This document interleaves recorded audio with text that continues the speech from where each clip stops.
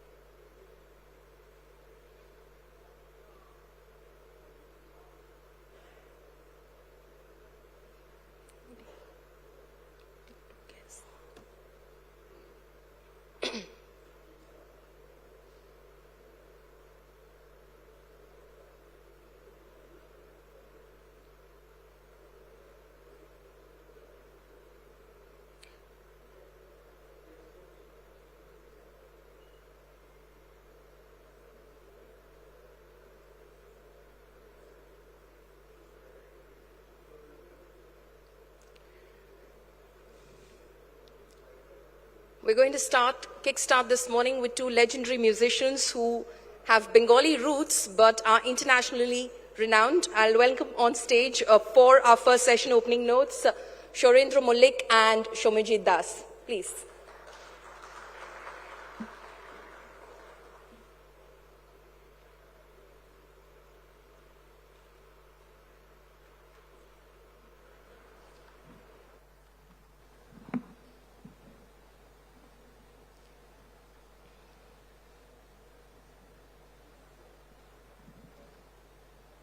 Thank you so much, both of you, for coming to the India Today Conclave East. It's a pleasure to have you over here. Thank you for having us. We are honored, and obviously legendary duo, both of you. But there are many who possibly have still not heard your music, and I bet they want to hear you today. And I know you've got a great lineup of songs. But before that, just, asking you about your association, which goes back a long way, I believe. It does. It is 20 years, or maybe 18 years that we are working together. Don't try to guess our age. No, I will not. As long as you don't try to guess my age either. We'll keep it at that. But our relationship had been extremely musical. We are extremely rooted to the music of our country, of our land, of our soil. And what we found that when we perform these forms of music to different parts of the globe, it really makes us proud, and we explore our country in a far better way when we perform our traditional music, which dates back to centuries maybe.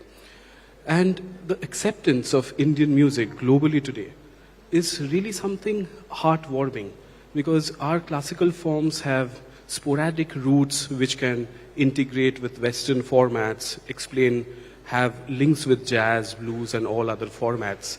And that makes us very proud as students of Indian music that our country has so much to give. Absolutely. And speaking of your roots, of our roots, actually, but the fusion that you create, can you give us a glimpse of that? Okay, so we thought that because you are, having this conclave here in the eastern part of the country, and there's this very, very popular song. It's almost a part of every Bangali's heart. It is a description of this beautiful land, so we thought we'll start with that. Perfect.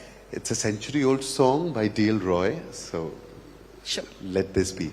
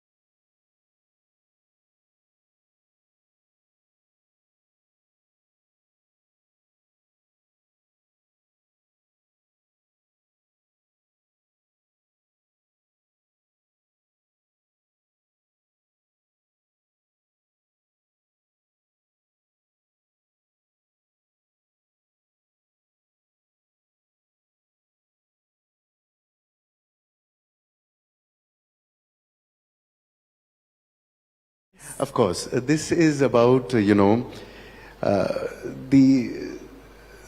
attachment, the emotion with one's motherland. And because we are from this beautiful country, so this is for India, and it says about how beautiful the mountains are, and then the birds, and then this is something very unique that we have, this tradition of relationships, how a mother and a son, with all of that, and D.L. Roy being one of those great son of Bengal. This song, it lives, and that's why we thought that we'll welcome, your audience with this song. So basically, Tagore, Roy, and a generation of poets and songwriters in Bengal had a great influence on the freedom movement of India. And these are the songs which inspired our country. Today we are standing on the 75th year of our independence. But these are the songs which brought Indians together for the freedom movement. Be it Vande Mataram, an iconic song, was born in Bengal, which gave the spirit to the whole of the establishment of this movement. And we are very proud of these songs. And I think Vande Mataram is one of those, rare compositions that for the first time united the entire country during the movement. Before that, I don't know of any piece of music that could have united the entire nation. So, at a point of time, there was Chaitanya Dev who was singing kirtans and bringing the masses together to form a belief of his thoughts. probably Vande Mataram was a very important song which brought a huge set of Indians together. And Polu, you know, I just remember that I think it's 2 years from now, or maybe, 2 years, that we got to perform this song in Victoria Memorial, where the our Honorable Prime Minister and Chief Minister were there. Yeah, the 125th birth anniversary of Netaji. Birth anniversary of Netaji. Right. So. That was January 2021, just January before the 2021. elections. Right, Yeah, right. That's right. Also, I saw you earlier practice some songs that seemed to be a remembrance of some legends, music legends as well. Would you want to pay some tribute to them? Of course, because pandemic has taken so many outstanding musicians from our country. So it's just a medley with some of your favorite songs, our favorite songs. I hope you enjoy it. Remembering these great voices.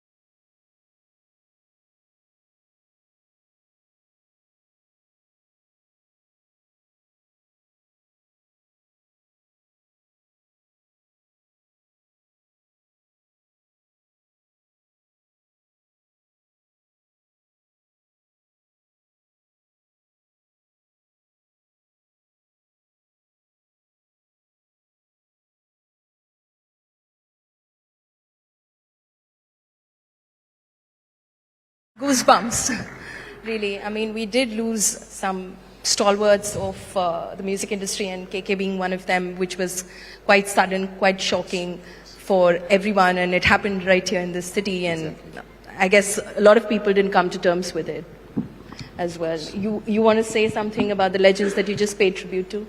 I think, it's an advantage for these artists that probably because most of us, we don't know them in person, so maybe we don't miss them because their work and their music still remains to be with us.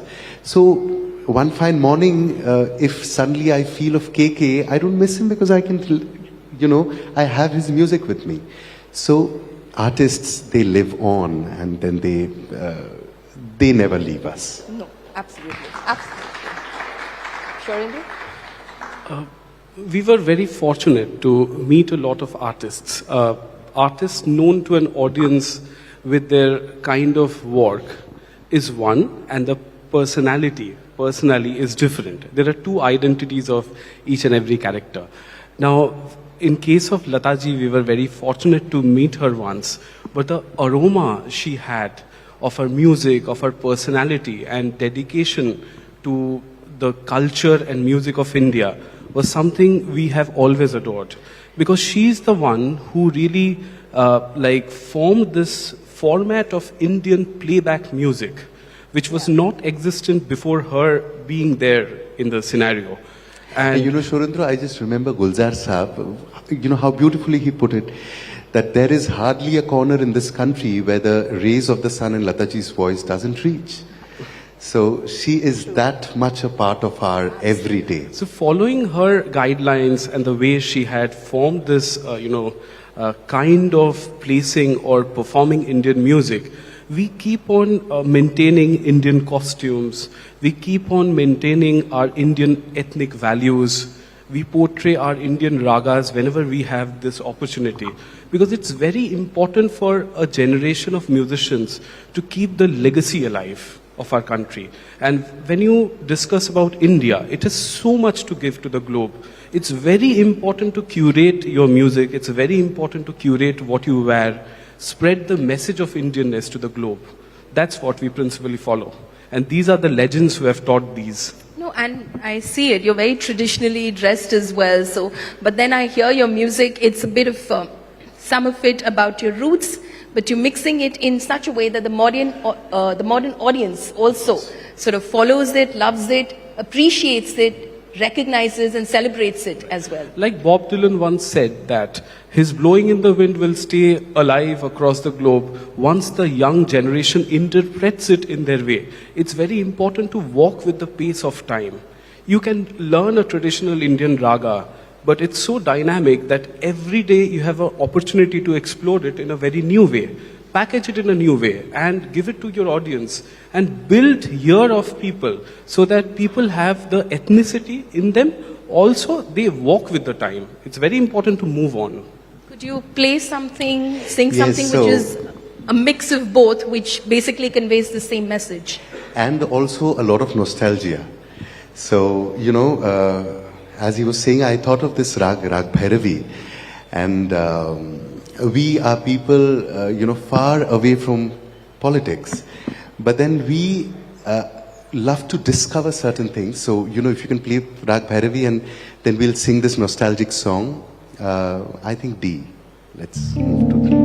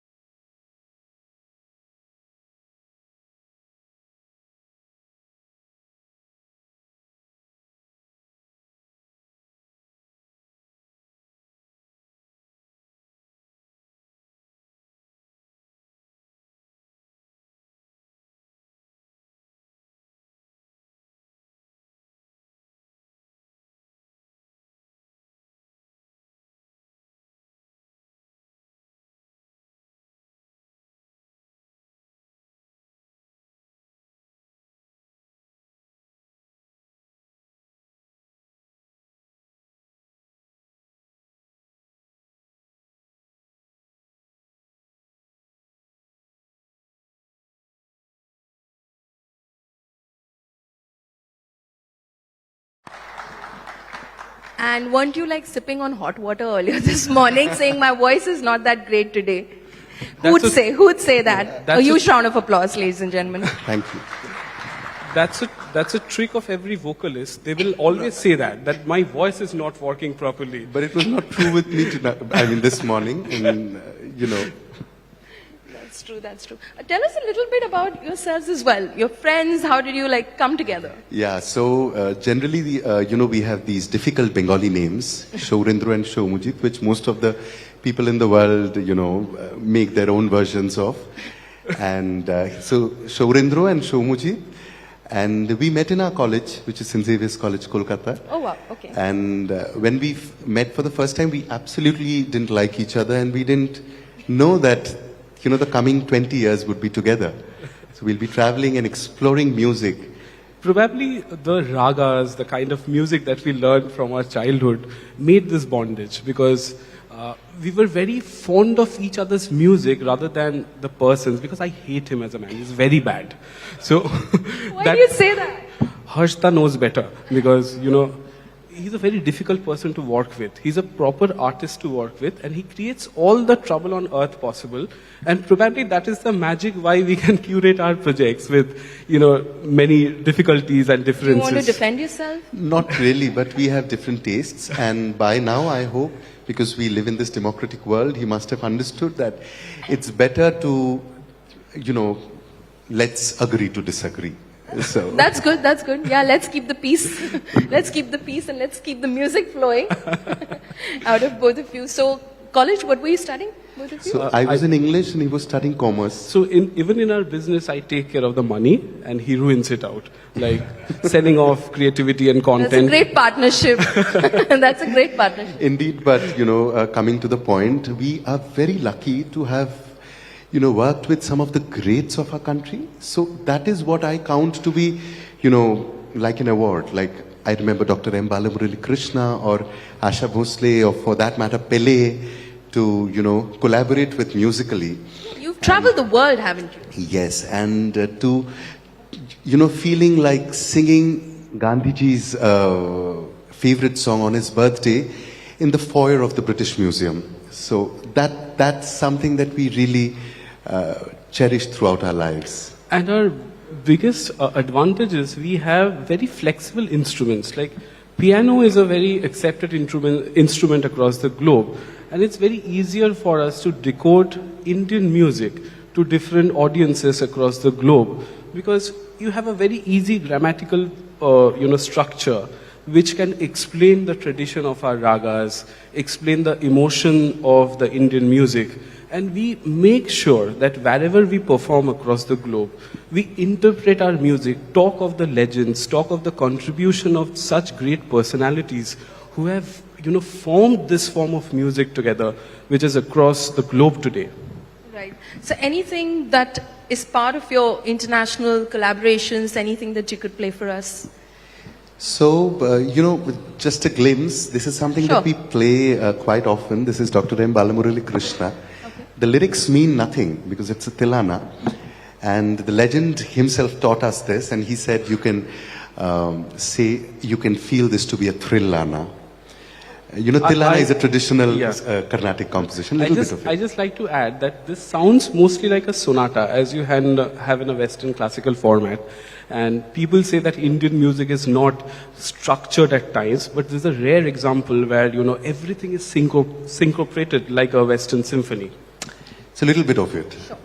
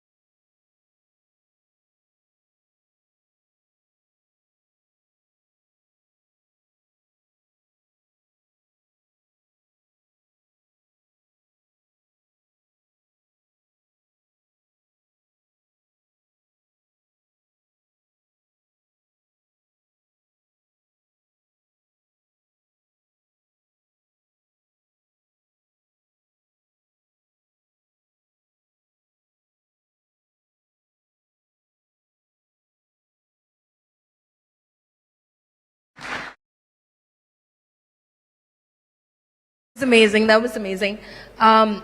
Before, of course, we have to close the session. You had some thoughts about how you would want to, sort of, the note you would want to end on. Maybe we had a long song that we planned to end with, and Harshita is sitting here. And long back, I think 10 years ago, we recorded this song nationally. But still, even today, the nation, many of us, we don't know probably that the national anthem that we sing with a lot of pride is a part of a much longer song. Okay. And the name of the song is Bharato Bhagyo Vidhata, which is highly Sanskritized, written by Tagore.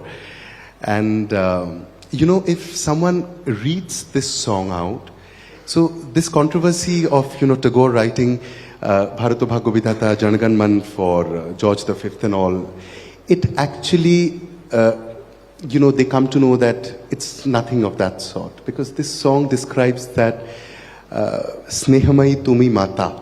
So she's describing the motherland. So I wanted to sing a couple of stanzas from this song. Not the national anthem, but still because it has the, refrain of our national anthem. So I would request you all to please stand up and join me in the... I'm very sorry since I'll play sitting, so I have to be seated. Yeah. D-sharp.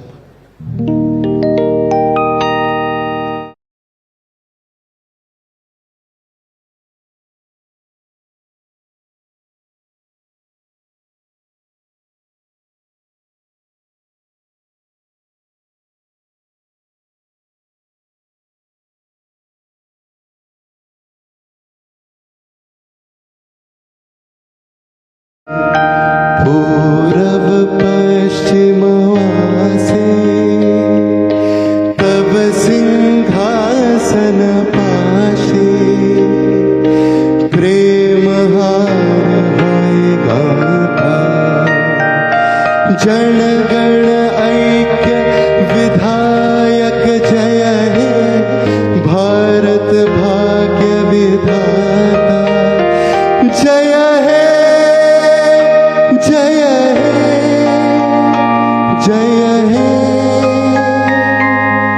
जय जय जय जय हे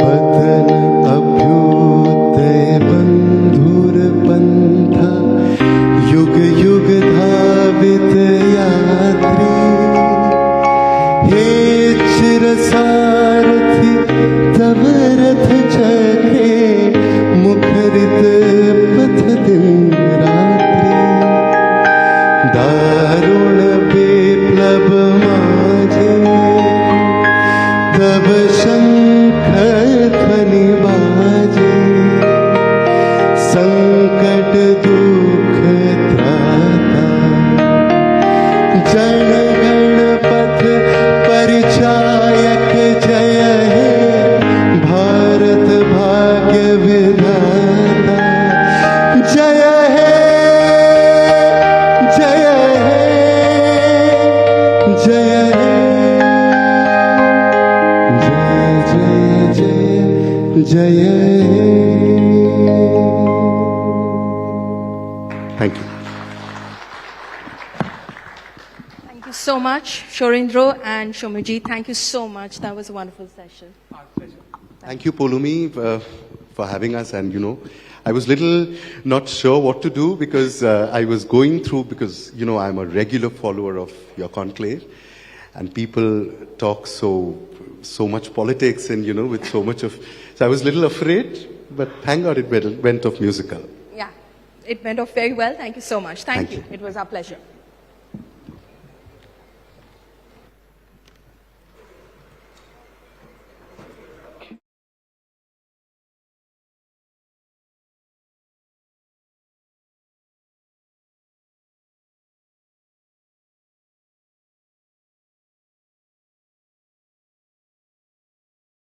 It's called Legislative Legacy, the Art of Building Consensus in an Age of Disruptions. I'd request our moderator for the session, Mr. Rahul Kaval, News Director, India Today Television and Aaj Tak to come on stage and introduce our speakers.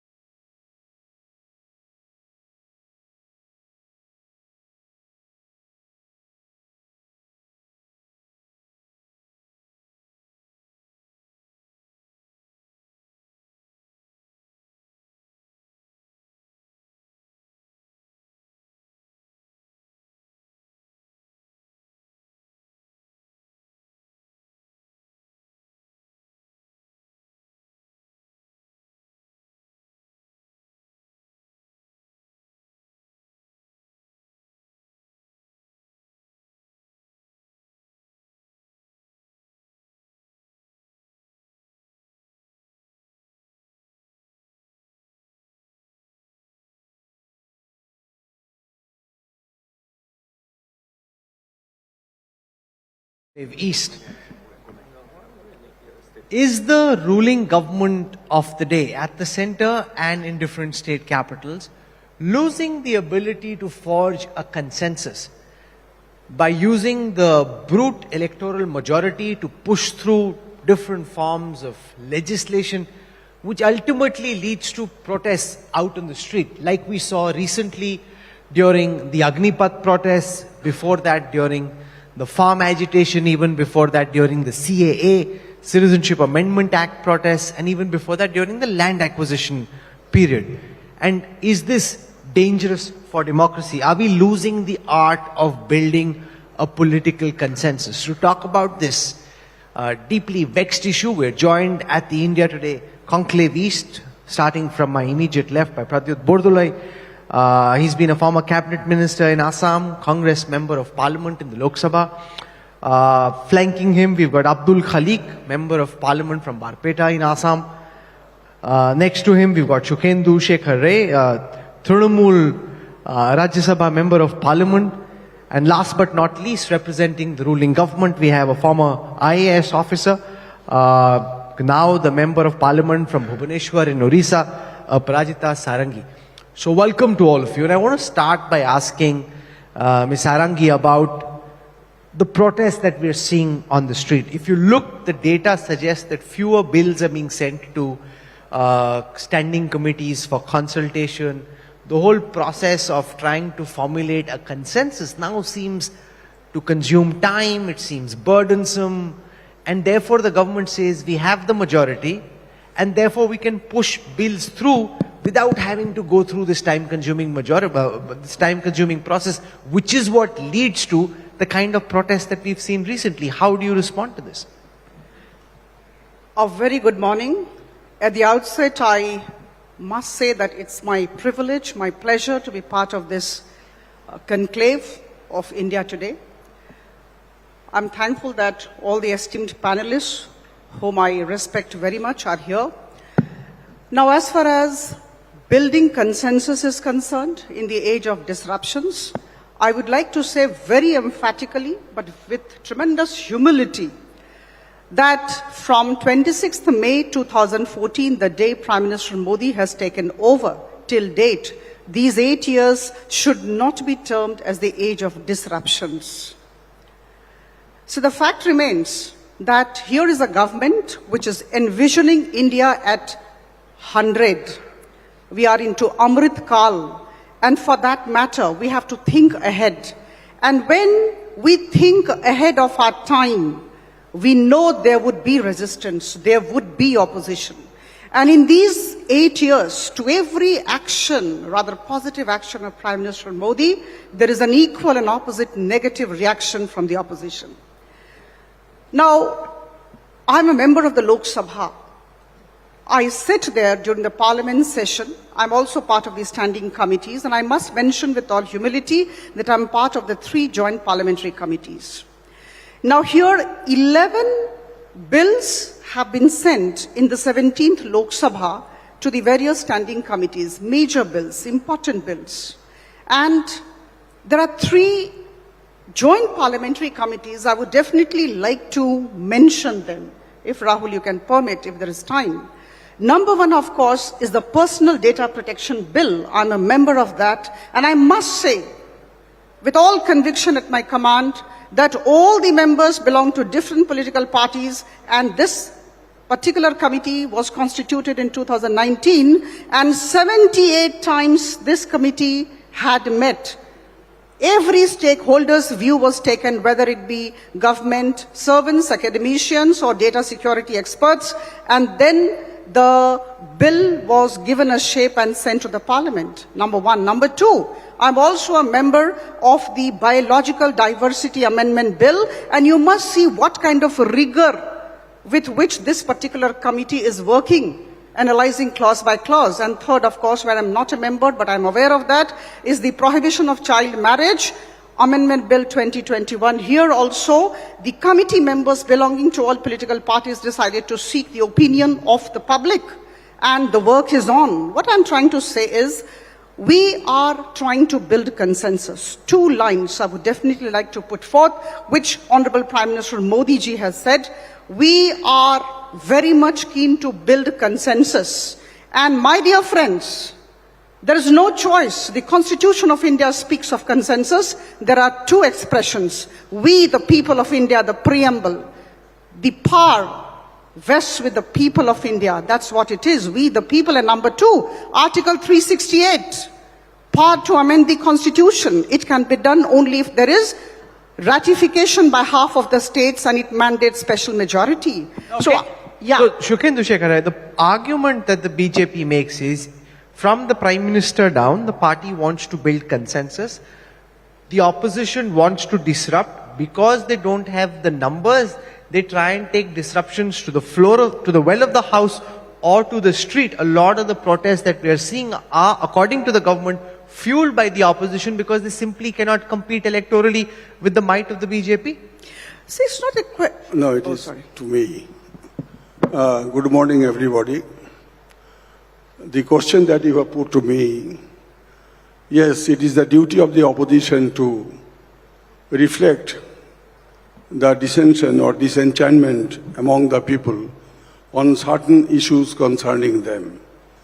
As a responsible opposition party, we do it very often, but when the disruptionists have come to power and now they say that disruption is very bad, we take it with a pinch of salt. You know that there were occasions when an entire session was washed out on the issue of 2G or any other issue. And at that point of time, those who were the leader of the oppositions in Lok Sabha and Rajya Sabha, they were on record saying that disruption is a part of democracy and sometimes it is beneficial for the democratic system. So we are not on that blaming anyone. But it depends upon the mindset of the people at the helm of the affairs, how to arrive at a consensus. It is not a fact that we never arrived at any consensus. There was a time when on the issue of Lokpal, or for that matter GST, different political parties at the request of the then ruling party or present ruling party, consensus was arrived at. So there are both the pictures. But when disruptions become mounting on the proceedings of the parliament, naturally it is discussed at length in the press. But what is the root cause for disruption?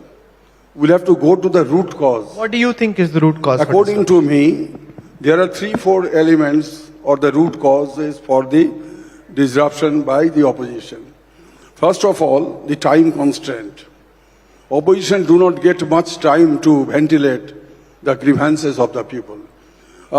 There was a time, in the 1950s, where this parliament had sessions for 140 days, 50 days, 60 days. Now it has been reduced to half. So naturally there is a time constraint. Why can't we follow the British model or the Canadian model, where the parliament runs throughout the year with sessions for 150 days, 60 days and more than that. But and 20 days out of that 150 days or 160 days in UK particularly, 20 days are earmarked for the opposition. They decide what will be the business in the House, what would be the private members' bill to be discussed, etc. So opposition gets a space. So the more you will give space to the opposition, I am not telling that a ruling party doesn't. Democracy is based on majority rule, no doubt about it. But at the same time, the role of the opposition is no less important. So time constant is one factor. Okay. The other things is that most of the bills are not nowadays referred to the parliamentary committees. When this system was introduced in the 1990s, when the parliamentary committees were set up for the first time, those days 70% or 75% of the bills used to be referred to the standing committees or other committees. Now this has been almost done away with. The parliamentary committees have almost become redundant because most of the bills are not referred to them. I can name so many bills, but you see, due to paucity of time, this is the second shortcoming. The third shortcoming is that there is no attempt on the part of the ruling party or the ruling dispensation to have dialogue with the opposition, various opposition parties. Okay. Let me put that question back to Aparajita. I'm giving one example. Yes. When Atal Bihari Vajpayee ji was Prime Minister, there was always an attempt on the part of his government to have a discussion with the opposition to arrive at consensus. We have seen a troubleshooter like Mr. Pranab Mukherjee. We have seen Mr. Arun Jaitley as leader of the Rajya Sabha and Madam Sushma Swaraj as leader of Lok Sabha. Both of them used to, when they were in power, in ministry, they used to speak to different political parties. But nowadays it is almost absent. Okay, so let Aparajita respond to this. The paucity of time, the lack of a desire to build consensus. Mamata Banerjee was here at the same stage yesterday. She said, if the BJP had told us who their presidential candidate was, maybe we could have found consensus around a tribal Adivasi woman from the east. Yes. But you never did it. They're not trying to build a consensus because the BJP of Shah and Modi is different from the BJP of Vajpayee, Jaitley and Sushma. Yes, Mamata Banerjee got a call from Mr. Rajnath Singh that let us have a consensus. Then Mamata ji asked, who is your candidate? Or what is your plan of action? He did not say anything in details. Aparajita. He was asking her suggestion. See, I would say that let's not make general statements. Let's support our arguments with facts and figures. As far as the productivity rate is concerned, from 14th Lok Sabha to the 17th Lok Sabha where I am in and my colleagues are there, let me tell you that the productivity rate has been 86%, 85%, 95% and now 106% respectively, number one. Number two, I think all of us have read the interview of Honorable Speaker Om Birla, which had come out in one of the major newspapers a couple of days back. He said, the 17th Lok Sabha has performed extremely well and the number of participants in various debates And when I say number of participants, I mean participants belonging to various political parties have been given time and have been given chance to speak much more than what it was in the 16th Lok Sabha or before that. And you know, discussions have gone into the night. We have held discussions on various bills which have gone into the night.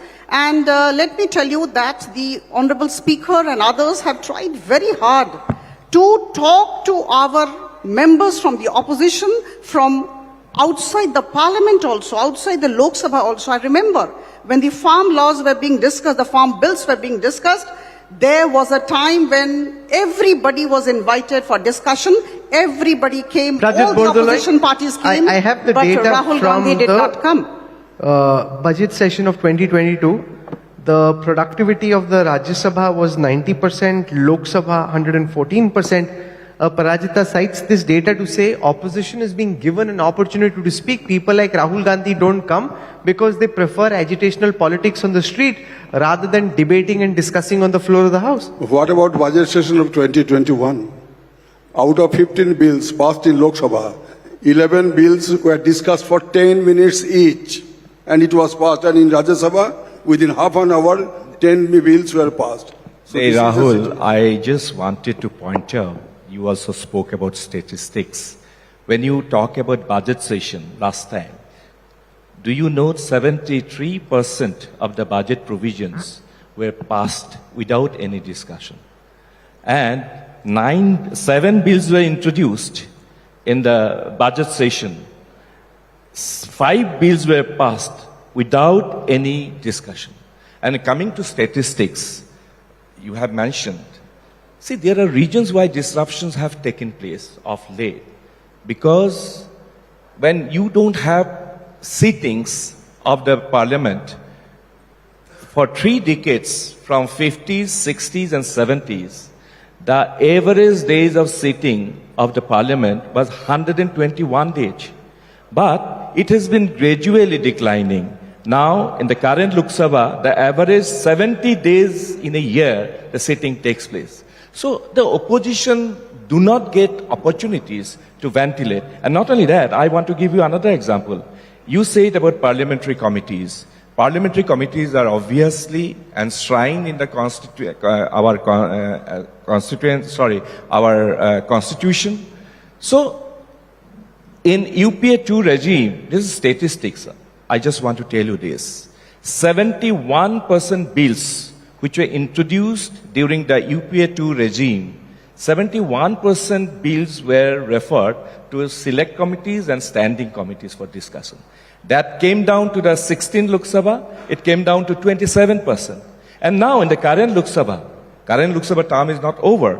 Barely 11% bills are referred to the standing committees. These are facts. So you can see that, you know, the opportunities, the time for the opposition, that is not there. So the point is very clear.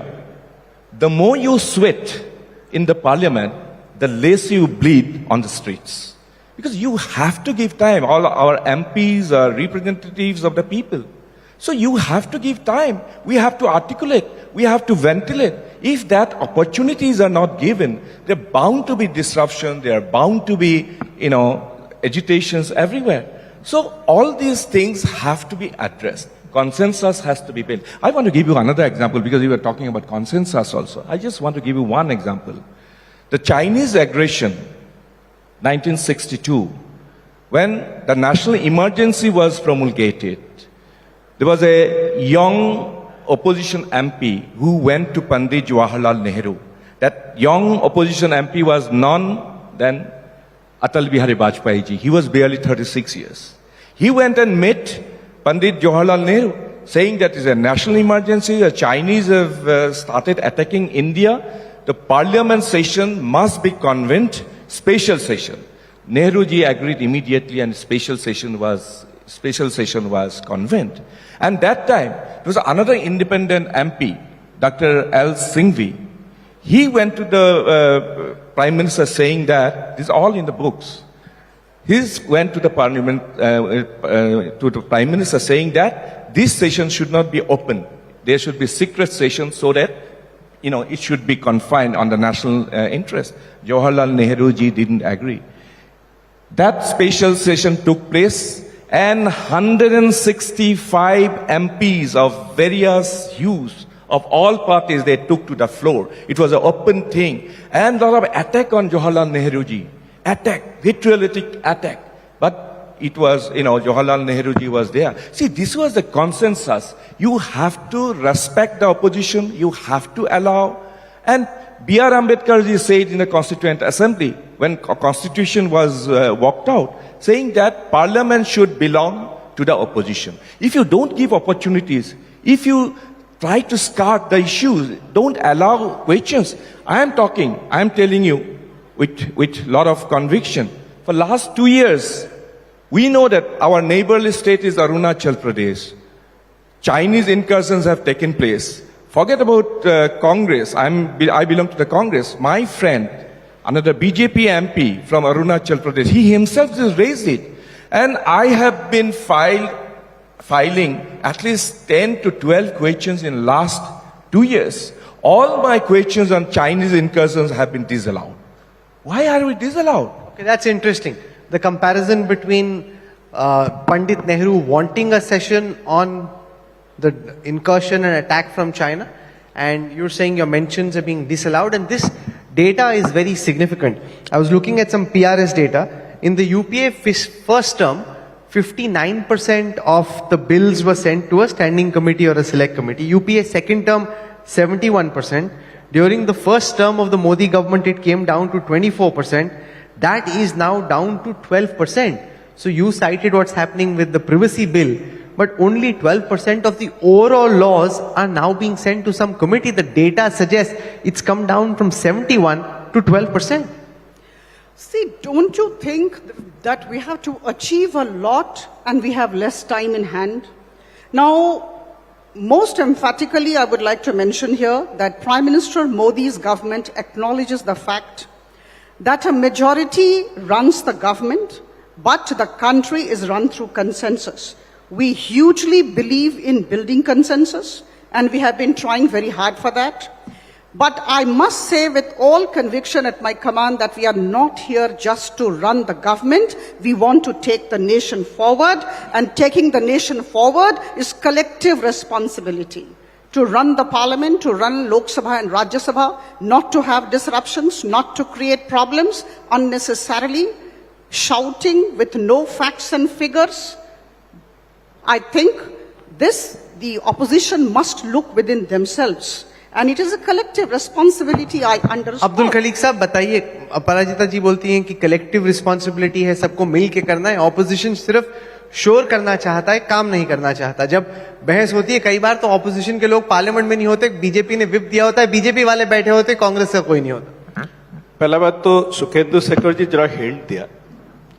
Arun Jaitley ji ने, दूसरे किसी को मैं नहीं coat कर रहा हूं, अरुण जेटली जी ने कहा था dissent, debate and disruption are part of democracy. तो ये dissent, debate और जब disruption का जरूरत होता है तब तो करना पड़ेगा. लेकिन disruption कब होते हैं? हाँ, 2-4 अपराजिता जी ने डाटा दिया, कुछ बिल सिलेक्ट कमेटी में, स्टैंडिंग कमेटी में भेजा है. लेकिन जो इंपॉर्टेंट बिल है, जैसे फार्म लॉ, विपक्ष इतना दावा किया इसको कमेटी में भेजना चाहिए, नहीं भेजा. इन लोगों का मेजॉरिटी है, संख्या है, संख्या का अहंकार में बिल पास कर दिया, बाद में वापस कर लिया. जो हम लोग जो बोला था, विपक्ष ने जो बोला था, जो आर्गुमेंट दिया था, वही सही निकला.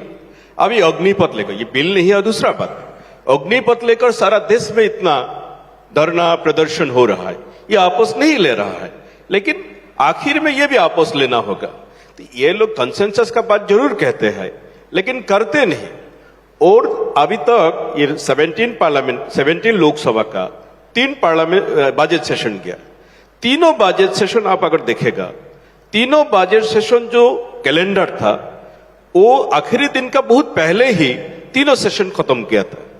तो ये लोग डिस्कशन नहीं चाहते हैं, अपना जो एजेंडा में जो बिल है वो पास होने से ही वो पास कर लेते हैं. सिर्फ यही नहीं, जो राष्ट्रपति का कैंडिडेट, प्रेसिडेंट का कैंडिडेट, वो कॉन्सेंसस का बारे में जरूर बोला, लेकिन नाम आगे नहीं रखा। और जैसे सुप्रीम कोर्ट का जो जजमेंट आते हैं, जब ट्रिपल तलाक का जजमेंट आया वो लोग तुरंत कानून लेके आए, ठीक है, मुस्लिम वुमेन को एम्पावर कर, ठीक है।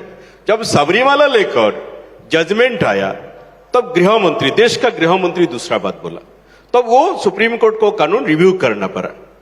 तो ये अगर आप कानून को रेस्पेक्ट करोगी तब सब कानून को, सुप्रीम कोर्ट का जो भी जजमेंट आते हैं वही जजमेंट को आप रेस्पेक्ट करना होगा। लेकिन आपका पक्ष में जो जाएगा उसको आप रेस्पेक्ट करेगा, उनको लेकर आप कानून लेके आएगा। जब महाराष्ट्र को लेकर कोई जजमेंट आएगा उसका आप स्वागत करेगा, और वो जजमेंट में स्पीकर का जो पावर है उसको भी कार्टेल करेगा, तो भी स्वागत करेगा, उसको प्रेज करेगा। और जब नुपुर शर्मा लेकर कोई ऑब्जर्वेशन आएगा सुप्रीम कोर्ट, जब देश का कानून मंत्री, दूसरे कोई मंत्री ना है, देश का कानून मंत्री जब बोलेगा I have strong observation, strong reservation, तब क्या होगा? इसीलिए जब आप कंसेंसस के बारे में बोलेगा, कंसेंसस का ज्यादा जिम्मेवारी है सत्ता पक्ष का, विपक्ष का नहीं। विपक्ष जरूर सहयोग करेगा, लेकिन सत्ता पक्ष का जरूरत ज्यादा है। अभी जो आर्टिकल 370 एब्रोगेशन, इतना जल्द में ये बिल पास किया, अभी क्या हुआ कश्मीर में? जम्मू एंड कश्मीर में पहले जैसा जो हालत था उससे ज्यादा खराब हो So गया। you make a very important point, and his argument is because there isn't enough discussion. एक सेकंड राहुल जी, और ये CAA सिटीजनशिप अमेंडमेंट एक्ट जो 2019 का कानून पास कर दिया, बिल से कानून हो गया, लेकिन अभी तक रूल ही नहीं बना पाया। अभी कितना लोग अफगानिस्तान से जो आया था, पाकिस्तान से आया था जो हिंदू, वो चला गया, यहां उन लोग को सिटीजनशिप नहीं मिला। आपका इतना प्रेम है, आप इतना चाहते हैं, लेकिन अभी तक रूल नहीं बना पाया, तो इतना जल्दबाजी का क्या जरूरत? Because you're pushing things through in a hurry. जल्दबाजी में push कर रहे हो, which is why you have to take the law back. If I look at the data, the number of bills pushed through by an ordinance in the first term of the second NDA government was 76, much more than the number of bills pushed through between 2004 to 2014. So what they didn't do in 10 years, you've done much more than that in just 5 years. I think we need compliment for that. We need a pat on our back. And it's a collective responsibility, I must say. We have to take the nation forward. We are not just here to run the government. Now here, I would just request for a few more minutes to me. 3 very solid, concrete examples I would like to put forth. Number 1, the GST bill, which became an act, passed in April, May 2017. And let me tell you, all of us are aware, I would be reiterating that before we brought the GST thing to the Lok Sabha and the Rajya Sabha, there was tremendous homework done by the BJP government and the central government. 2 years of very hard work we had put in. We had talked to all the stakeholders all along, and then we brought it. Number 1. Number 2, let's talk about the farm laws. I don't have to look into my papers, or rather these things are at my fingertips. I remember, these people kind of created unnecessary law and order problems in the country. Remember the Lal Kila thing which had happened. Remember the Shaheen Bagh incident post CAA. All these things had happened, but let me tell you about the farm laws. Now, December 2000, there was an interministerial task force that had been created. Now, July 2001, again, there was a small group of ministers which had been created, and they were working on it. Then I will talk of 2010. There was a group of four chief ministers which had been set up. It was headed by the Haryana chief minister, West Bengal, Bihar and Assam. These chief ministers were also members. What I'm trying to tell you is, there has been lot of deliberation, discussion, consultation. So to say that, homework has not been done, we have not been consulted, these are far from the truth.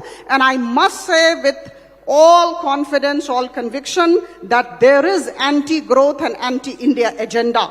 There are sinister designs. Many of these people we would not like to name have their own viewpoints, and they want to kind of halt the progress of Prime Minister Modi. Okay, Sukhendu da? देश आगे जाइए, ये हम लोग सब चाहते हैं, लेकिन अगर जो CAA इतना जरूरत था, अभी तक रूल क्यों नहीं बने? अभी तक जो माइनॉरिटीज वहां से आया, हम लोग खिलाफ तो बात अलग है, उसको क्यों नागरिकता नहीं मिले? ये जवाब दीजिए. Since GST has been mentioned, No, she says that we are proud of the fact that we are moving with speed because the UPA government was death by committee, governance by committee. We take decisions, we bring ordinance, we move with speed and purpose. this is far from truth because GST was introduced by Mr. Pranab Mukherjee when he was the finance minister in the UPA government. At that point of time, BJP opposed the GST, including the then Chief Minister of Gujarat. And when it came, it was brought by the present dispensation. Then most of the opposition parties, they supported, they suggested accepting those states which are manufacturing states. Apart from them, all other opposition parties, they participated in the debate, they supported the government stand. So this consensus building, it is not a one-way traffic, as I told. Secondly, one is to realize that our democratic system is a participatory democratic system. People participate in this democracy through their representatives.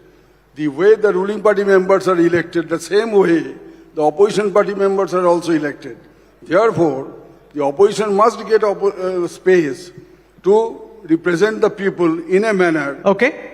Pradit Bordolai, respond to her charge. Your government was death and governance by committee. They are action-oriented, unlike the Manmohan government. I just want to tell you, certain principles have been enshrined in the constituency, in the constitution. You see, the Rajya Sabha, I just want to give you one example of the Rajya Sabha. Rajya Sabha, the institution is there as a part of the check and balances of the brute majority. I want to give you two examples. The Rajya Sabha is always supposed to work, that is there in the constitution, as a conscience keeper of the country. In a way, see, even if there is a brute majority in the Lok Sabha, Rajya Sabha works in different manner. I just want to give you two examples. The 42nd Amendment of the Constitution. That was about, when the Janata Party came to power in India after 1977. They wanted to repeal the Emergency Act and they moved the 42nd Amendment. Janata Party in 1977 had the brute majority that time, 2/3 majority in the Lok Sabha, but they couldn't pass it in the Rajya Sabha because Rajya Sabha opposition members were bigger number. Same thing when Rajiv Gandhi was the Prime Minister. Rajiv Gandhi government has the largest ever majority in the Lok Sabha. But late Rajiv Gandhi tried to amend the Panchayati Act, 64th Amendment, which was also not allowed to be passed by the Rajya Sabha. And in both the occasions, the presiding officer of the Rajya Sabha actually walked in such a impartial manner that unlike this time, just I want to give you one example. Aparajita ji is talking about bill, farm laws. Farm laws, there's a provision under Rule 252 of the rules of the parliament that any member, because there's a very popular device taken by the presiding officers, both Lok Sabha and Rajya Sabha, is a voice vote. Now in Rajya Sabha, when the farm bill was being discussed, the presiding officer insisted that there will be voice vote. There were innumerable, about 10 to 20 members raised that there should be a division. But presiding officer just bulldozed him. There was no division. And as per the constitution, even if a single member asks for division, the presiding officer is supposed to do the division of the votes. But that was steamrolled. Your presiding officers are acting in a biased fashion. Absolutely. And I have a point to make. No, Yes. and another thing I just want to tell you, regarding I wanted to rules. think that, see, if you want to really build a consensus, I have a suggestion. Take the example of Nilam Sanjiva Reddy. When he became the speaker of the 4th Lok Sabha, the first thing he did, he was a very veteran member of the Congress party. He disassociated himself from the Congress party. 34 years association with the Congress party. So the moment he became the Speaker of the Lok Sabha, he resigned from the Congress party. Why? Because the presiding officer has to be impartial. Okay. In- Aparajita, I have a point Yes, to I- regarding rules of Rajya Sabha. Only one point, that these rules have become archaic rules. You see, it requires amendment, thorough amendment, because there is a provision in the rules that sub judice matters cannot be discussed in the House. How come? For example, Pegasus. Pegasus was being discussed in several quarters, including the print media, electronic media, social and anti-social media, everywhere. But the parliament was debarred from discussing because there is a provision that sub judice matter cannot be discussed.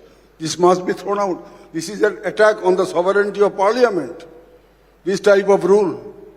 Therefore, the opposition space is being curtailed by such type of archaic rules also. Final words, Aparajita. Prime Minister Modi's government is strong, decisive and fast, and I think it is our responsibility to help this government, and I would solicit support of all. Having said this, just give me 30 seconds, I'll put forth an example. In fact, I always say that there should be content, there should be facts, there should be figures. As far as the Jammu and Kashmir Reorganization Bill 2019 is concerned, there was indeed a voting. When there was a lot of uproar, 3-4 days we had debated, everybody's views were taken. Then there was, I remember, there was voting both in the Lok Sabha and the Rajya Sabha, and I have the figures, my dear friends, here. Now, as far as the Lok Sabha is concerned, there were 351 votes in favor and 72 against, and 1 abstained.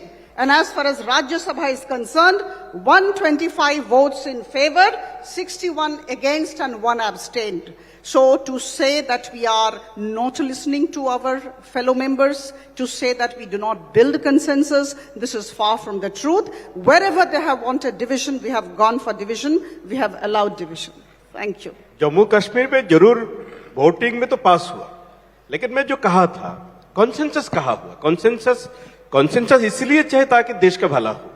अभी तक तो कश्मीर में normalcy नहीं आया, तो जल्दबाजी में जो करते हैं वो देश के भला नहीं होते. There are many things actually that you are trying to bulldoze the democratic provisions of the Constitution. See, I'm talking about again that those laws or those bills that touch the lives of the common people across the country, even those bills are also steamrolled, bulldozed. Take the, this route, money bill route. We all know the money bill route. You take the money bill route to avoid the discussion, especially in the Rajya Sabha. Okay, so we will need to conclude over here. The speakers for our next sessions are here. But we've had an interesting conversation, and I can see why it is so difficult to try and build consensus on the floor of the House. Prajita Sarangi, Sukhendu Dada, Abdul Bhai, and Pradyut Bordolai for joining us at the India Today Conclave. Thank you so much. Thank you. All the best. Thank you. Thank you very much.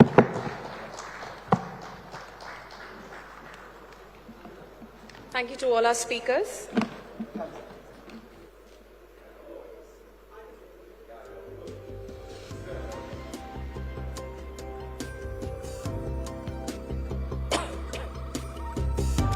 Our next session, ladies and gentlemen, is called Democratic Discourse, Power Reset, the New Structure of Indian Federalism. And to moderate that session, I'd like to invite Kaushik Deka, Executive Editor, India Today magazine, to come up on stage and introduce our next speaker.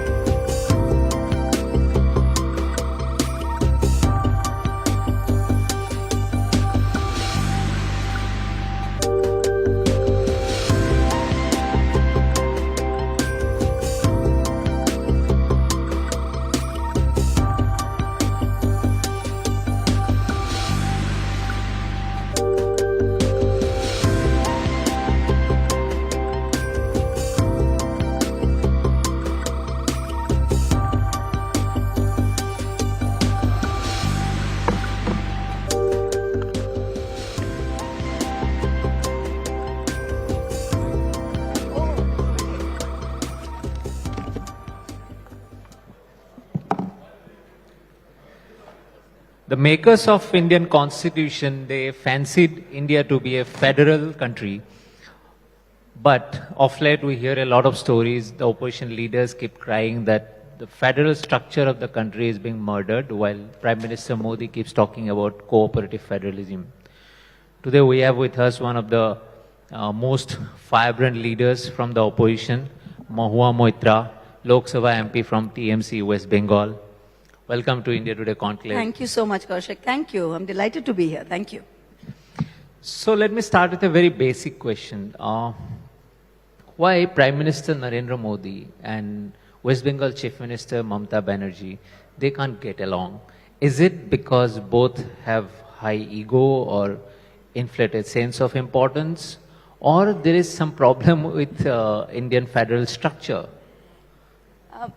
I think when we're looking at the Prime Minister of a country and the Chief Minister of a state, within the parameters of a federal structure, then if you become Prime Minister of India, you will obviously be a strong personality.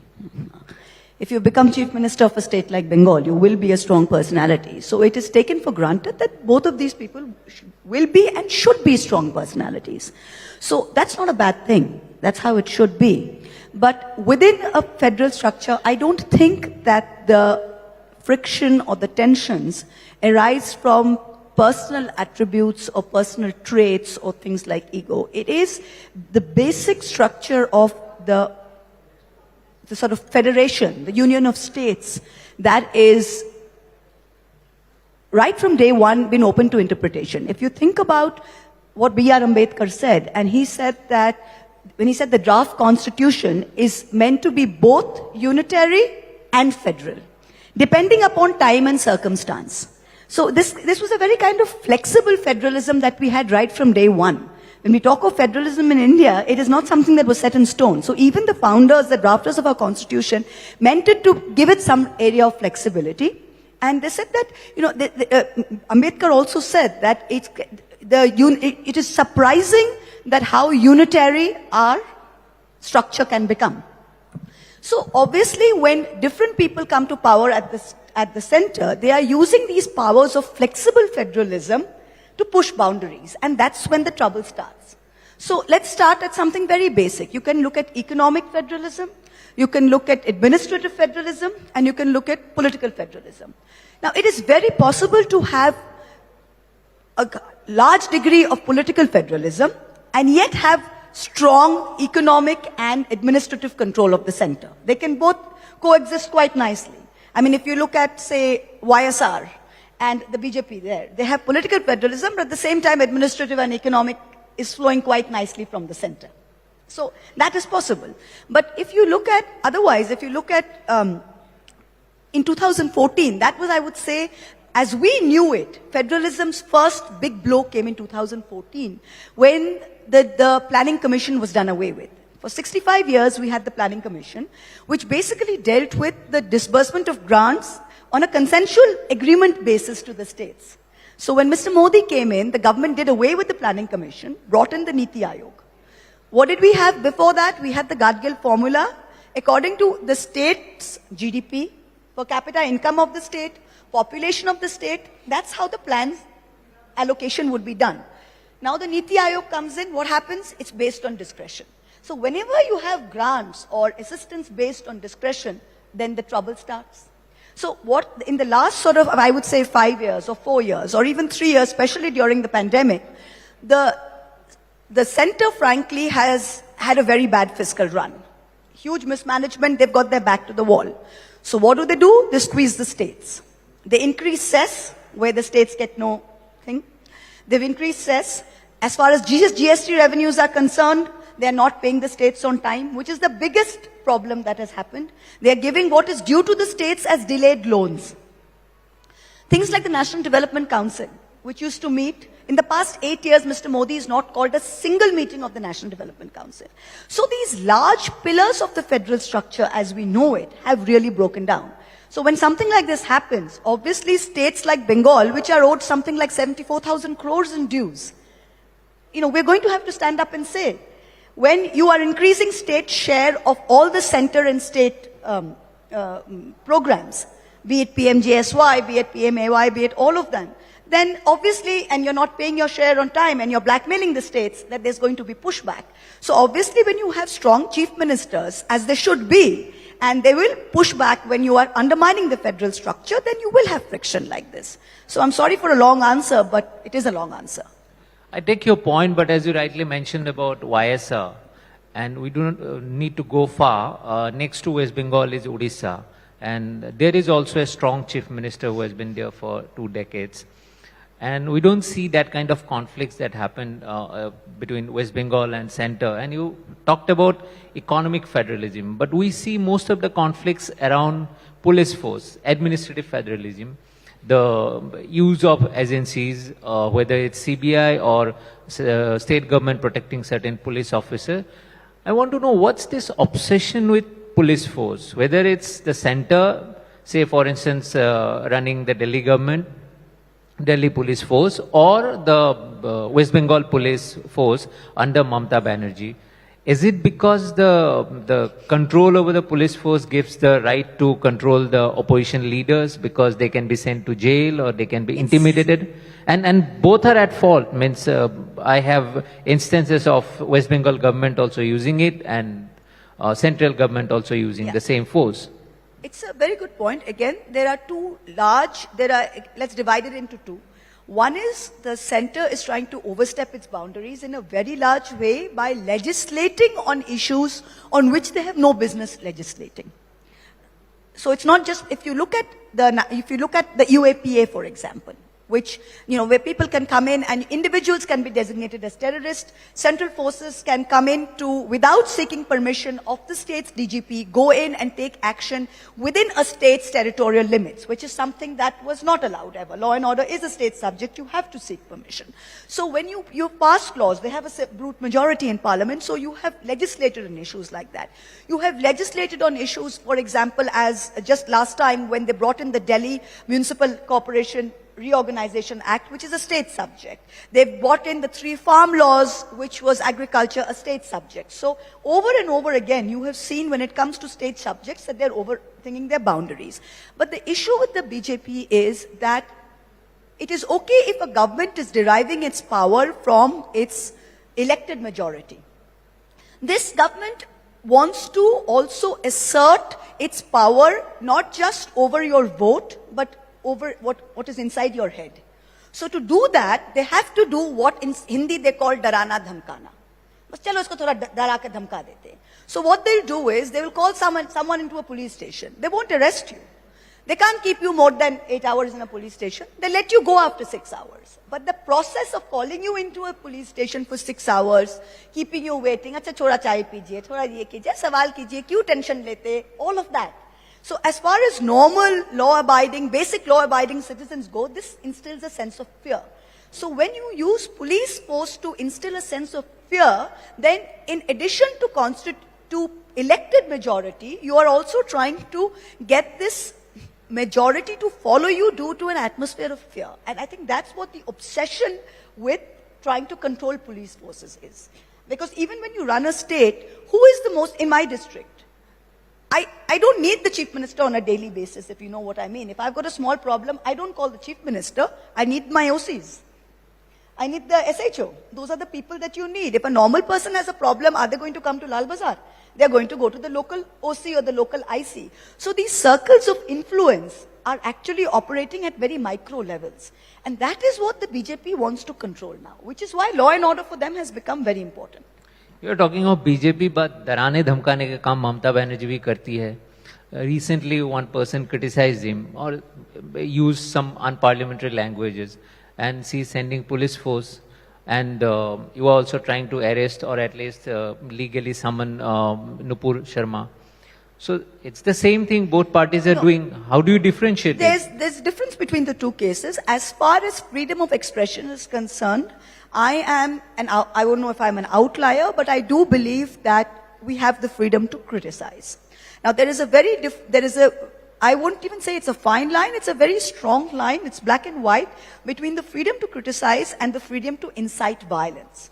So if somebody is going and abusing somebody, for example, or using bad language, you may not like it, but I think that, frankly, as political leaders, we should let it go. Are you saying Mamata Banerjee should let it No, go? that's not a question I can answer. That's a question that I think, frankly, you should ask the Chief Minister, which I believe you did. And I'm she has asking your answered it. opinion. No, that's a question that is meant for the Chief Minister. I cannot opine on something that the question is to do with something that she can answer herself. I'm just saying in most cases, I believe that one should let, when someone calls me a name, so I know, for example, somebody will come and tell me, Didi, apnake ei boleche. And I'll say, acha, thik ache, boleche. Now, I'm not going to say, get him arrested, right? So I think to that we should be tolerant. But the difference between that and between clear and imminent danger, the test is clear and imminent danger from somebody's words, where it is incitement to violence, where it is incitement to hate, where you can actually have large masses of people rioting or large masses of people who are at bodily harm due to somebody's words. And for that we have the law of the land. So what our French spokesperson said was completely at odds with the law of the land. Like yesterday, Vinda Grover said in court, and I would like to bring that out, I think all of us should know the difference. She said, we are not talking about the hurting my sentiments code, we are talking about the Indian Penal Code. There's a lot of things that we can say that can hurt my sentiments, but they may not necessarily be illegal. So let us try and stick to what the Indian Penal Code is and not this hurt my sentiments code. Now, some people may get hurt by sentiments by, I'm not eating vegetarian food and I'm drinking whiskey. But I may be a Kali worshipper where I go to Tarapit and I'm giving Ma Tara whiskey and I'm giving her mangsha jhol. So where does one draw the line?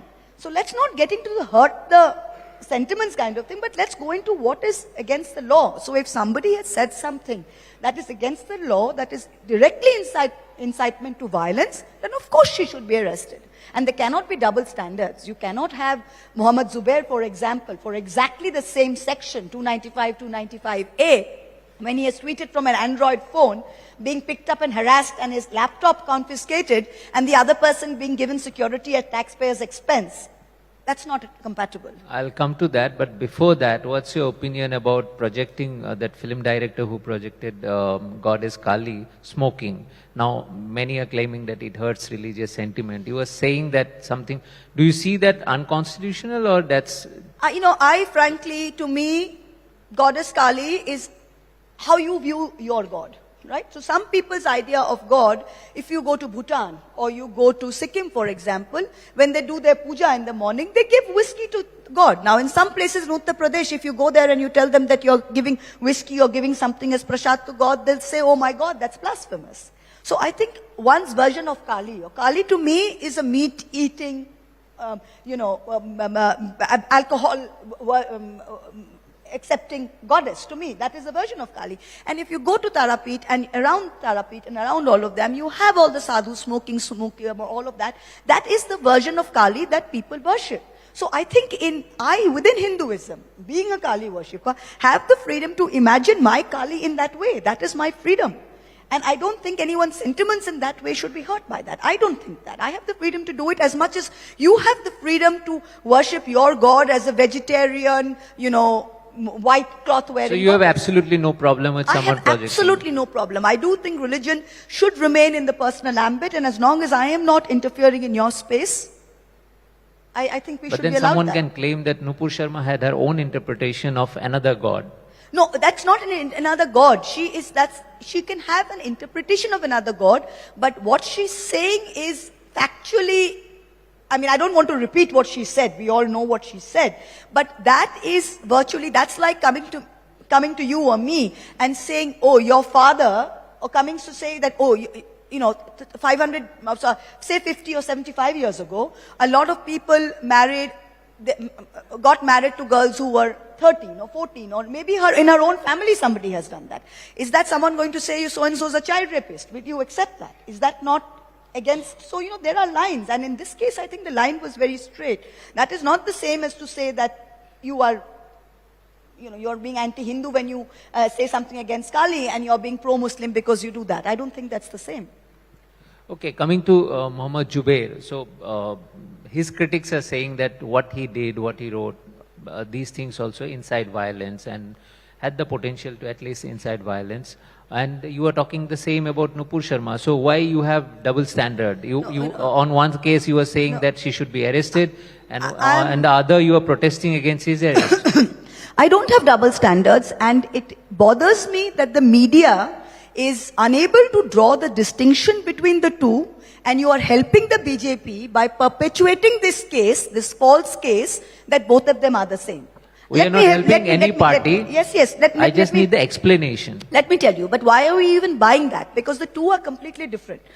Zubair is a fact checker. He's not a spokesperson from any party. They run alt news, which has received awards internationally for being one of the very few accurate fact checking. In this age of misinformation and fake news, we need. And for example, when I had tweeted a photo that I got off the internet which was incorrect, Pratik from Alt News had called me and said, that's a fake photo, take it off. Right? So they do that for everyone, irrespective. What has Zubair done? What has he done that requires arrest? Zubair has taken a photo of a film of Rishikesh Mukherjee's. The film was made in 1983, kisi se na kehna. He's taken the film poster as it was, which was passed by the censor board, taken a photo of it, which says Hanuman versus Honeymoon Hotel, and he's put pre-14 and post-14. This tweet was done in 2018. Has there been a single incidence of violence, of rioting, or anything related to that? The answer is no. It has to have a capacity to incite violence. In the last 4 years, it has not. The tweet is still up. The second thing is, who has complained against it? There has been a Twitter account called some Bhanu Bhakt or Bhagwan Bhakt, I don't know what the Twitter account was. This Twitter account had one follower, was set up in October 2021, has now been disbanded, and a SI in the Delhi police called Anup Kumar or Arvind Kumar took suo motu cognizance of this one tweet, and if you read that FIR, you'll start laughing. So can these two possibly be equated as the same? So has Zubair incited violence? Has any riot happened due to him? As opposed to what Nupur Sharma has done, where actual deaths have occurred, actual violence has occurred. But the counter argument is that for 1 week there is no noise over Nupur Sharma's comment because it also was picked up by many people 1 week later. So the vested interest group or someone trying to actually corner Zubair, as you are trying to indicate, the same thing can be said about Nupur Sharma. It's not my argument, but this argument has been put forward.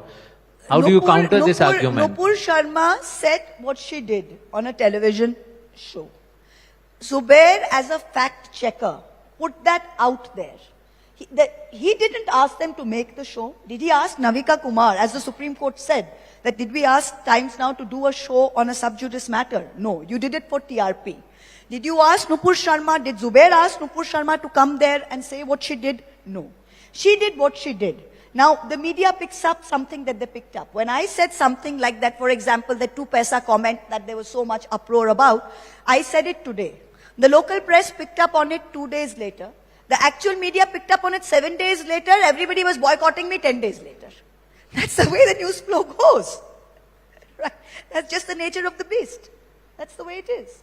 So that 2018 comment could be effective in 2022 also. By that argument, means you never know who picks up what at what time. So by that logic, the potential is there.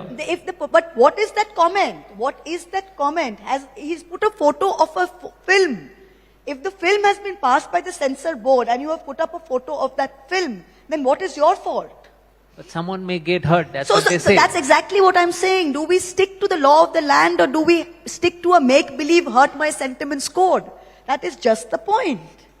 Nupur has violated the IPC. Zubair, by posting that, has not violated any provisions of the Indian Penal Code. That's as simple as it is. Now, as you're mentioning Indian Penal Code, both cases are in courts, and judiciary, as we were discussing also, it is a prime role to play when you are talking about federalism or citizens' right. So do you think, because it's the last watchdog, so do you think the judiciary is performing its role in maintaining the federal structure of India, or when there are such conflicts, whether in terms of individual rights or whether in terms of a state's right? No, 2 things. Yesterday I read in the papers that our Chief Justice of India, the Honorable Chief Justice, is abroad. And I think it was in the United States in California that he said something, and all of you must have read it. He said that the judiciary owes its only responsibility to uphold the Constitution. The judiciary is neither here to endorse the government in power, nor is the judiciary here to espouse the opposition's cause. Opposition expects the judiciary to stand up for itself. The government thinks that the judiciary should rubber stamp, and he said our job is to do neither of the two, our job is to stand up for the constitution. I think what he said is absolutely correct, but unfortunately, in the past 3 years or 4 years, I see that basic constitutional matters have been delayed by the judiciary ad nauseum. Look at electoral bonds, look at the Citizenship Amendment Act, look at something like habeas corpus petitions. So I think, yes, the judiciary is failing citizens. Today now there's a great pushback against PILs. Don't do PILs, don't do PILs. But when you can see someone taking suo motu cognizance of someone's putting up a photo of an ex-chief justice riding a motorbike, and that you're taking suo motu cognizance of that. But you're not taking suo motu cognizance of much, much more serious issues. The entire PIL revolution happened because, frankly, after ADM Jabalpur, because they were siding with the emergency, after ADM Jabalpur, it was the judiciary's way of kind of trying to compensate to the people of India that, look, we are here to listen. You know, this PIL revolution happened. Now again, what's happened is they're saying that PILs have gone too far and now let's push back. They don't want to hear PILs. They're trying to cut down on the number of PILs. They're very strict as to you have to have locus to file PIL, all of those issues. But if people don't have PILs to file via, then very, very often the affected party is not in a situation to go and file a writ on their own. So if the Supreme Court is not awake to these constitutional issues like electoral bonds, like the Citizenship Amendment Act, like, you know, these very pressing issues which have been waiting for a constitution bench for years now, then I think it's really not fair. And the judiciary is not a sacred cow. We have the right as citizens to question, to be able to speak. This is not contempt. I mean, to say something against the judiciary, oh, don't say against the judiciary. There's nothing like that. The judiciary is here to uphold the constitution. We as the public have a right to have our constitution upheld, and we have the right to question. Now, TMC was post-2021 victory in West Bengal. You were on an expansion mode, and you were also part of that process. Probably national ambition was there, but the exploits and the results were on the lines of the box office exploits of Prithviraj Chauhan. So, what happened? Means, are you still on that process? And one thing is very curious is that the whole process was based on poaching leaders from other parties instead of an organic growth. And you criticize BJP for doing that. Why is it correct with TMC and not correct with BJP? So I think there are two things. When you look at defections or people joining parties, there are two ways. Now, suppose you are in Congress, you can feel upset at Congress and you can go to the BJP, you can come to TMC. Individual MLAs or individual public representatives some do it for personal ambition, some do it because they genuinely can't work within their parties, some do it for a lot of reasons. Individual public representatives always have the right to join parties to switch. For example, if TMC wins a very large mandate as we did, and some BJP MLAs feel that they feel that, oh, I'm better off with the TMC, and 5 people come or 6 people come, there's nothing wrong with that. If 2 people in the TMC, for whatever reason, go to the BJP, there's nothing wrong with that. What is scary for Indian democracy is when there are engineered, organized mass defections in order to make or break governments. That is the dangerous part. It is not 4 people poaching 1 person or poaching 2 people. See, you can't poach someone against their own will. Right? The validity of poaching is dependent on the quantity. No, it's not. It is depend on the quantity, because per quantity is depend per se on the organized manner of it, because as an individual MLA, how can you ever prove that it's poaching? In a democracy, as an individual MLA, if I've been elected and today I don't want to stay in the party, I believe the Congress has treated me badly, I want to go to Trinamool. It is my fundamental right to do that. Who is going to prove that Trinamool has given me X or Y or Z? For individual MLAs, it is extremely difficult, or individual MPs, it is extremely difficult. But when you are doing it to make or break a government, for example, what we've seen in Maharashtra, what we've seen in Madhya Pradesh, you have done it to change governments. When you do it to change an elected government... But in government, Maharashtra, technically nobody defected actually. No, there's no defected because our anti-defection law has no teeth. Our anti-defection law in Maharashtra, our current anti-defection law has no teeth, because if 2/3 do it, then they're not facing anything. So there is no, but the point is, that's a very valid thing also. No, it's not a valid thing, because if you think about it, that yesterday, Mr. Shinde, after taking oath, did you hear what he said in the assembly? I actually tweeted it. He said, and in Marathi, and I've tweeted it, he says, Mr. Modi has congratulated me. He was behind us the whole time.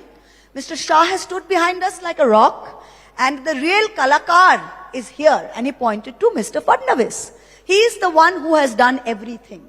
Now imagine the Chief Minister of Maharashtra is standing in the Maharashtra Assembly, pointing to the ex-BJP Chief Minister and saying, herein is the real Kalakar. Now, do you mean to tell me they have dislodged a Chief Minister, they have taken over a government with the help of the BJP, when they were not in power, they have dislodged a government, and do you mean to tell me that that is not an organized I give you a very hypothetical question. Suppose tomorrow, 2/3 of your party members, or more than that, maybe majority of your party MLAs, and they believe that it's important for the TMC to have friendship with, say, Congress, and Mamata Banerjee disagrees. Is it not democratic that the majority view is taken and accepted, and they revolt? If 2/3 of if 2/3, answer is very simple. If the 2/3 of the party MLAs come to Mamata Banerjee and they tell her, ma'am, we have got a problem. This is what needs to be solved. This is what needs to be done. They go through a process and they ultimately cannot reach anything. And they tell Mamata Banerjee, we can't accept you as a leader. This is the issue. And it is done through that process. We are floating something else, or we are doing something else. That's a different issue, and that's a democratic process. If 2/3 of the party MLAs are sitting holed up somewhere with 5 representatives from the BJP, with either a carrot of money or the stick of an ED or a CBI case, and they all come overnight and they say that we believe that the BJP is the best thing for Bengal, then they're two very different things. So, you have to look at it in context. The same can be true about Mamata Banerjee also, because she may use the state police force. I'm asking you a hypothetical question. How do you differentiate that? This hypothetical, exactly, I've already answered that question. The differentiation is whether, in this case, these MLAs just woke up one day, said they were going to Gujarat, did not even discuss and say they had a problem. They just took a flight to Gujarat. They did discuss. No, they did not. They did not. They claim nowhere did they give proof that they have gone and had meetings with Uddhav and discussed. Proof is not otherwise as well. No, but they took a flight to Gujarat. From Gujarat, they took a flight to Assam. They were holed up in Assam. The man was taking an evening flight to Gujarat to discuss with Fadnavis and come back in the morning to be with his MLAs. The entire thing was orchestrated by the BJP to make a government fall. It's the same thing that happened in Madhya Pradesh. So when you have organized defection, see, it's not about you and me sitting here and nickeling and diming. The proof of the pudding is there for the whole world to see.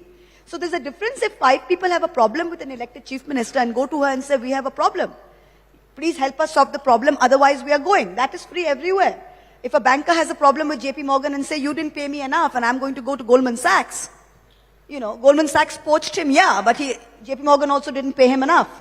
So that is true in everything. If a doctor is with Apollo, he's not happy with Apollo and he wants to move to PLS, that poaching is across all states. That's not the point. The point is, here you are toppling an elected government. It's a much greater responsibility.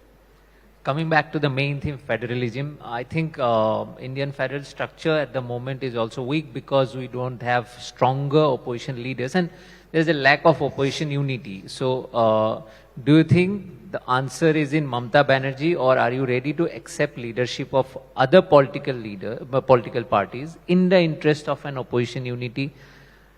Because there is a conflict, there is Rahul Gandhi, there is Akhilesh Yadav, there is Mamata Banerjee, there is even Sharad Pawar. Mamata Banerjee has been the first person. And there is a new entrant, KCR. Yes, Mamata Banerjee has been the first person to put up her hand and say that I'm not interested in being the leader of the pack. We just want that we be united and that we come together and we discuss all the issues and we take on the BJP where it matters in a united front. So that's a question that she said from day one. So there's no question of sort of, her insisting on that. She's been the first person to say this, even when on any meeting that is convened. I mean, she is one among equals. And I think that is very clear in terms of opposition unity. And I don't think it is correct to say that there are no strong leaders. We don't want to be a... She is ready to accept Rahul Gandhi as the leader if others also... No. See, these are questions. When you have a session with Mamata Banerjee, then you don't have the guts to ask her this question. When you have a session with Mamata Banerjee, you ask her this question directly and see what she says. What is the point of asking another leader of Mamata Banerjee's party whether it's with this thing? I cannot answer this question for Mamata Banerjee, but Mamata Banerjee has gone on record saying very clearly that she has no problem with accepting anybody. The question is not of leadership as of now. The question is of coming together and having a common united front. That's the most, and please understand one thing. Strong leadership, Mamata Banerjee is a very strong leader. Stalin is a very strong leader. BJD, Mr. Patnaik is a very strong leader. So there are strong leaders in everything. You don't have to have a 56-inch chest and beat your chest every day and say, I'm great, and this is Amrit Kal, to be able to be a strong leader. So I think this myth that you keep perpetuating, that there are no strong opposition leaders, is correct. If we were not strong with all the might of the BJP, with them camped here for 2 months, spending thousands of crores, we still won 217 seats. Look at what Stalin, they ran with their tail between their legs in Tamil Nadu. Look at Orissa, with everything that they're trying, Naveen Patnaik is winning election after election after election. So it is not true that there are not strong opposition leaders. There are. That's not true. Ms. Moitra, thank you very much for this candid conversation. You answered most of the questions. You evaded one or two, but it was Only one or delightful. two. It was delightful having you here. Appreciate you joining India Today. Thank you so much. Thank you. Thank you.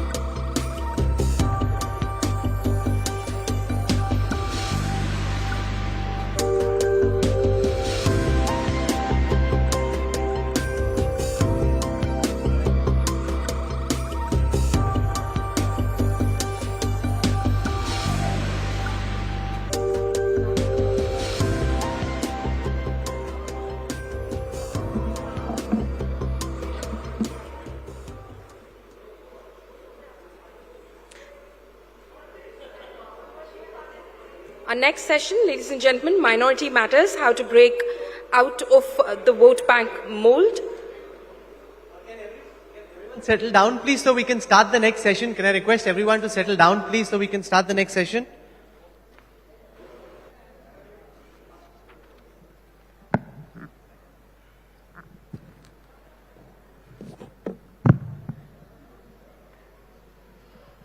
One of the big charges against the Narendra Modi government at the center is its inability to take the minority communities of this country along. And who better than the Minority Affairs Minister to talk about what's happening in the country at this moment. We are delighted to be joined at the India Today Conclave East by Mukhtar Abbas Naqvi. Thank you very much, sir, for joining us at the India Today Conclave here in Kolkata. मैं शुरू करना चाहता हूं उदयपुर और अमरावती के वाक्य से, जहां पे हमने देखा कि किस तरीके से लोकल कम्युनिटी के दो लड़कों ने, जो कि ऐसा नहीं है कि आईसीएस के किसी कैंप में गए या लश्कर के किसी कैंप में गए, वहां पे ट्रेनिंग ली, लेकिन उन्होंने एक इस तरह के वाक्य को अंजाम दिया जिसको देखकर देश भर में लोग एकदम भयभीत हो गए कि ये आखिरकार आईसीएस स्टाइल बिहेडिंग हिंदुस्तान में कैसे हो सकती है। आप देश के माइनॉरिटी अफेयर्स मिनिस्टर हैं, अगर मैं आपसे ये जानना चाहूं शुरुआत में कि इस वक्त माइनॉरिटीज की स्थिति और इस टेरर एक्टिविटी को आप किस तरह से देख रहे हैं? देखिए, 8 साल से ज़्यादा हो रहा है नरेंद्र मोदी जी की सरकार को, और development with dignity, empowerment without appeasement के संकल्प के साथ ये सरकार चल रही है।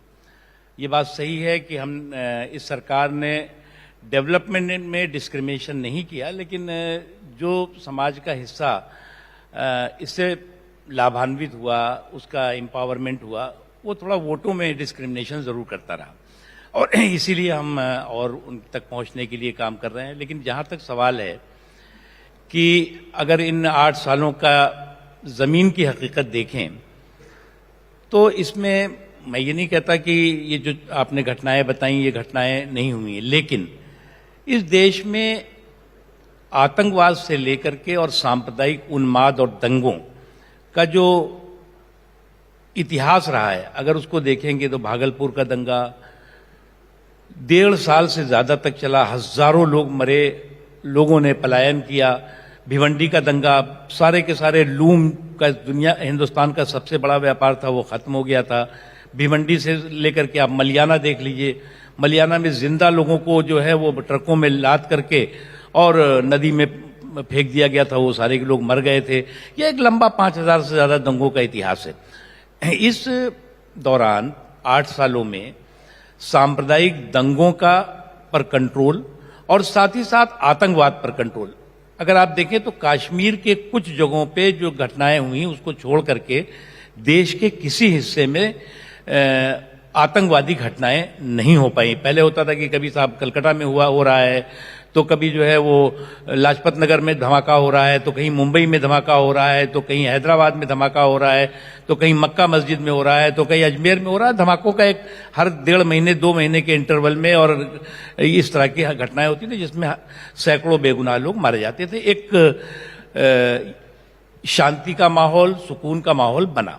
लेकिन अनफॉर्चुनेटली जो मोदी बैशिंग ब्रिगेड रही उसके अंदर ये इसको बेचैनी का कारण बनता गया, और केवल ये मोदी बैशिंग ब्रिगेड हिंदुस्तान में ही नहीं बल्कि हिंदुस्तान के इर्द गिर्द भी बहुत एक्टिव थी। और आपने देखा होगा कि कोई भी इशू हिंदुस्तान में जो होता है तो उसके बाद रिएक्शन सबसे पहले आसपास के अड़ोस पड़ोस के होता है। अलकायदा तक उसमें कूद जाता है, पाकिस्तान तो उसकी तो खैर आदत है वो कूदने की। ये जो आपने बताया जो घटना उदयपुर की हुई या कहीं और भी हुई, वो बिल्कुल अनएक्सेप्टेबल है। हम ये नहीं कहते कि इशू नूपुर शर्मा का, नूपुर शर्मा ने जो कहा उसको किसी ने जस्टिफाई नहीं किया, किसी ने जस्टिफाई नहीं किया। लेकिन इसका मतलब ये नहीं है कि आप किसी के गला काट देंगे। ये कोई इस्लामिक देश नहीं है, ये हिंदुस्तान है, ये सेकुलर कंट्री है। आप कह रहे हैं कि कानून बराबर से है और आप कह रहे हैं कि जो डेवलपमेंट है उसमें कोई डिस्क्रिमिनेशन नहीं। तो ऐसा क्यों है कि 1983 की फिल्म के एक पोस्टर के बारे में ट्वीट करने वाला शख्स इस वक्त पुलिस की हिरासत में है, और नुपुर शर्मा ने जिस तरह की बातें कही प्रॉफिट मोहम्मद के बाद, मैं ब्लास्फेमी के लॉ से एग्री नहीं करता, लेकिन अगर ऐसा कानून है और 295A के तहत अरेस्ट होना है तो नुपुर शर्मा रिहा है और जुबैर जेल में है। देखिए, ये हमारे देश की संस्कृति और संस्कार क्या है राहुल जी, सर्वो भवन्ति सुखना। तो सर्वो भवन्ति सुखना की जो संस्कृति और संस्कार है वो किसी मजहब के लिए सुख की बात नहीं कर रहा है, किसी जाति और किसी क्षेत्र के सुख की बात नहीं कर रहा, बल्कि इंसानियत की, मानवता के सुख की बात कर रहा है। और अगर जो लोग इस संस्कृति और संस्कार में हिंदुस्तान की में बढ़ करके, हिंदुस्तान में रह करके, इस धरती में रह रहे हैं और इस संस्कृति और संस्कार को नहीं समझ पा रहे हैं, तो मुझे लगता है कि उनसे ज्यादा नादान कोई नहीं है। दूसरी चीज ये कि जो आपने नुपुर शर्मा का इशू बताया, मुझे अफसोस हुआ था उस वक्त, क्योंकि मैं हुजूर सल्लल्लाहु अलैहि वसल्लम के प्रति मेरा जो है ईमान भी है, सम्मान भी है, और हमारी एक्सपेक्टेशन होती है कि दूसरा भी उनके प्रति उतना सम्मान नहीं करे लेकिन अपमान ना करे। उसी तरह से जैसे देवी देवताओं के प्रति जो आपका जितना सम्मान होगा, आपकी एक्सपेक्टेशन होनी चाहिए कि हम सम्मान उतना ना करें लेकिन अपमान ना करें। ये एक सामान्य सा ये मेरे देश का जो है वो कल्चर है। जो कहा पार्टी ने उससे अलग किया, FIR वगैरह हुई, जो कुछ भी कानूनी प्रक्रिया, लेकिन उसमें अलकायदा कूद जाता है, अलकायदा का बयान आ जाता है, पाकिस्तान का बयान आ जाता है, कुछ इस्लामिक कंट्रीज का बयान आ जाता है, पाकिस्तान के दबाव में आ जाता है। देखिए, ये निकालने का जो निर्णय हुआ है किसी के दबाव में नहीं हुआ है राहुल जी, किसी के दबाव में नहीं हुआ है। ये हमारे पार्टी का भी यही कमिटमेंट है कि भाई किसी के प्रति जो है वो किसी भी धर्म, किसी भी संप्रदाय के देवी देवताओं के प्रति, महापुरुषों के प्रति पर आपने मेरे अपमान नहीं होना चाहिए। मेरा सवाल ये था कि नुपुर शर्मा रिहा है और वो जुबैर जेल में है। अगर दोनों का गुनाह सेम है तो ऐसे आप कह रहे हैं कि कोई सिलेक्टिविज्म नहीं है, सब बराबरी से है, कानून बराबरी से है, डेवलपमेंट बराबरी से है, एक जेल में बैठा है, घर पे बैठा है। देखिए, मुझे क्या लगता है कि ये जो लोग उसमें उसका उदाहरण दे रहे हैं आजकल, बहुत मैंने देखा है कई, कि वो जो कातिल है वो तो जेल में है और जो कातिल नहीं है और जिसने कि इस तरह का बयान दिया वो जो है वो बिना जेल के है। अरे भाई, उसके बयान को हम जस्टिफाई नहीं कर रहे हैं, सुन लीजिए आप, लेकिन उसका बयान आतंकवाद नहीं हो सकता। गला काट देना आतंकवाद है। बेगुनाह को जो है वो लाशें जो है बेगुनाह के सामने डाल देना आतंकवाद है। और मैं फिर वही कह रहा हूं, जस्टिफाई ना करते हुए जो उसने कहा बिल्कुल गलत है, कोई उसको स्वीकार नहीं करेगा। लेकिन यह नहीं हो सकता कि आप गले पे गले काटते रहिए और कहिए जी हमने इसलिए कर दिया। सुप्रीम कोर्ट की एक टू जज बेंच ने कहा कि उदयपुर का वाकया नुपुर शर्मा के बयान से जुड़ा है, नुपुर ने बयान दिया इसलिए देश में आग लगी। आप सहमत हैं इससे? नहीं, मैं सुप्रीम कोर्ट ने क्या फैसला दिया मैं उस पर कोई टिप्पणी नहीं करूंगा, लेकिन मैं अगर कोई और कहता तो मैं उससे वैसे सहमत नहीं हूं। आप हिजाब हरा हंगामा भूल गए क्या? हिजाब हरा हंगामा एक सुनियोजित षड्यंत्र के तहत होता है और उस हिजाब हरा हंगामे में कौन कूदता है? अलकायदा कूदता है, तालिबान कूद जाता है और मुस्लिम लड़कियों की तालीम और तरक्की पर तालिबानी ताला जड़ने की कोशिश करता है। उसका रिएक्शन देश में भी दिखाई पड़ता है और मुझे तो अफसोस है कि जो ग्रैंड ओल्ड पार्टी है उसके दो नेता उसमें सबसे पहले अग्रणी भूमिका निभाते हैं कि कोई भी कुछ पहने, बिकनी पहने, ये पहने, वो पहने, उसको पहनने दो। अरे भाई, वो एक इंस्टीट्यूशन के ड्रेस कोड का इशू है, ये देश का कोई ऐसा नहीं है। देश में तो सभी लोग अपने अपने क्या खाओ, क्या पहनो, कैसे रहो, वो सब लोग स्वतंत्र हैं। तो ये जो चीजें हैं, ये चीजें एक के बाद एक अगर आप 2014 के बाद देखें तो ये जो पिटे हुए पॉलिटिकल प्राणी लोग हैं ये एक दिन भी चैन से नहीं बैठे हैं और उनको लगता था कि ये मोदी कैसे जीते जा रहे हैं, मोदी को कैसे जो है वो जनता जनादेश दे रही है। तो ये मोदी बैशिंग की जो सनक है वो भारत बैशिंग की साजिश तक पहुंच गई और चिट्ठी लिखना, दुनिया को ये बताना कि भारत में तो बिल्कुल इंटॉलरेंस है, असहिष्णुता है, माइनॉरिटीज अनसेफ है। कैसे अनसेफ है साहब? नहीं, पर ये जैसे उदयपुर के वाकये ने दिखाया कि आप मानते हैं कि देश में रेडिकलाइजेशन बढ़ा है, क्योंकि 200 मिलियन से ज्यादा, 20 करोड़ से ज्यादा मुसलमान हैं इस देश में, 14% से ज्यादा आबादी है हमारी। और कई बार जब दफ्तर में या दफ्तर के बाहर आप उत्तर प्रदेश, बिहार में निकलते हैं, साधारण मुसलमान परिवार लोगों से बात करते हैं जिनका कट्टरपन से कोई लेना देना नहीं है, उनको भी लग रहा है कि एलियनेशन बढ़ रहा है, एक अस्वसिस दम का एक भाव आ रहा है और वो बड़े परेशान और चिंतित हैं। आप तो खुद समाज में उठते बैठते हैं। देखिए राहुल जी, मैं बहुत सकारात्मक सोचता हूं। 2000 में अलकायदा का रही होगी पहले भी, लेकिन दुनिया में इमरजेंस होता है एकदम चारों तरफ, चाहे फ्रांस हो, चाहे यूएस हो, चाहे ब्रिटेन हो या और देश, दुनिया के तमाम देश हैं, उनमें अलकायदा अपनी जड़ें जमाना शुरू कर देता है। जमा रहा होगा पहले से, जमाना शुरू करता है। उस समय जो रिपोर्ट आई उसमें लगभग 39 ऐसी कंट्रीज थी जिसमें कि अलकायदा के अलग अलग जो है वो उसके विंग वहां पर एक्टिव हो गए थे, एक्टिविटी भी उन्होंने शुरू कर दी, अपनी टेररिस्ट एक्टिविटी। उस समय पार्लियामेंट में अडवाणी जी होम मिनिस्टर थे और जब वर्ल्ड ट्रेड सेंटर और पेंटागन पे हमला हुआ, उसके बाद उन्होंने पार्लियामेंट में कहा था कि हमें इस बात की खुशी है कि अल कायदा जैसा आतंकवादी संगठन हमारे देश में अपनी जड़ें नहीं जमा पाया। उसका एक कारण है कि हमारे देश के लोगों की संस्कृति संस्कार और हमारे भारत के मुसलमानों का देश के प्रति कमिटमेंट। क्या आज भी आपको लगता है कि वैसी स्थिति, क्योंकि अलकायदा और आईसिस के हिंदुस्तान में होने की अब काफी बातें हो रही हैं, जो टेरर इनपुट्स आईबी और रॉ के हवाले से आ रहे हैं, उसमें कहा जा रहा है कि आईसिस और अलकायदा दोनों के सब कॉन्टिनेंट में और इंडिया में सेल्स हैं? देखिए, मैं मानता हूं कि जो लोग ये बात अभी कह रहे हैं वो थोड़ा गलत है। ये जो टेररिस्ट ऑर्गेनाइजेशंस हैं, जड़ें तभी जमा पाते हैं जब लोगों का लोकल सपोर्ट होता है। और यहां पर जो है वो मुसलमान भी हमेशा यही बात कहता है कि हो लाख जुल्म मगर बद्दुआ नहीं देंगे, जमीन माँ है जमी को दगा नहीं देंगे, रवायतों की सफ़ें तोड़कर बढ़ो आगे, जो तुमसे आगे हैं तुमको जगह नहीं देंगे। तो ये जो एक कमिटमेंट है वो है। ठीक है, सरकार है और पिछली सरकार रही हो, तमाम शिकायतें भी हो सकती हैं, लेकिन शिकायतों का मतलब ये नहीं है कि मैं अपने घर में आतंकवादियों को बैठाल दूं कि आजा भाई तू और देश को तबाह कर दे। अरे भैया, देश रहेगा तो शिकायत भी करोगे। और ये देश हमारा कॉन्स्टिट्यूशन से चलता है, संविधान से चलता है। अब इस देश में राहुल जी बंटवारे के बाद कितने अल्पसंख्यक थे? 8%, 7%। आज जो है वो 2011 की जनगणना दीजिए तो 22-24% है। पाकिस्तान में कितने थे? 24%। आज की देखिए तो 2% भी नहीं रह गए। तो यहां पर अल्पसंख्यक फल फूल रहा है, मुसलमान फल फूल रहा है, या आपके पड़ोस में जो इस्लामिक देश है वहां फल फूल रहा है। आप फिर मेरे सवाल से थोड़ा सा किनारे निकल गए। मैं पूछ रहा था कि क्या आपके हिसाब से रेडिकलाइजेशन पिछले 8 साल में बढ़ा है? क्या आप इस बात को मानते हैं? क्या है कि अस वर्सेस दम, जैसे यूपी के चुनाव में हमने देखा, आपके चीफ मिनिस्टर कैंडिडेट ने कहा कि 80-20 का चुनाव है, तो जब उससे पहले पीएम ने कहा कब्रिस्तान शमशान, जो कि पिछले चुनाव में उन्होंने कहा, तो जब इस तरह के बयान आते हैं, शीर्ष नेताओं से इस तरह के बयान आते हैं, तो क्या एक अस वर्सेस दम की एक भावना है वो बढ़ती है?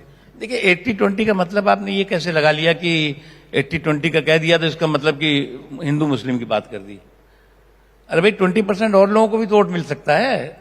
वो 80% के लक्ष्य के साथ, पर आपको तो 38% वोट मिलता ना, 38 से तो 80 कैसे? लक्ष्य 80 का रखा जाएगा तब जाके 40 मिलेगा ना। तो ये मैं नहीं मानता। देखिए, जो रेडिकलाइजेशन है वो ना ईमान वाला आदमी कर सकता है, ना इस्लाम वाला आदमी कर सकता है, ये शैतान वाले लोग करते हैं। रेडिकलाइजेशन किसी भी समाज का हो, वो उस देश के लिए भी नुकसानदेह है और समाज के लिए भी। हमारे देश में कुछ ताकतें हैं जो एक्टिव हैं। इतना बड़ा देश है, हिंदुस्तान अकेला देश है जहां पर दुनिया में रहने वाले हर 10 मुसलमान में 1 मुसलमान भारत में रहता है। पूरी दुनिया में हिंदुस्तान अकेला है जहां पर कि जो है वो 3 लाख से ज्यादा एक्टिव मस्जिदें हैं। किसी को पता ही नहीं है। 3 लाख से ज्यादा, 3 ही लाख से ज्यादा जो है वो अन्य धार्मिक स्थल हैं मुसलमानों के, उसके अलावा क्रिश्चियंस वगैरह के सबके हैं।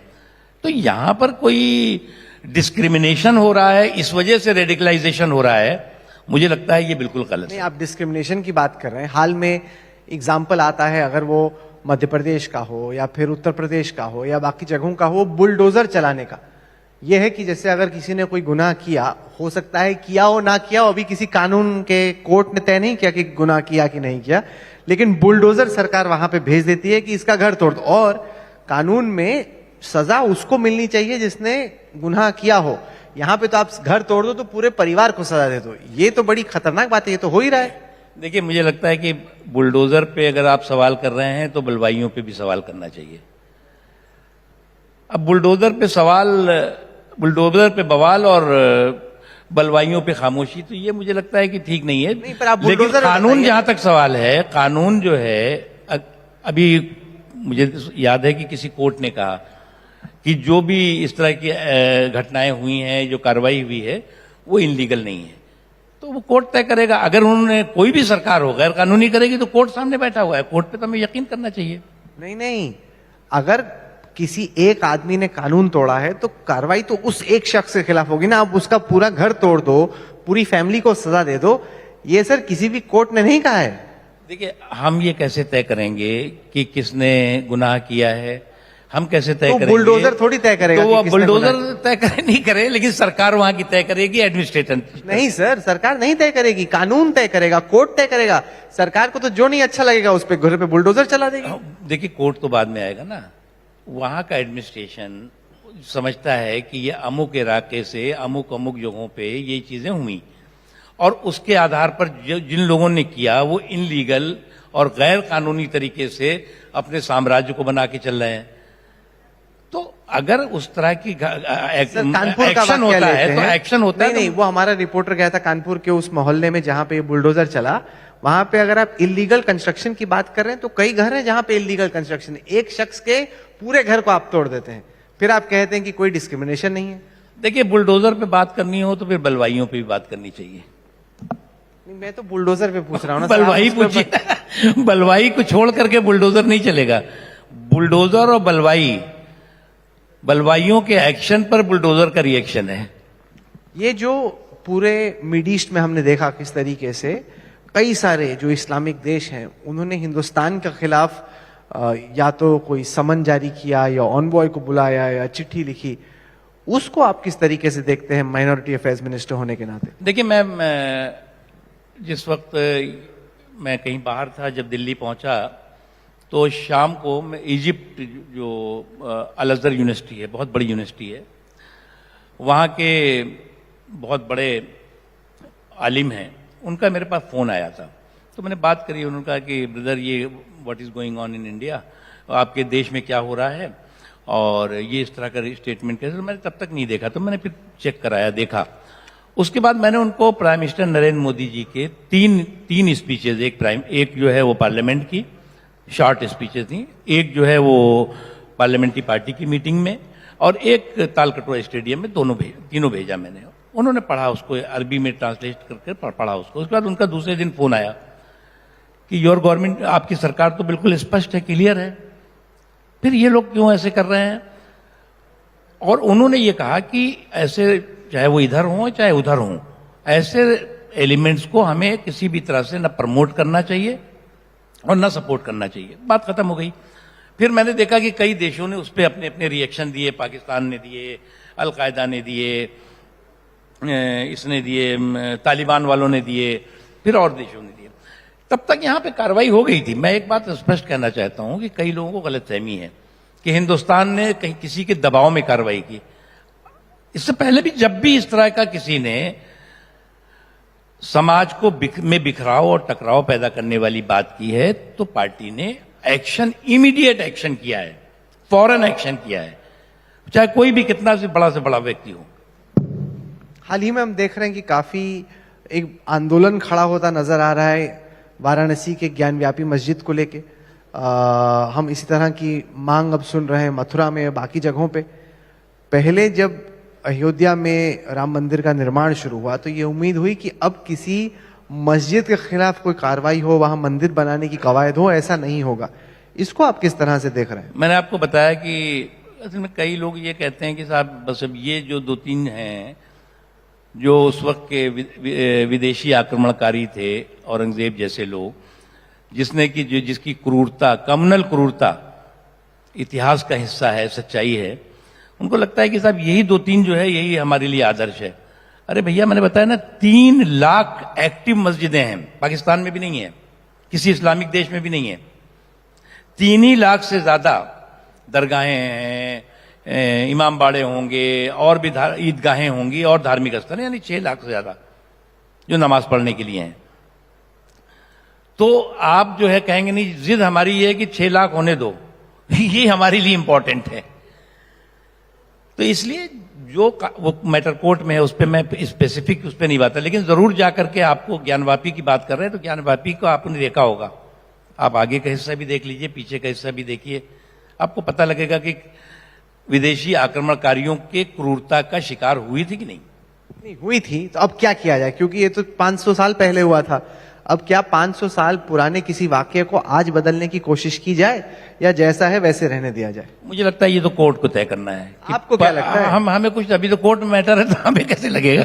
ये जहां थोड़ी सी बॉल स्विंग होती है, मिनिस्टर एकदम बैट अपना खींच लेते हैं कि ये बॉल जाने दो, इसमें अगर मैंने बैट डाला तो मेरा विराट कोहली हो जाएगा। अच्छा, आप इनकार भी नहीं कर रहे इस बात से? आप इस बात से इनकार भी नहीं कर रहे, किससे बच रहे हैं? नहीं, मैं न इनकार कर रहा हूँ, न इकरार कर रहा हूँ। आप लोगों ने ये सुना होगा कि इस वक्त दिल्ली के राजनीतिक गलियारों में इस बात की चर्चा गर्म है कि नकवी जी को एक बड़ा प्रमोशन मिलने वाला है, और हो सकता है कि इस वक्त जो नाम चल रहे हैं उपराष्ट्रपति पद के, उसमें आपका नाम एकदम ऊपर की तरफ चल रहा है। दिल में लड्डू फूट रहे हैं इस वक्त? नहीं, देखिए क्या है कि हम एक सामान्य व्यक्ति के तौर से हमारा राजनीतिक जीवन का सफर है, आप जानते हैं। हमें क्या रिस्पॉन्सिबिलिटी मिलनी है, क्या नहीं मिलनी है, ये मुझे मालूम नहीं होता, किसी को भी नहीं मालूम होता। कुछ इंडिकेशन है अभी आपके पास? मैंने कहा किसी को कुछ नहीं मालूम होता है। जो रिस्पॉन्सिबिलिटी दे दी जाती है उसको ईमानदारी से करने की कोशिश करते हैं और वो करेंगे। नहीं, पर क्या आपको लगता है कि बीजेपी एक मुस्लिम को बना सकती है वाइस प्रेसिडेंट देश का? देखिए, मुस्लिम, हिंदू, फला ढिमाका, इसके आधार पर जो है वो मुझे नहीं लगता कि नरेंद्र मोदी जी और बीजेपी कोई फैसला करती है। क्रेडिबिलिटी और कैपेबिलिटी और कमिटमेंट। नहीं, क्योंकि जैसे अब जब मुर्मू जी को चुना गया राष्ट्रपति पद के लिए, तब कहा गया कि पूर्व से आने वाली आदिवासी महिला, तो कहीं ना कहीं इस तरह का क्राइटेरिया तो होता है सिलेक्शन। उनका आप इतिहास देखिए, केवल आदिवासी महिला हैं ये एक इम्पॉर्टेंट है, लेकिन उन्होंने सामाजिक क्षेत्र में, उन्होंने जो है वो शिक्षा के क्षेत्र में, हर क्षेत्र में बहुत बेहतरीन काम किया हुआ है। और ये देश का सौभाग्य है कि एक काबिल, एक आदिवासी समाज से आने वाली महिला पहली बार आजादी के बाद देश की प्रथम नागरिक बनने जा रही हैं। क्या चुनावों में बीजेपी मुस्लिम वोट को माइनस करके चलती है? क्या आप इस बात को मानेंगे, या आपको लगता है कि इस वक्त भी बीजेपी कोशिश कर रही है कि मुसलमान भी बीजेपी को वोट दें?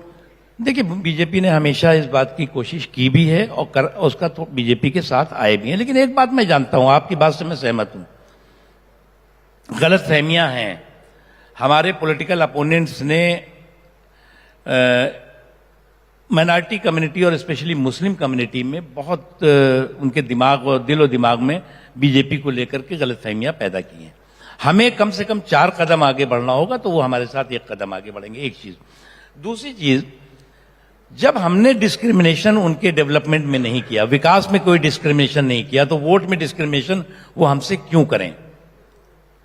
जब विकास में हमने डिस्क्रिमिनेशन किया होता है, कहा हो कि साहब ये हमें विकास जो है वो इसका करना है, इसका नहीं करना है, और विकास को हमने वोट का मसौदा नहीं बनाया, वोट को हमने विकास का मसौदा नहीं बनने दिया। हमने कहा ठीक है, जो समाज के हिस्सा है, जो जरूरत है। और एक चीज, मोदी जी ने कभी नहीं कहा कि देश के संसाधनों पर इस धर्म के लोगों का पहला अधिकार है। उन्होंने कहा कि देश के संसाधनों पर भारत के रहने वाले गरीब, कमजोर तबके, पिछड़े तबके का समान अधिकार है, और वो करके दिखाया। नहीं, तो क्या आगे चल के आपके हिसाब से अगर डी रेडिकलाइजेशन की दिशा में हमें बढ़ना है, ये जो युवा पीढ़ी है मुसलमानों की, वो देश की मुख्य धारा से अलग ना हो, ना अपने आप को महसूस करे, उन्हें लगे कि ये हमारा उतना ही देश है जितना कि हिंदुओं का है, इस दिशा में आगे बढ़ने के लिए आपने 4 एक्स्ट्रा कदम लेने की बात की, क्या करना होगा सरकार की तरफ से? देखिए, जैसे हमारा मानना है कि जो फॉर्मल एजुकेशन है या मेन स्ट्रीम जिसे आपने कहा एजुकेशन है, उसमें गरीब, कमजोर तबकों के, माइनॉरिटी कम्युनिटी के लोगों के बच्चों का, बच्चियों का ज्यादा से ज्यादा जाए। और वो आर्थिक कारणों से जो परेशानी थी, तो मोदी जी ने आजादी से लेकर अब तक 3 करोड़ 20 लाख, यानी कि 70 सालों में 3 करोड़ 20 लाख स्कॉलरशिप माइनॉरिटी या मुस्लिम्स को मिली। मोदी जी ने 8 सालों में 5 करोड़ 20 लाख से ज्यादा स्कॉलरशिप दी, और जिसका नतीजा हुआ कि जो ड्रॉप आउट रेट था खासतौर से लड़कियों का, वो 72% से घट करके 32% रह गया। और लोगों और जो इनरोलमेंट है, प्रवेश लेने की जो दर है, वो लगातार बढ़ी है। अभी जो एजुकेशन मिनिस्ट्री है उसका सर्वे आया है। इसी तरह से जो पिछड़े हैं, दस्तकार हैं, शिल्पकार हैं, कारीगर हैं, उनको जो है वो उनकी जो विरासत है उसको कैसे मौका मार्केट मिले। हुनर हाट जैसे कार्यक्रम हुए, 10 लाख से ज्यादा रोजगार के मौके मिल गए, और भी तमाम एक लंबी श्रृंखला है। तो इसीलिए समाज के सभी वर्गों के साथ साथ, अब मैंने एक अभी सर्वे कराया था, मैं जरूर आपको बताना चाहूंगा कि जो मोदी जी की तमाम योजनाएं हैं उसमें जो है वो मुस्लिम्स को कितना फायदा हुआ है। लोग समझते हैं कि ठीक है माइनॉरिटी मिनिस्ट्री है, जो घर दिए हैं मोदी जी ने, मतलब ये जमीन का ग्राउंड सर्वे है, घर जो दिए हैं मोदी जी ने गरीबों के लिए, उनमें 2,45,00,000 घर दिए। उसमें जो 31.3% जो है वो अल्पसंख्यक विशेषकर मुस्लिम समाज के लोगों को मिला। ये तो तय करके मोदी जी ने दिया नहीं कि तुमने वोट दिया नहीं दिया तो तुम्हें हम घर नहीं देंगे। उसी तरह से 12 करोड़ किसानों को सम्मान निधि मिली। अब कहते हैं कि जो किसानों को जो सम्मान निधि है वो तो मुसलमान कहाँ किसान होते हैं, उन्हें यही नहीं मालूम कि मुसलमान भी बहुत बड़ी तादाद में किसान है और गरीब किसान है, उनको 33% सम्मान निधि का फायदा हुआ। उसी तरह से जो रोजगार है, रोजगार में 36 करोड़ लोगों को मुद्रा का फायदा हुआ। उस 36 करोड़ में मुद्रा मतलब कि छोटे छोटे काम करने वालों का, उसमें जो है वो लगभग 36% लोगों को, एक लंबी श्रृंखला है। तो यानी कि जो अन्य योजनाएं हैं उन योजनाओं में भी बिना तुष्टीकरण सशक्तिकरण का जो फार्मूला मोदी जी का है वो उन्होंने अपनाया। एक आखिरी सवाल, इस वक्त एक बड़ी बहस चल रही है मदरसों में जो तालीम दी जा रही है उसको लेके। दावत इस्लामी का नाम आया, ये वही संस्थान है जिससे जुड़े हुए शख्स ने चार्ली एब्डो किलिंग्स की पेरिस में, पाकिस्तान के पंजाब प्रोविंस के गवर्नर सलमान तासीर को असैसिनेट किया, और अब उदयपुर के वाक्य में इनका नाम आया। उसके बाद आरिफ मोहम्मद खान जो कि केरल के गवर्नर हैं, उन्होंने बयान दिया कि ये मदरसों में इस तरह की तालीम दी जा रही है जो कि बताती है कि अगर किसी ने प्रॉफिट मोहम्मद के खिलाफ कोई बयान दिया जिसको ब्लास्फेमस माना जाए तो उसका जो गला है वो काट दो। आप इस बहस को कैसे देखते हैं? देखिए, मैं ऐसे किसी मदरसे में न पढ़ा हूं जहां पे इस तरह की शिक्षा दी जाती है, और न मैंने सुना है। मेरे तो डिपार्टमेंट में मदरसा भी आता है, मैंने अभी सुना नहीं ऐसा कि कोई ऐसा मदरसा है जो शिक्षा दे रहा है कि किसी का गला काट दो। लेकिन हाँ, मदरसों का अपना इतिहास है, मदरसों का आज़ादी से लेकर अब तक अपना इतिहास है। हम उन्हें आइसोलेट नहीं कर सकते, हम उन्हें प्रोग्रेस के साथ साथ एजुकेशन की मेन स्ट्रीम का हिस्सा बनाने की हमें कोशिश करनी चाहिए, जो अटल जी ने किया था और वही मोदी जी ने भी किया। हमें उन्हें जो है वो जो उनकी धार्मिक शिक्षा है के साथ साथ हमें जो है वो साइंस है, मैथ है, कंप्यूटर है, ये सारी चीजें भी उन बच्चियों को देनी चाहिए। और मदरसों में बच्चे कैसे जाते हैं? जो आर्थिक रूप से कमजोर होते हैं, पिछड़े समाज के लोग होते हैं, वो ज्यादातर वो मदरसों में जाते हैं। लेकिन आप अगर उनको जो है वो फॉर्मल एजुकेशन की सुविधाएं देंगे तो वो फॉर्मल एजुकेशन की तरफ जाएंगे। इसलिए मैं मानता हूं कि मदरसों का मॉडर्नाइजेशन जो अटल जी के समय में हुआ, मोदी जी के समय में चला, वो होना चाहिए। और साथ ही साथ जो है अगर कुछ मदरसों में इस तरह की एक्टिविटीज चल रही हैं तो हमें उन्हें भी सचेत करना चाहिए कि भैया इस तरह की एक्टिविटी अनएक्सेप्टेबल है, अगर करोगे तो तुम्हें दुकान बंद करनी पड़ेगी अपनी। आपने कहा कि दोनों रिलीजन्स को एक दूसरे का रिस्पेक्ट करना चाहिए। हमने हाल ही में देखा एक फिल्म मेकर ने एक फिल्म बनानी चाहिए जिसकी पोस्टर में काली जी जो हैं वो मतलब इस तरह की चीजें कर रही हैं जो कि साधारण तौर पे आपको नहीं दिखाना चाहिए क्योंकि किसी ना किसी को इससे आपत्ति होगी। तो आपको लगता है कि ये दोनों तरफ पे जरूरी है कि एक दूसरे के रिलीजन्स का एकदम रिस्पेक्ट किया जाए? देखिए, एक चीज हमें देखना चाहिए, फिल्म जैसे आपने कहा, फिल्मों की धार आतंकवाद पे गहरी मार कर सकती है, लेकिन फिल्मों की धार से आतंकवाद को कोई प्रश्रय मिले, किसी तरह का वो मिले, तो वो नहीं होना चाहिए। एक चीज मुझे मालूम नहीं कि कौन सी फिल्म है, क्या है। इसलिए जो भी माध्यम हैं उन माध्यमों का इस्तेमाल हमें समाज को जोड़ने के लिए करना चाहिए, तोड़ने के लिए नहीं होना चाहिए। मुख्तार नकवी साहब, आप यहाँ पे आए कोलकाता, आपने ईस्ट कॉन्क्लेव में हिस्सा लिया, तमाम बातें आपने कही, बहुत बहुत शुक्रिया आपका। थैंक यू वेरी मच, बहुत बहुत शुक्रिया। हम लोगों की तरफ से, इंडिया टुडे ग्रुप की तरफ से आने वाले कुछ दिनों के लिए आपको एक्स्ट्रा थोड़ा best of luck. Thank you very much. आप यहाँ पे आए इसके लिए बहुत बहुत शुक्रिया। Thank you very much.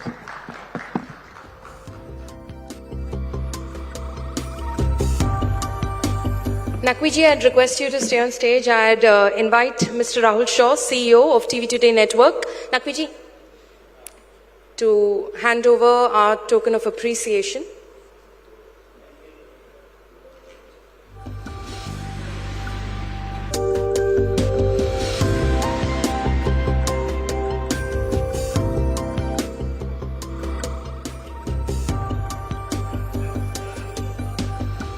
Thank you both.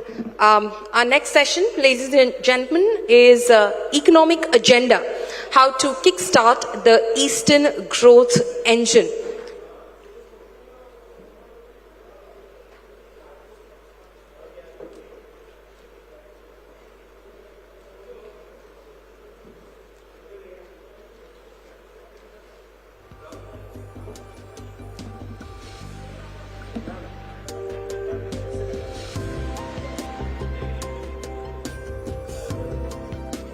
I'd request Raj Chengappa, Group Editorial Director, Publishing, India Today Group, to come on stage and introduce our speakers for our next session, Economic Agenda, how to kickstart the Eastern Growth Engine.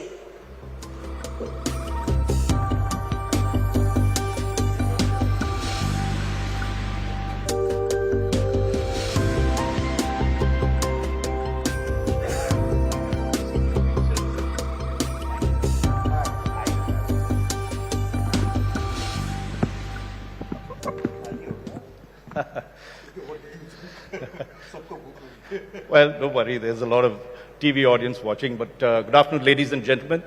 After that session of high politics and a couple of sessions of high politics, let's get down to business. And here, we are here to crack a puzzle of some sort. East India is historically, geographically, and also in terms of talent, both entrepreneurial as well as professional talent, has always been ahead of the country. But for some reason, when it comes to becoming the hub of industry and entrepreneurship, other parts of India have overtaken it. And so we have a very eminent panel here, and let me briefly introduce them. They have long biodatas, I won't get into it. On my left is Dr. Ashok Lahiri, who's now in a vastly different avatar, as you can see. He's got a dhoti and Punjabi. Is that the way you pronounce it? And former Chief Economic Advisor to the Government of India. Apart from, you're still a member of the 15th... Yes.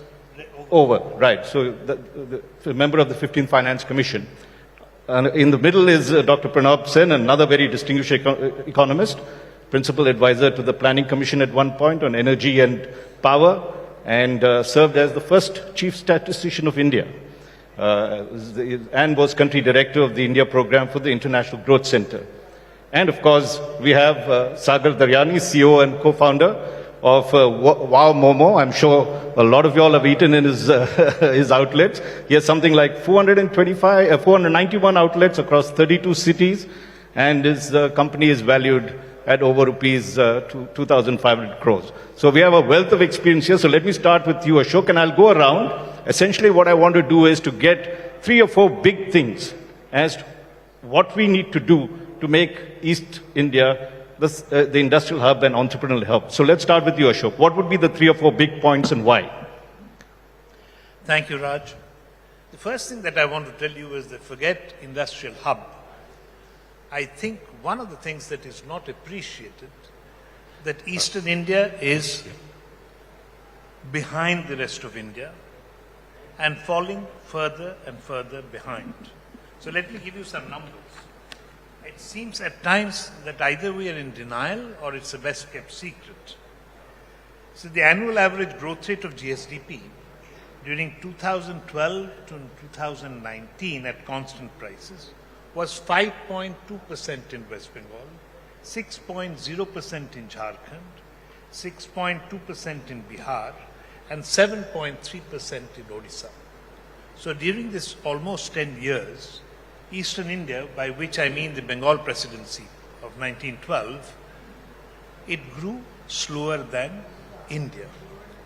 So now the question is, your thing about what do you do to become the industrial hub? The first question is that Eastern India must run the course and catch up with the rest of India. It shouldn't fall further behind. But I have evaded your question. what to do. First is that if you look at the country, Eastern India, because of several reasons. Your mic. Several reasons, is the most densely populated area in India. I think it's around 650 odd compared to 384 in India. So first thing, again, we cannot but industrialize. Unless we industrialize, there is no way we can do a good job in economic development. And for industrialization, I will not take more time. My point is, there is an infrastructural deficit which was recognized as long back as in 1990, when the left front government at long last realized that it has to do something, and it appointed an international consultant who said that infrastructure needs improvement. And I will rest my case by just saying that many of you must have traveled from Mumbai to Ahmedabad, or Delhi to Agra, or Delhi to Jaipur. Just take a ride from Kolkata to Siliguri, some 540 odd kilometers. If you can make it in less than 16 hours, I'll give you 10,000 rupees as a reward. Thank you. Well, it's an open offer. 10,000 rupees for that. But Dr. Amit Mitra will sort of dispute some of the statistics that you threw. I was speaking to him this morning. He's in Los Angeles, talking about how West Bengal has grown. And he contests your figures in the sense, he said this morning that West Bengal was growing at the current prices, what you quoted, at 12%, much higher than the growth rate that is. Okay, all right. All right. And the other thing he talked about was that in the last couple of years, West Bengal government has made rapid strides to industrialize in particular areas. And he pointed to the Silicon City, the new town or whatever that's called at the moment, where a lot of big industry is coming. He talked of leather, it becoming a hub of leather, and also the deep port that is coming up in Tajpur. So is that the right spelling? Tajpur, yes. So there is development. So Pranab, how would you see, what would be the three things? I know that chief statistician, you can dispute all these figures, but what would you lay emphasis on? Raj, let me be very clear on one thing, which is that quite often the way we look at development is colored by our perceptions about the rest of the world. And when we talk about industrialization, we're usually talking about large industries catering to a national market. Now, that's not necessarily the only model that can or should be followed. And one of the things, as a chief statistician, I'm making this very clear. While we have very good data on organized sector, whether it is industry or services, our database on the unorganized sector is exceedingly poor. But whatever little information that we do have tends to suggest that the development pattern that we are seeing in the East, and this, by the way, includes not only the states that Ashok talked about, but includes Assam as well, has been really small industrialization catering to local markets. Now, if you put it that way, there is a natural restriction on how large these industries or these service entities can grow. And the only way to expand, the only way to make your presence felt at the national level is to be able to address larger and larger markets over time. Which means we have to think about integration. Now, if you think about the way you have phrased this particular session, you've talked about Eastern India and the need to integrate Eastern India. Right. That's not good enough. Mm-hmm. It certainly is an important starting point because, again, if you look at the history of development, it rests on two pillars. The first pillar is trade happens between countries or communities which have similar consumption patterns. The second is for that to benefit everybody, there must be differences in production structures. Well, now what has happened all over East India is the consumption patterns are roughly similar. However, the production patterns are roughly similar as well. So we are competing for the same markets over and over and over again. Right. We need to break out of that. So now the question really comes, we've talked about infrastructure, and infrastructure really is the starting point of any of these discussions, because what infrastructure does is it widens the market that's available to you. The point is what kind of infrastructure and infrastructure connecting who to whom. That's the question we don't seem to ask. So again, if you look at what has happened historically in India, national connectivity has improved by leaps and bounds over the last 30 years.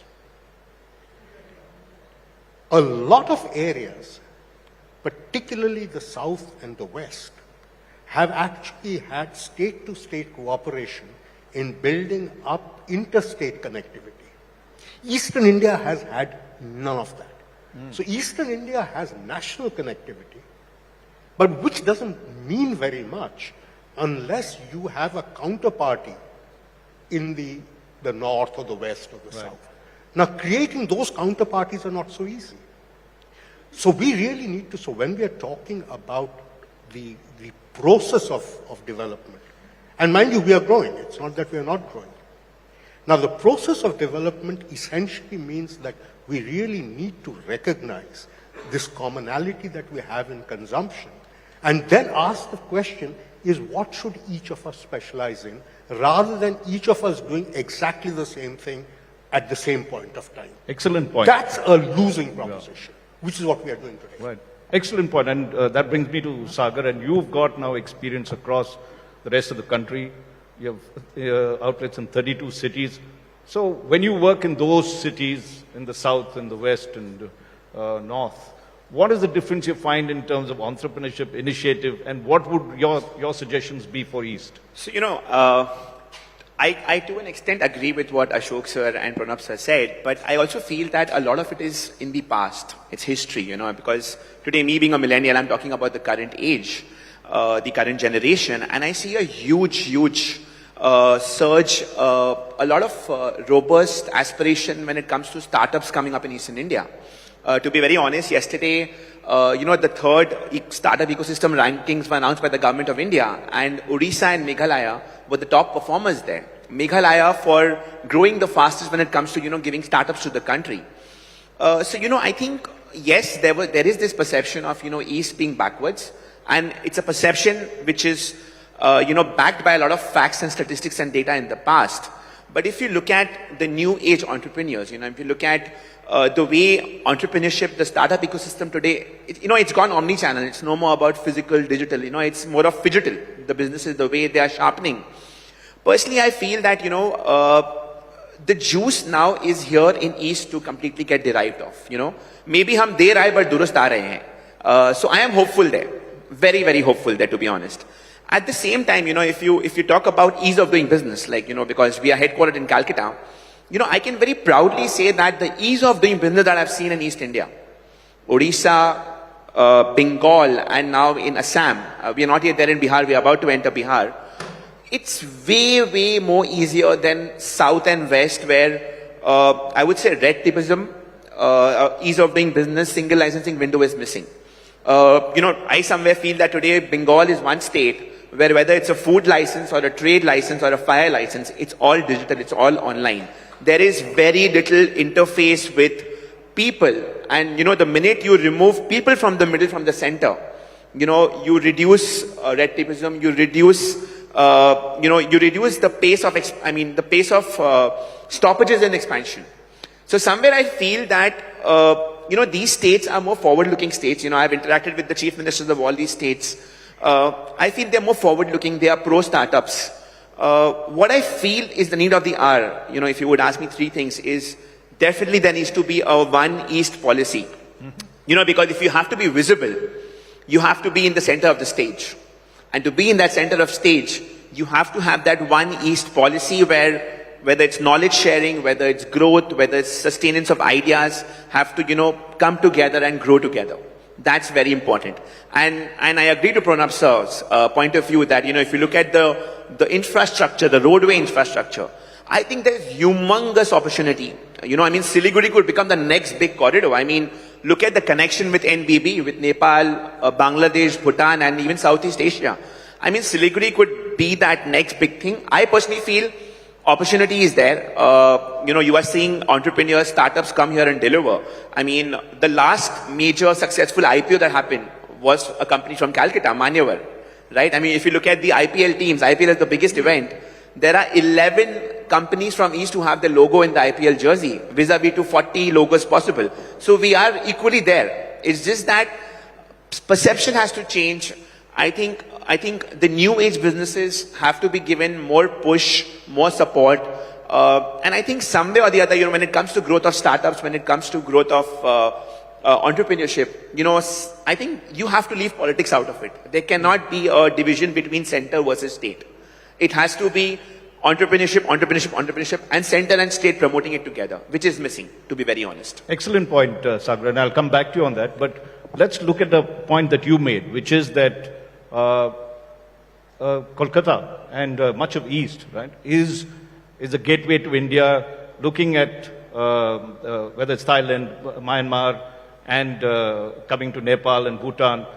Why isn't it not the hub of exports? You've seen Bangladesh, textile exports have been enormous. And, the sister or the partition sister is not doing as well as that. So, Ashok, let's come to that. What does the state or the East need to do to boost exports? I think the total exports of all these states put together is hardly 8%, whereas a state like Maharashtra is 20%, Gujarat is 20%. Why has that happened? Raj, allow me to first address a couple of points that have come up before I come to exports. The first thing is, I always get very excited by what Sagar said, is that now things are different. We have changed.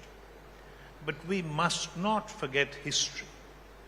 Don't forget that recently, in terms of per capita income, Can hold it like Bihar is the poorest of all states. Jharkhand is the third poorest. West Bengal and Odisha are 10th and 11th. I must accept that in the east, the sun is rising in Odisha. Odisha has done the best of all these states. Now, the second point I want to come to is Pranab's. He's absolutely right that size, we shouldn't be obsessed about size. I believe size matters, but I'm not talking about whether it's large industry or small industry. You just talk about industry, then what we have seen in the East, again, except for maybe Odisha, definitely Odisha and Jharkhand perhaps, is deindustrialization. In the colonial period, we used to talk about deindustrialization. But after independence, what we have managed in Bengal is deindustrialization with a vengeance. Why do I say that?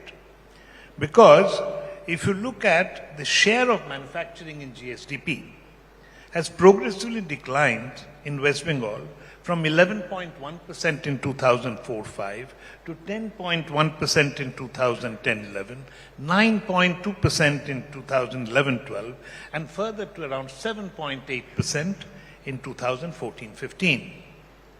So, deindustrialization is taking place. In fact, the share of manufacturing in GSDP in Eastern India, I suspect, I haven't done the calculation for Eastern India as such, will be much lower than the rest of India. And here you are talking about industrial hub. Now the question that you ask about exports, we cannot deny history. What happened? You draw a line all of a sudden in an economic space. You break up a natural economic space. Raw jute used to come from the east and jute used to be manufactured, processed in the west. You break it up and you disrupt. Now, exports. I will talk about my personal experience now that I'm an MLA, as they say, Bidhayak. I do travel to various areas and I have been to both Benapole, Petropole and Hilli. Now, Hilli was a prosperous border town, a town, not on Bangladesh and India border, where If you can just tilt it like this. where there used to be prosperous trade. Now you go there, the rhetoric is very high, but whether you go to Fulbari, you go to Krishnanagar, Radhanagar, you go to Benapole, Petropole, there is mysterious long queue of trucks. And I don't know, but reportedly, speed money has to be given to facilitate border trade. I can't tell you because I have no evidence. But Ashok, now you're playing politics as well. No, but this is, I'm saying, this is not new. This is old. Right. And here, the point is that this trade, now when you have this kind of a thing, think of the truck rental. You rent a truck and keep it stationary for a day, you have to pay money. So how much cost goes up? And all the speed money that is being paid, including for overloading, this acts like a tax. The problem with corruption is that it acts like a tax. It increases the cost of trading, and that's the reason it's not happening. And I'm very fond of saying that we are unfortunate that the sun rose in the east. It started from Japan, and it kept, the beams started coming, but it somehow stopped in Thailand. In Myanmar and Bangladesh, it didn't come. So it's very unfortunate that we haven't been able to benefit from the East Asian miracle. But I don't think that it's never going to happen. That's not true. Der hai, magar durust hai. Hoga zarur. The question is when. Well, let's ask Pranab on this. Well, Can I ask you to address a issue? I mean, in terms of center and state relations. Now, you've served at the center. You've looked at planning commission plans and everything else. What do you think needs to be done? Is government important?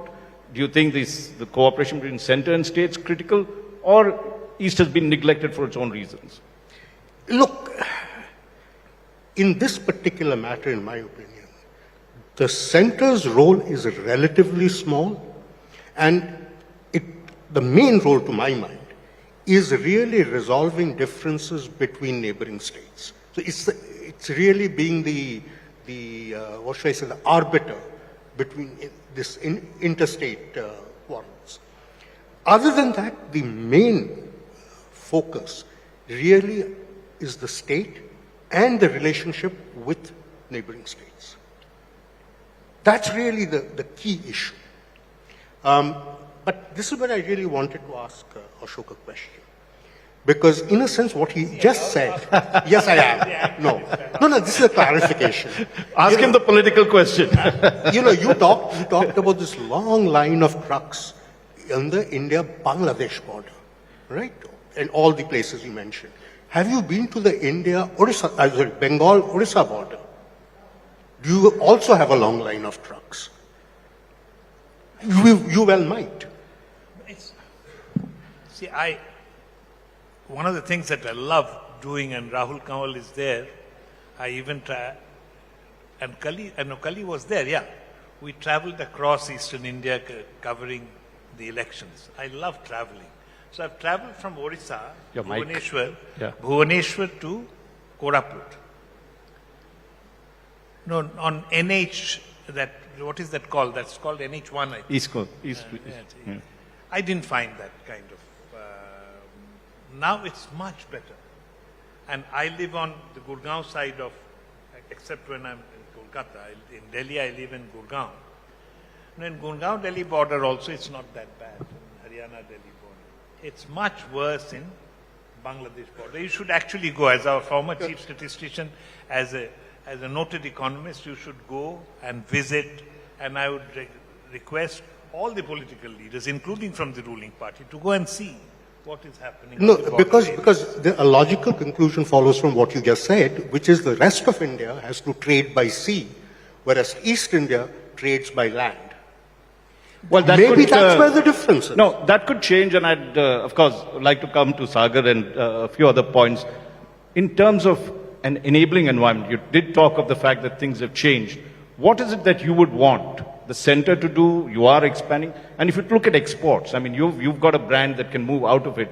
What are the kind of enabling things that you'd want to do?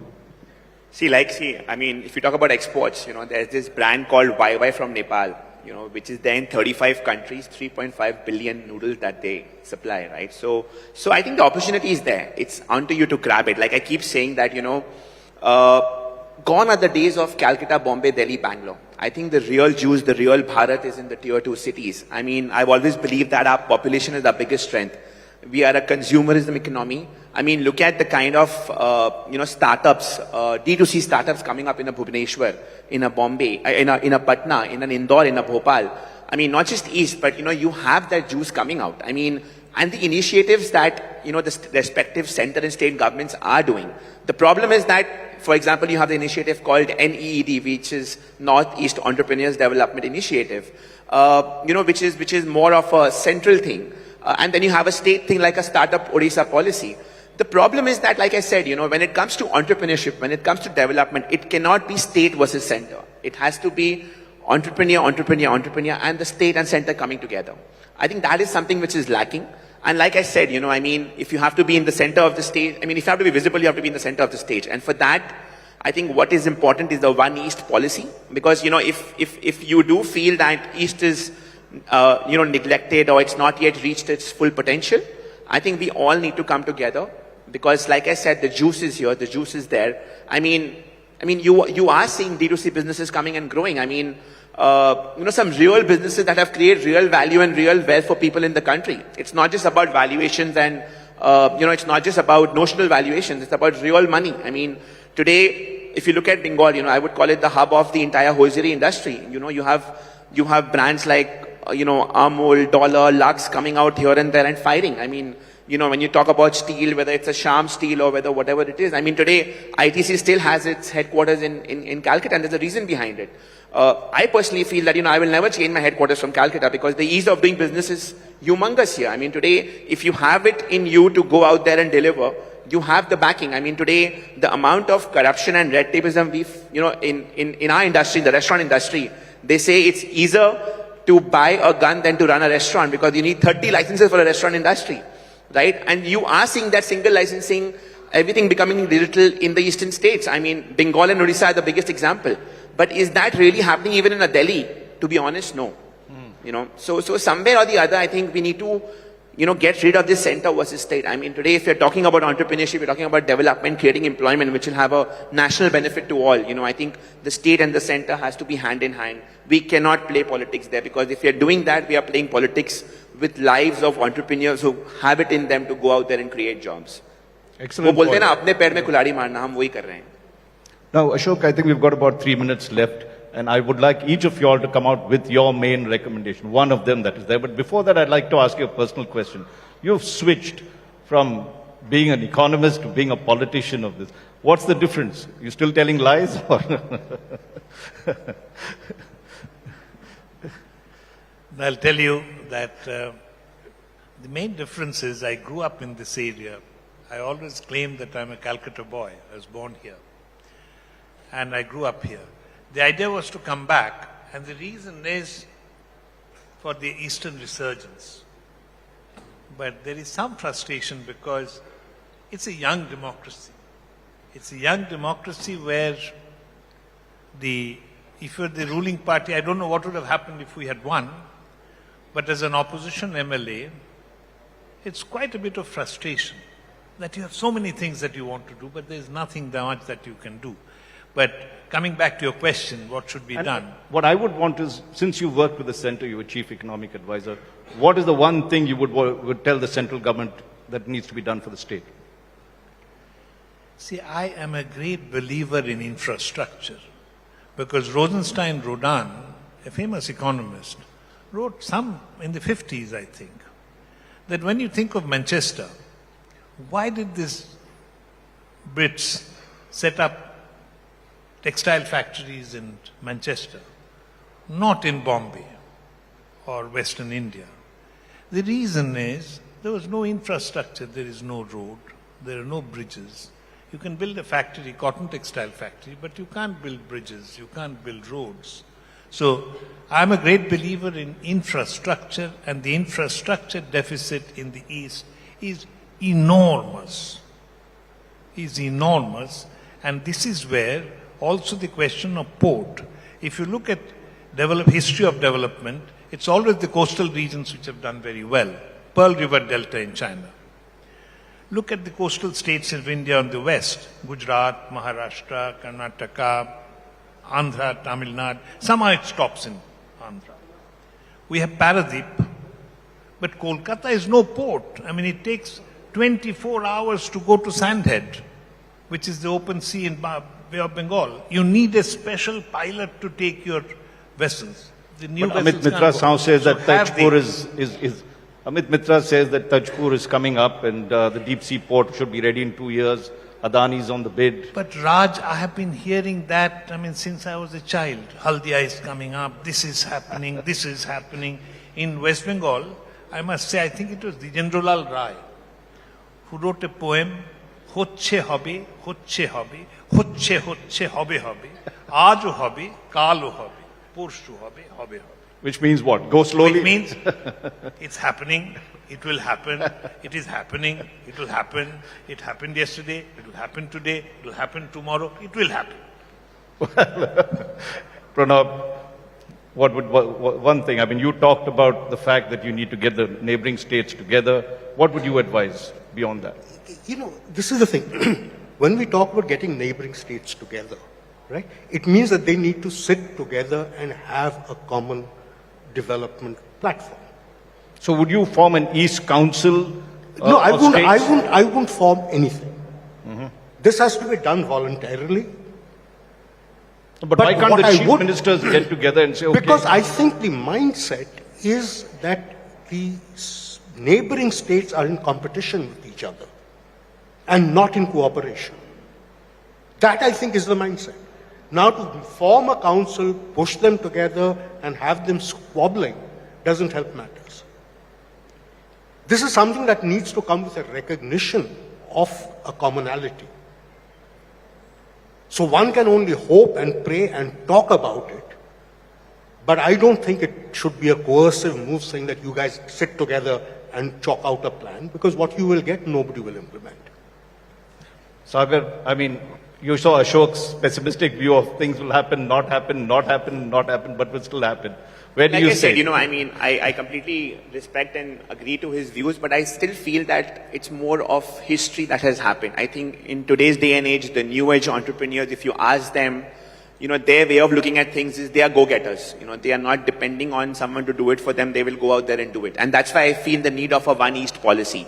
And personally, if you ask me, and I'm being vocal about it, get young entrepreneurs to be a part of that policy. You cannot have a one-way communication. There has to be two-way communication. And somewhere I feel that is lacking. There's, and not just in East, it's lacking across the country, where I feel there is no two-way hearing to entrepreneurs. The real, it's very easy to do and speak and run a business in Excel and create policies, but the real action happens in the groundwork. So I think, create that policy, make youngsters a part of it. And I again put emphasis on that Siliguri corridor. You have to give impetus to the Siliguri corridor. You have to have infrastructure. Like Ashok said, You're going to take that 10,000 rupee bet that we had? Have that Siliguri corridor and open it up to, Southeast and NBB. Nepal, Bhutan, Bangladesh and Southeast. That's it, what he requires, Southeast Asian countries. So give me one slogan. He gave us what the past was. What would you say would the present slogan be? I think the present slogan should be कि देर आए दुरुस्त आए but आ रहे हैं और आके करके आगे बढ़ेंगे. It's करके दिखाएंगे. Walk the talk. We need to walk the talk. I think वो शायद पहले नहीं हो रहा था, but now you are seeing people, coming out there and delivering. So I think, like I said, Meghalaya, yesterday startup rankings, Meghalaya is giving the maximum number of startups to the country. And it's a central government of India data statistic. Well, that's a good way to end. Walk the talk. Ashok, you want to come? Yeah, No. I forgot to tell you one thing. There's some Now you're becoming a politician. You're not stopping. No, low-hanging fruits. Right. I think low-hanging fruits are connect. I think there are 5 or 6 border crossing points between Bangladesh and India have the railway lines up to the last border point so that bulk cargo can be taken there. So in this, I'm being a politician, it's in my constituency, Hilli-Balurghat connection must be given. And the next is Hilli-Tura corridor, which connects the peninsular India with Meghalaya, Tura. It's only 100 kilometers, and it can connect the northeastern part of the country to the rest of us very easily. And it's a win-win for Bangladesh also, because they will get a bridge. And we should have the Hilli-Tura corridor. That's also near your constituency, or no? Raj, you have a suspicious mind. I mean, whenever I give you a good suggestion, you ask me what is that in it for me. Well, no, you're playing good politics these days, apart from economics. But thank you very much, gentlemen, for this. And let's give them a warm round of applause. Thank you. Thank you. Us to stay on stage, please. I'd request Mr. Diganto Bara, Commissioner and Secretary to the Government of Assam, to come up on stage and give our token of appreciation to our speakers.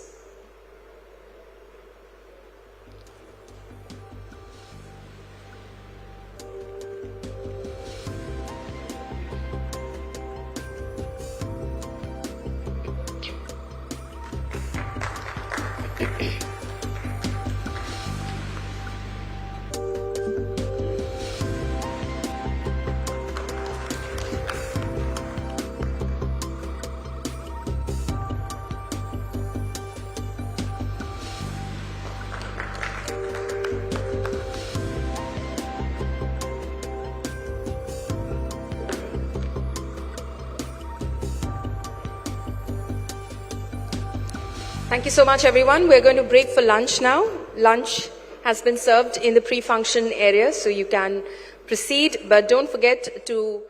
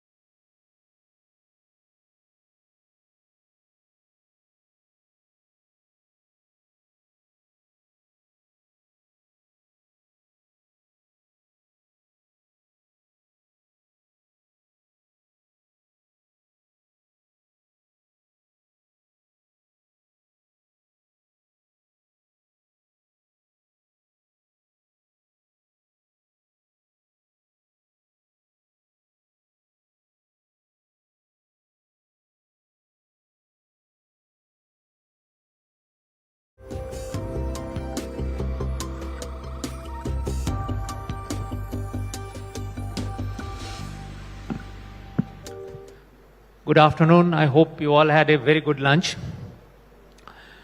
When we talk about chief ministers, we have a particular perception about chief ministers, especially from the big states of India. But when it comes to northeastern chief ministers, they not only look different, they behave very differently. Because I remember when I first met Conrad Sangma, Meghalaya chief minister, who is a guest in this session, he was wearing a sling bag, a denim pant, and a t-shirt. So it was quite a pleasant surprise to find a politician like that, and he profusely apologized to me for around 10 minutes because he was late. With that note, that personal note, I would like to welcome Conrad Sangma, Honorable Chief Minister of Meghalaya, to the stage.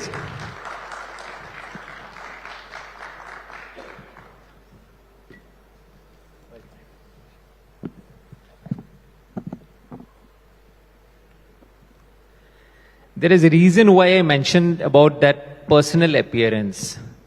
Because Mr. Sangma, these days questions have been raised about your body language. People are very unhappy with your body language. You are very submissive, I'm told. We are told, rather. And especially in front of Prime Minister Narendra Modi. What's the issue? No, I think depends on how one looks at it. But of course, the respect is always there. I've always very strongly believed that there is a special focus on the Northeast in the last many years, especially in the NDA government. So I personally feel that the kind of interest, focus, and the investments that have been made in the last many years has not been done in the past. And so therefore, I do look at it and see a sense of respect in the whole process. If you would like to see it as being submissive, that's a different issue. But I look at it more as respect. I don't see it that way. TMC leader Abhishek Banerjee said that in Meghalaya. How do you react to that? I've always maintained, even yesterday, in fact, before I came here, I had a cabinet meeting and some people asked me about some comments made by certain leaders. And I told them that if you are looking for comments for me, then please ask somebody else. I'm here to do work, and I really don't, really bother too much about comments being made. I think it's important that as a leader also and as an individual, one should be able to come out of the noise in today's world, focus on what's important, focus on the targets that you have, and move forward. But are you not, many people say that you are very submissive to Prime Minister Modi and also to the Assam CM. Because many say that your political career is dependent on BJP. How do you react to that? And this is a criticism by many opposition leaders. Yeah, I mean, as I said, I'm open to I'm open to any kind of criticism that anybody may have. Number one, I think it's very clear. I would like to make it very clear that our political base and the way the party has been growing in the past many years is something that I'm sure that you are aware of. The National People's Party has been a party which is my party, and I'm a president of that, has been a political party which has started off with just 1-2 MLAs, and today we are a national party. So when it comes to politics and our identity, we have never shied away from standing up for our own cause and our political space. That's number one. Number two, in the context of the politics that happens in our nation, yes, there are friends that you need to make. You have to work with a team. And in this current scenario, we are working with the BJP and the NDA, and there's nothing to hide about that. So therefore, working with them does not mean that we compensate or we in any way compromise, on the identity and on the different kind of values and stands that we may have. You took a certain stand against CA also, but of course you got Meghalaya exempted from CA. But when it came to recently the transportation of cows, it created a lot of problem in your state, but you couldn't probably resolve it, though you have a very great equation with the Assam CM, Dr. Himanta Biswa Sarma. Yeah, so basically there are different issues, and it's not always that we agree on every issue, and that's why we have our own stand and our own political party. When it came to the CAA, it is after the stand that we took along with other regional leaders that the BJP went back to the drawing board, came out with amendments in it, and made adjustments to adjust for many of the states in the Northeast.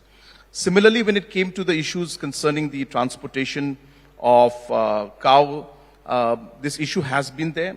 And even as we speak, our officials and our departments, they are on continuous dialogue to ensure that the smooth transition for the needs and requirements of Meghalaya state are not affected. And the Assam CM has made that also very clear. So is it perfect? Yeah, it's not perfect. But I think what is important is that there is a continuous effort to come out of all the issues that are there and resolve those issues so that we can, we can solve the problems that we face. So the relationship is not perfect, you are saying, that BJP-NPP relationship? I think nothing is, as we call it, nothing is stable as we look at it. I think I'm always of the firm belief that in politics, it is the balance that's important. Stability will never be there. So therefore, even in issues and concerns that we have, we will never see 100% eye to eye. So are there complications? Absolutely they are. And do we stand when we have to? We do. But yes, with the option and with the outlook that we should try and resolve as many of the problems as possible. And sometimes we can't. But that's the nature of coalition. I'm curious about your relationship with BJP because in Meghalaya you are running a government supported by the BJP. You often talk about your excellent relationship with BJP leaders. But in Manipur, you have snapped the tie with the BJP and you actually contested on your own in Manipur. In Arunachal also you are trying to penetrate. Assam also you are trying to penetrate. Of course, you probably see yourself as the pan-Northeast party. But how do you manage these contradictions? I mean, at the same time you are in coalition with the BJP and in places you are contesting against BJP. So how do you manage these contradictions and how BJP reacts to these contradictions? So basically, you have just clarified everything that you asked me in the past 10 minutes of my relationship with the BJP. It's a very curious relationship. Yeah, I think you have clarified the entire scenario for everybody in the question that you asked. And I've been maintaining it from day one, that we are always clear that we will maintain our identity. We will not compromise on the different stands that we have. And that's the reason why I am always very clear that when it comes to contesting elections, we contest on our own, in our own terms, because that's what we go to the people with. That if you vote for the NPP, then this is what we believe. But if they don't give us the mandate, then obviously the political discussions start. And therefore, Manipur is a great example. We were in coalition with them. In the last election in 2017, we fought on our own, in spite of a large, I should say, problems and challenges we faced from the BJP. Similarly, in 2022 also, we went ahead and we decided to contest on our own. And we fought the BJP, and in fact, we came out as the second largest party in Manipur. And we will continue to fight in other states, whether it is in Nagaland, Tripura, Meghalaya, even Arunachal Pradesh. So I'm very clear on that. But then, as I said, when it comes to formation of the government and trying to work towards the people's mandate, we realize that if the numbers are not there, then we need to discuss and find friends and partners with whom we can work. And I've been very clear that we have always, since our late leader, Shri P.S. Sangma's time, we have been working with the NDA and we continue. But as I said, so therefore, we don't compromise on our identity. But how does BJP react to this, your contradictions? Well, sometimes they're not happy about it.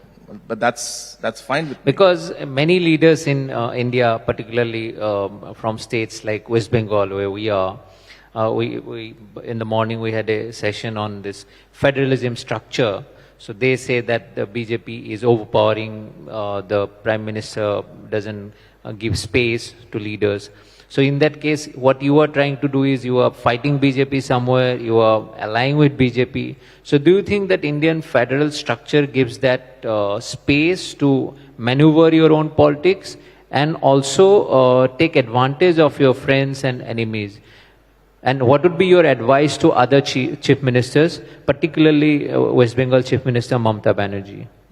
Okay, there are a lot of questions in that. But to start off, I think in the entire democratic and the federal structure of the country, obviously the diversity that we have clearly has a space and a room for different political mindsets and different ideologies to be there.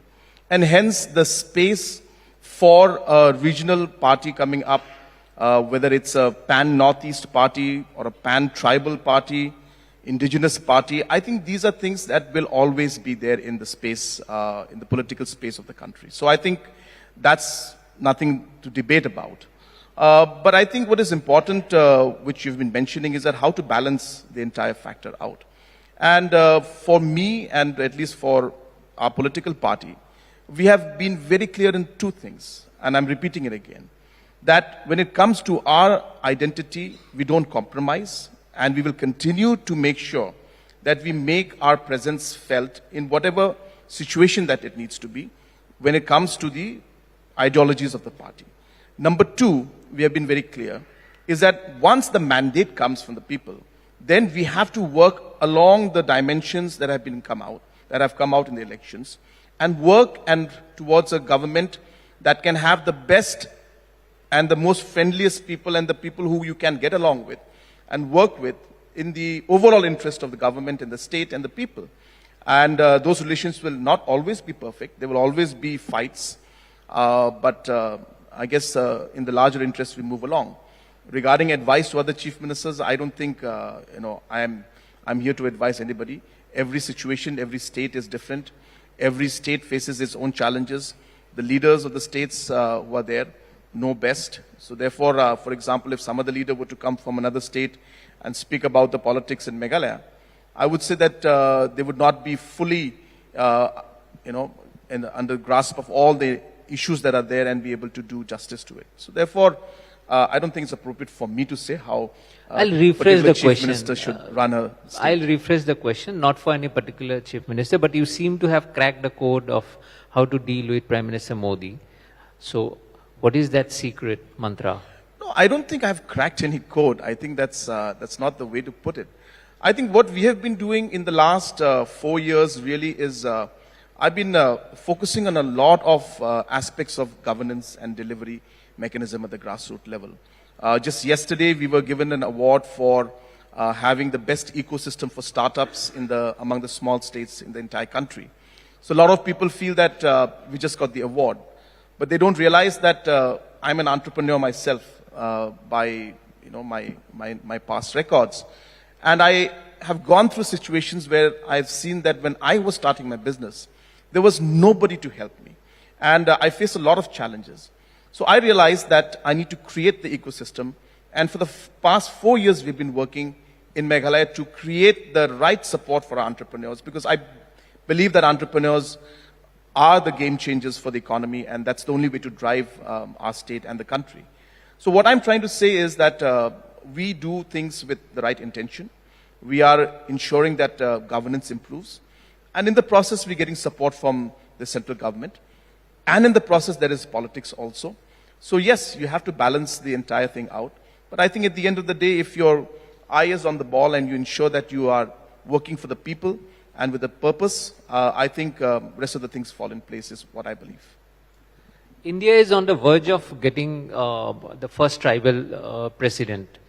And your father, late P.A. Sangmaji, he was also a contestant for the presidential post, and probably he was the first tribal candidate for the post of the Indian president. My question is, selecting a tribal as a candidate, it's also a symbolic gesture. Do you think the government, and irrespective of this particular government, but subsequent governments, have they done enough for the tribals across the country, because you represent a tribal state? Or are these symbolic steps important, or it is more important to do groundwork for the tribals? Well, I would first of all say that both are important.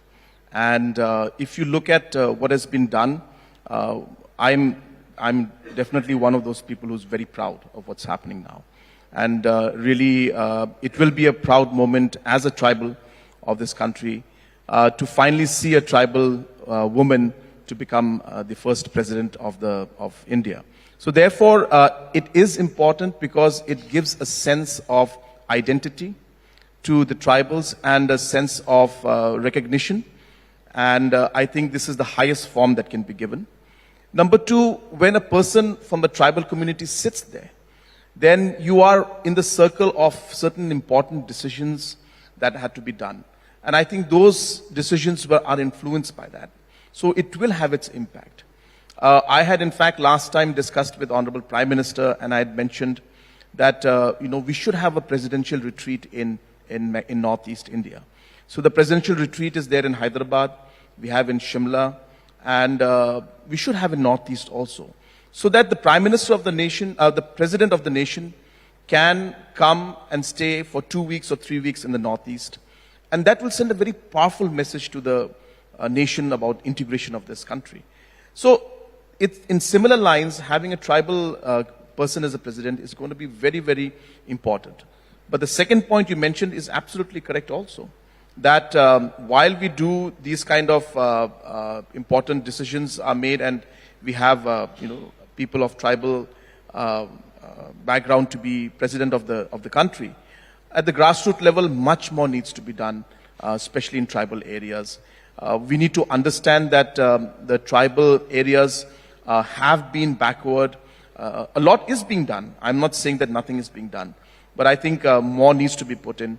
And apart from obviously these kind of important gestures and important positions that the tribal people will hold, I think ultimate way to bring up the tribal economy and the tribal people is to ensure that the economic development takes place at the grassroots level. As you said, that gesture of even the constructing that presidential retreat in Northeast will certainly send some very good, powerful message.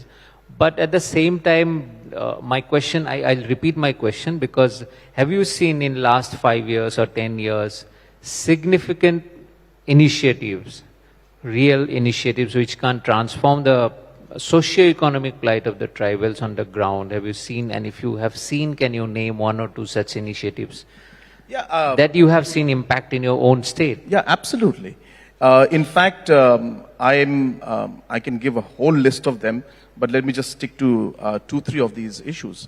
Now, when we took over the government in 2018, there were many programs that were being run by the government of India.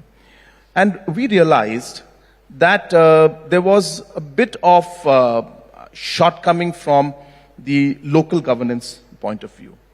And I'm happy to inform you that all the same schemes that were running, where Meghalaya was ranking at number 23, number 24, number 25 in the country, in matter of 3-4 years today, we have tripled, the amount of budget allocation that has come into those same schemes, and today we are one of the top performing in the country.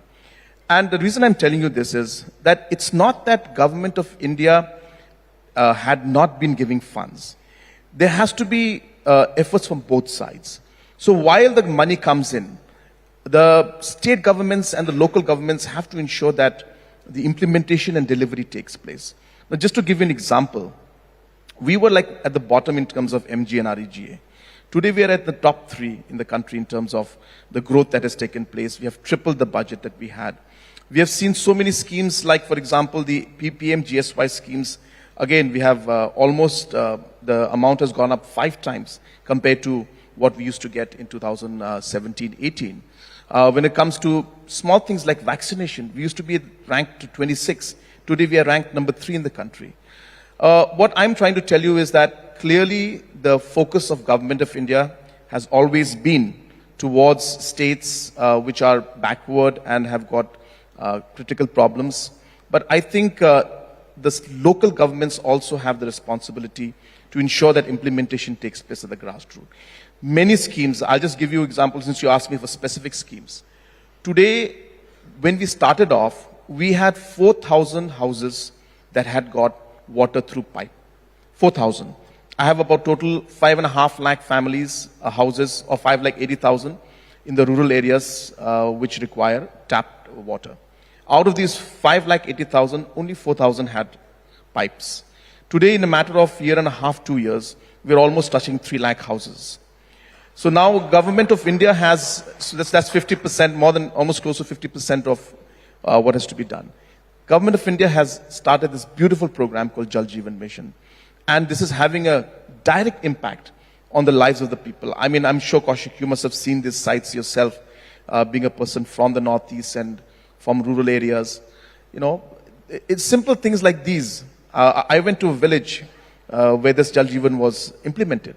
And, you know, I couldn't help but I saw the woman and I asked her, and she had tears in her eyes because she was mentioning about how she had to walk for 3, 4, 5 hours to get water up the hill. And today the water comes to their house. So it might look like a very small thing for city, but the impact it had as a rural levels is huge. So like that, there are many examples, but I think I can see the clock ticking. So I will not, and I saw your eyes go on the clock also. So I'll cut short my answer. Development has also come at a cost, because we are seeing now in the Northeast, especially in the context of Northeast, we are seeing cloudburst, unusual rainfalls, floods that we had never seen earlier, and question mark are being raised about railway stations, railway projects. So how do you balance, as the Chief Minister of one of the most significant states, how do you balance this development and also protecting the ecology, the sensitive ecology of Northeast?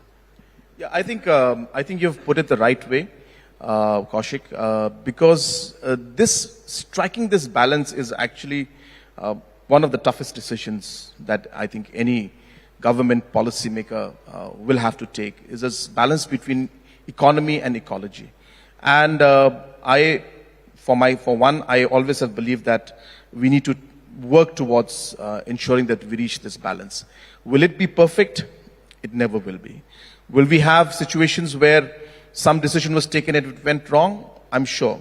More than 60-70% of the time that could happen. Now the accidents that happened in my state or in Manipur because of development work that came in can be seen from different angles. Now so does that mean we stop development? Absolutely not. But I think some of these situations are unpredictable. We can't say. I can tell you that in the last 60-70 years, we have not seen the kind of rain and the cloud burst and the kind of intensity of the rain that took place in a matter of 3 hours. We saw one of the biggest rivers in our state in Meghalaya go up by 50 feet in 3 hours.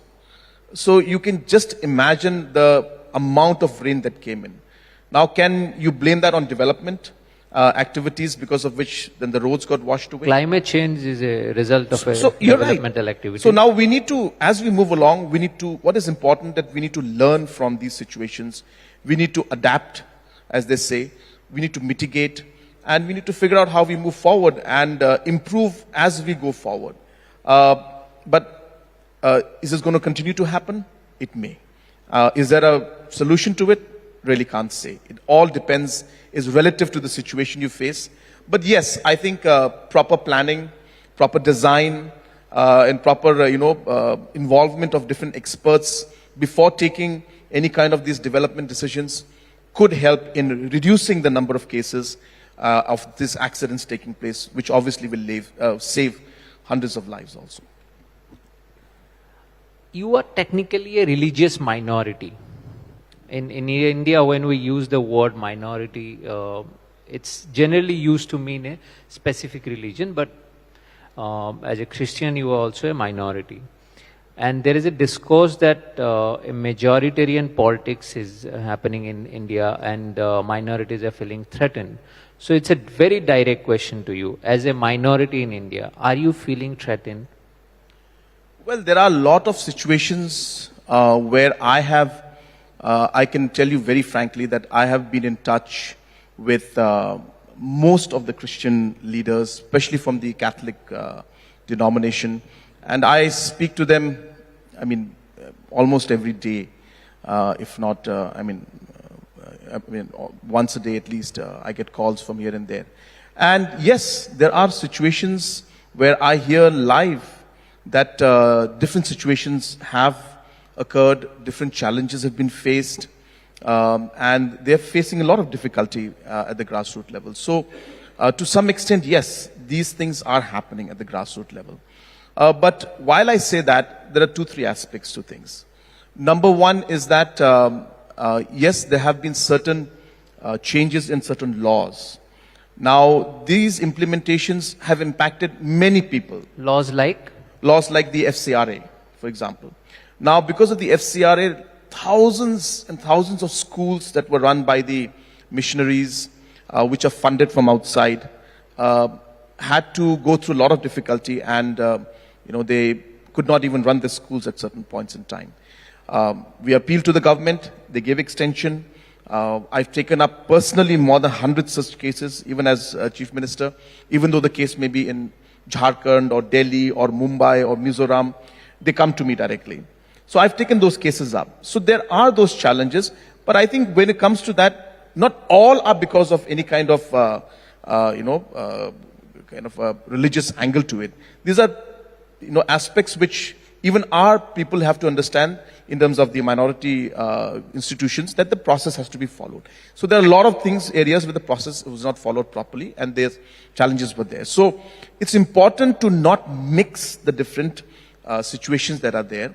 But having said that, the entire situation in the country, there are fringe elements, there are situations that are happening. Is it happening at a national level through a policy? That's something that is debatable. I don't think I'll be able to come here and say that it's a national policy. But the situation, the political situation in the country, and the different kind of political outcomes that are coming out, is leading to these elements becoming more aggressive.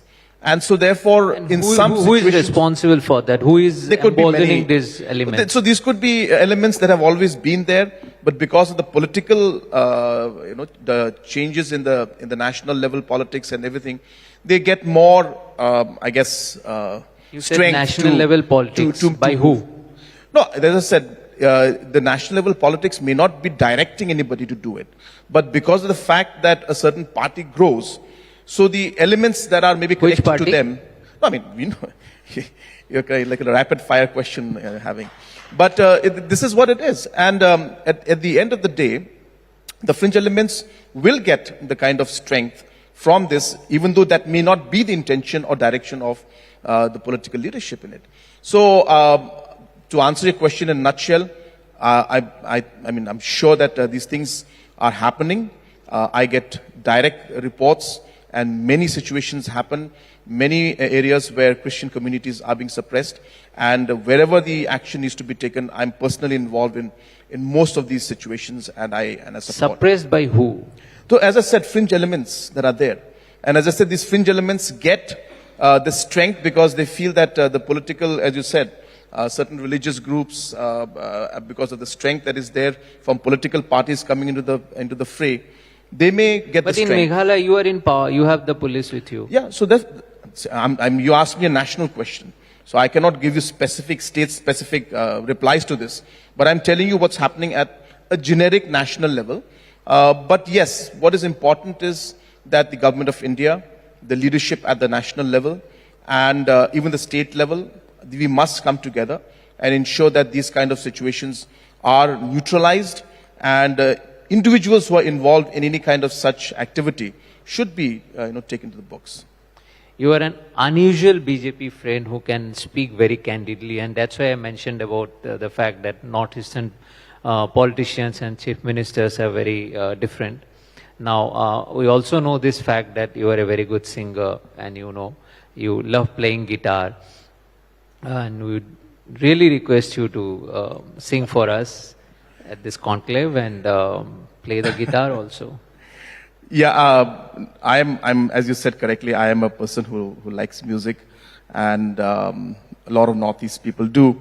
And you know it better also that I would not normally say no, especially when a friend like you asks me to sing, and in an occasion like this. But it's just that a lot of things have happened back home. and so much of flood and so much of misery and damages, and people are suffering in my state and in Assam and in Manipur. And I just feel this may not be an occasion to be singing and celebrating. So on the contrary, I would ask all of you to pray for the people who are being affected by the flood. This is a lot of people are suffering right now. And though your request is very genuine, it would have been another day, I would have definitely said yes to it. But I just feel that when people are suffering, I don't feel appropriate singing out here today. So I respect your sentiment, Honorable Chief Minister.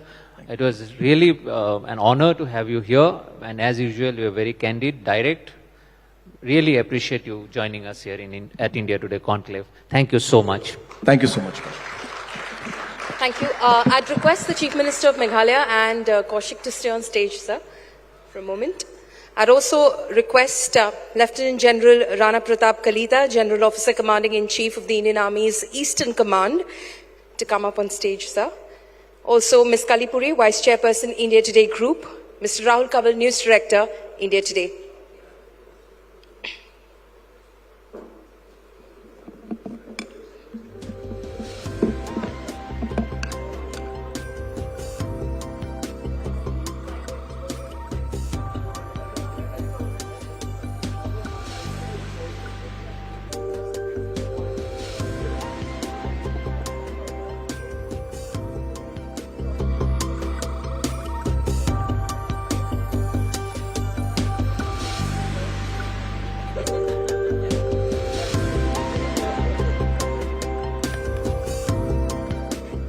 Hi, good evening everyone.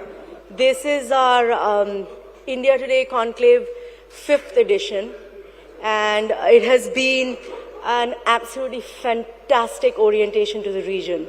Thank you. I mean, it's basically because of the audience and the people that we have here. And it's made us realize that this area is just so rich and so diverse. It's almost impossible for us to showcase all its talents and its issues in just 2 days. I've just also recently learned that it's an area of our country that's surrounded by 5 other countries. So strategically, it's a really important space for us as well. These 8 states, known as the Northeast, and if I may borrow from the Prime Minister as Ashta Lakshmi, I think deserves more of a spotlight. So with that in mind, today I'm very proud to launch our latest and newest venture focused on the Northeast, called India Today Northeast. We will be looking at this region with this new venture. It will be based out of the Northeast, and I hope that with it we'll be able to showcase the area better, as well as, I think to a certain extent, correct some of the misnomers that exist about the region and its very beautiful people. I will request my special chief guests here to help me launch our latest brand, India Today Northeast, today. Thank you. Thank you, Ms. Puri. I'd request the Chief Minister of Meghalaya, Mr. Sangma, and Lieutenant General Kalita to press the button and launch India Today Northeast, please.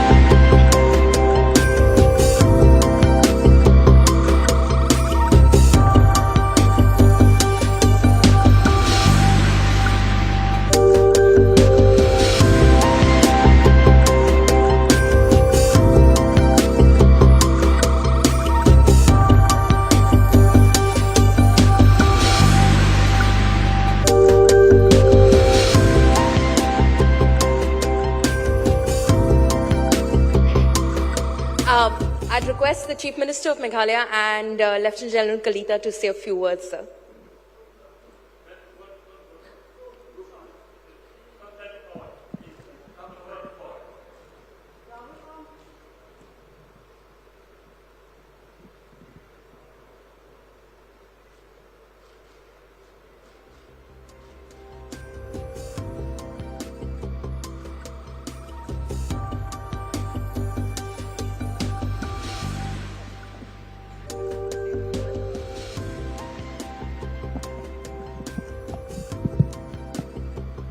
I would like to congratulate India Today on this really, I should say, important and much needed intervention that has been given. I am a person who has been associated or whatever connected and traveled throughout the Northeast. And I can tell you the kind of things that are happening, the kind of stories that are there. Sadly, only the tip of the iceberg comes out. And you always see only the news that, the bad side and stuff that is really only the tip of the iceberg, as I mentioned. So I think it's so important that the real stories about the lives of the people there, whether it's sports, whether it's different aspects of the talent, I think there's so much to capture. And therefore, when I heard that India Today is going to be coming in and doing this, I was very excited. And I was, telling everybody that this is a step in the right direction. We will finally have a national mainstream media house that is going to come in and give that importance to the Northeast in the way that India Today can do. And I think this will be an important factor because you will start to see the real Northeast, I should say. And, and I keep telling people that when it comes to Northeast India, there's so much that is there with the neighboring nations that are happening. People talk about Act East. I tell people, well, Act East is a very generic term because it is Act South when it comes to Meghalaya. It is Act West when it comes to Arunachal with Bhutan. And Meghalaya is Act South with Bangladesh, and so on and so forth. So what we don't realize is that we have branded the Northeast as one area, and we feel that it's just one same thing, but it's not. There's so much more to it. And therefore, I'm really one person who's very excited about this. And I firmly believe that a national media house coming in and giving this brand and giving this entire network, putting their entire backup and experience behind the Northeast network that they're going to start is going to have a massive impact in the lives of the people. So it's not just about news. It's really about giving the right news and giving the right picture and really changing the entire perception of the Northeast. And I'm sure that not only the other news, but even the positive sides will come out. So I wish India Today Northeast the very best, and it's really a great initiative, and we're very proud of what you're doing. Thank you so much. Good afternoon. I think the Honorable Chief Minister had said whatever was to be said about the requirement of such an initiative taken by the India Today group. I think, but being from the Northeast myself, as also commanding the Eastern Command of the Indian Army for last about 5 months now, I think it would be a step in right direction to showcase various events that are taking place in Northeast. The Honorable CM had mentioned about Act East policy. I would say to Act East, you have to go East. I think that's a correct step taken by you all. My compliments to the India Today group, and wish you all the best.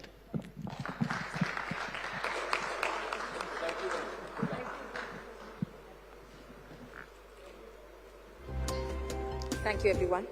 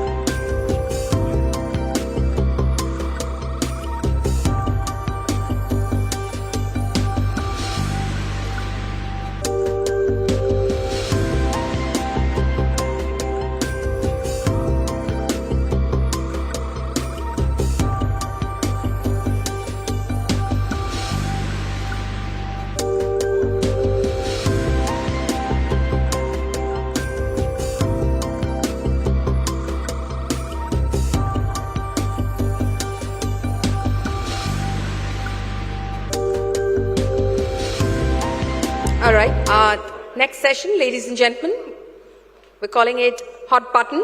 Agniveers on Agnipath, a reform required or a disaster in waiting.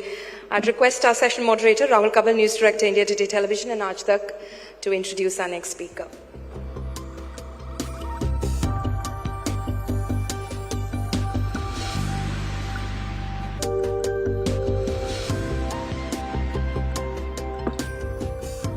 The last few weeks have seen protests across the country after the Ministry of Defense announced that there would be a scheme called Agnipath. It almost seems as if there is fire on the roads.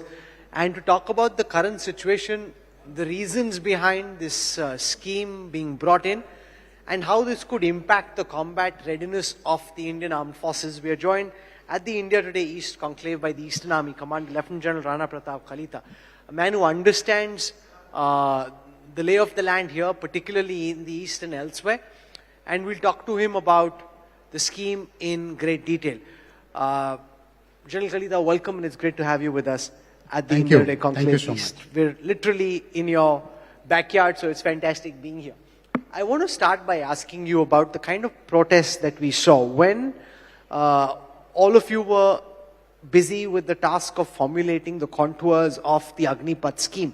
Did you at that time anticipate that there could be an adverse reaction of this nature and protest in so many parts of the country? Firstly, Rahul, thank you so much for giving me this opportunity of coming over here at the India Today Conclave East and presenting the views of the armed forces in this August forum. As far as your question is concerned, I think there was a lot of deliberations before this scheme was finally announced on 14th of June. And all the pros and cons were discussed and deliberated and wargamed, as we say in the army parlance. But what resulted in form of protest, some of them violent, was primarily, I would say, a law and order situation. There could be many reasons which could be ascribed to it. But primarily, I would like to say that it was because of misunderstanding or the not having a correct perspective of the scheme as such by the majority of the youth who had taken part in the protest at the initial stage. However, after initial 2-3 days, when the various facets of the scheme as such was explained to the environment, including the masses and the youth have started understanding that it's a good scheme which is going to be beneficial to all the youth of the country, the protests have started dying down. And you would be aware that recently the notification for the Army, Navy and Air Force has already been issued. And as within first 4 days for the Air Force, about 1 lakh people had registered for getting into the Agniveer scheme of the Air Force. As also recently it has come out that about 10,000 women have registered for Navy. So I think that things have, people have understood that it's a good scheme and they're coming around. The youth particularly are quite, seemingly quite interested in this scheme to come and join the forces. But one of the points for discord seems to be this perception that this is an attempt to reduce the strength of the armed forces, which in some ways it is, because if you see how technology is changing with so much drone warfare, which we saw in the battle between Armenia and Azerbaijan, we're seeing that now between Russia and Ukraine, there is nothing wrong with what the army is trying to do. You need a leaner, more agile, meaner, tech-friendly armed forces. And yet somehow in the communication, this aspect of making the armed forces more tech-friendly and reducing the strength of our standing army is not being highlighted, creating doubts about whether this is just an effort to reduce pension outlays. Yes, I'll take that question, because what you rightly said was with the infusion of technology, we need to change. Not only the armed forces, every organization has to change with times. And with growing development in technology, we need to restructure ourselves, including the armed forces, create new structures which can absorb the technology and move with times and be better prepared to fight a future battle. So that's the basic concept. However, this exercise which has been carried out, it's primarily a human resources management exercise which resulted into declaring of the Agnipath scheme. It is not, I would say, not an exercise basically aimed at reducing the pension budget. However, having said that, it is also a fact that this particular exercise is going to lead on to certain reduction in the revenue side of the Indian Army budget or the armed forces budget, which can then be gainfully, used for capability enhancement and more sort of technology infusion into the armed forces. So that is what we are looking at. It's not about economics primarily. It's an HR resources management exercise. But linked to this, in several parts of the country, particularly where we saw the protests in places like Bihar and elsewhere, is the reality that there is a whole ecosystem of young personnel who train very hard for a year, sometimes two, in the hope that they will join the armed forces, in the hope that once they are in the armed forces, their future is secure. That the idea was that we take care of the country for 15 years and the country takes care of us for the rest of our lives. That pact between the armed forces and these young boys and girls seems to be broken. No, you see, that concept of joining the forces for stability in life, that has been in existence throughout. However, we need to change with time, and as you had rightly mentioned, that we need to, review the force structure with the technology development that is taking place all over the world. If you look at the scheme per se, even after 4 years of an Agniveer being in the force, he has got number of opportunities. Firstly, once he finishes his terms of engagement of 4 years, you get a disciplined, well-motivated and skilled person who is churned out back into the society. And he has got various options. When you see the package that is being given, that's called the 780 package, which gives him certain financial stability so that he can start his own entrepreneur project with that fund.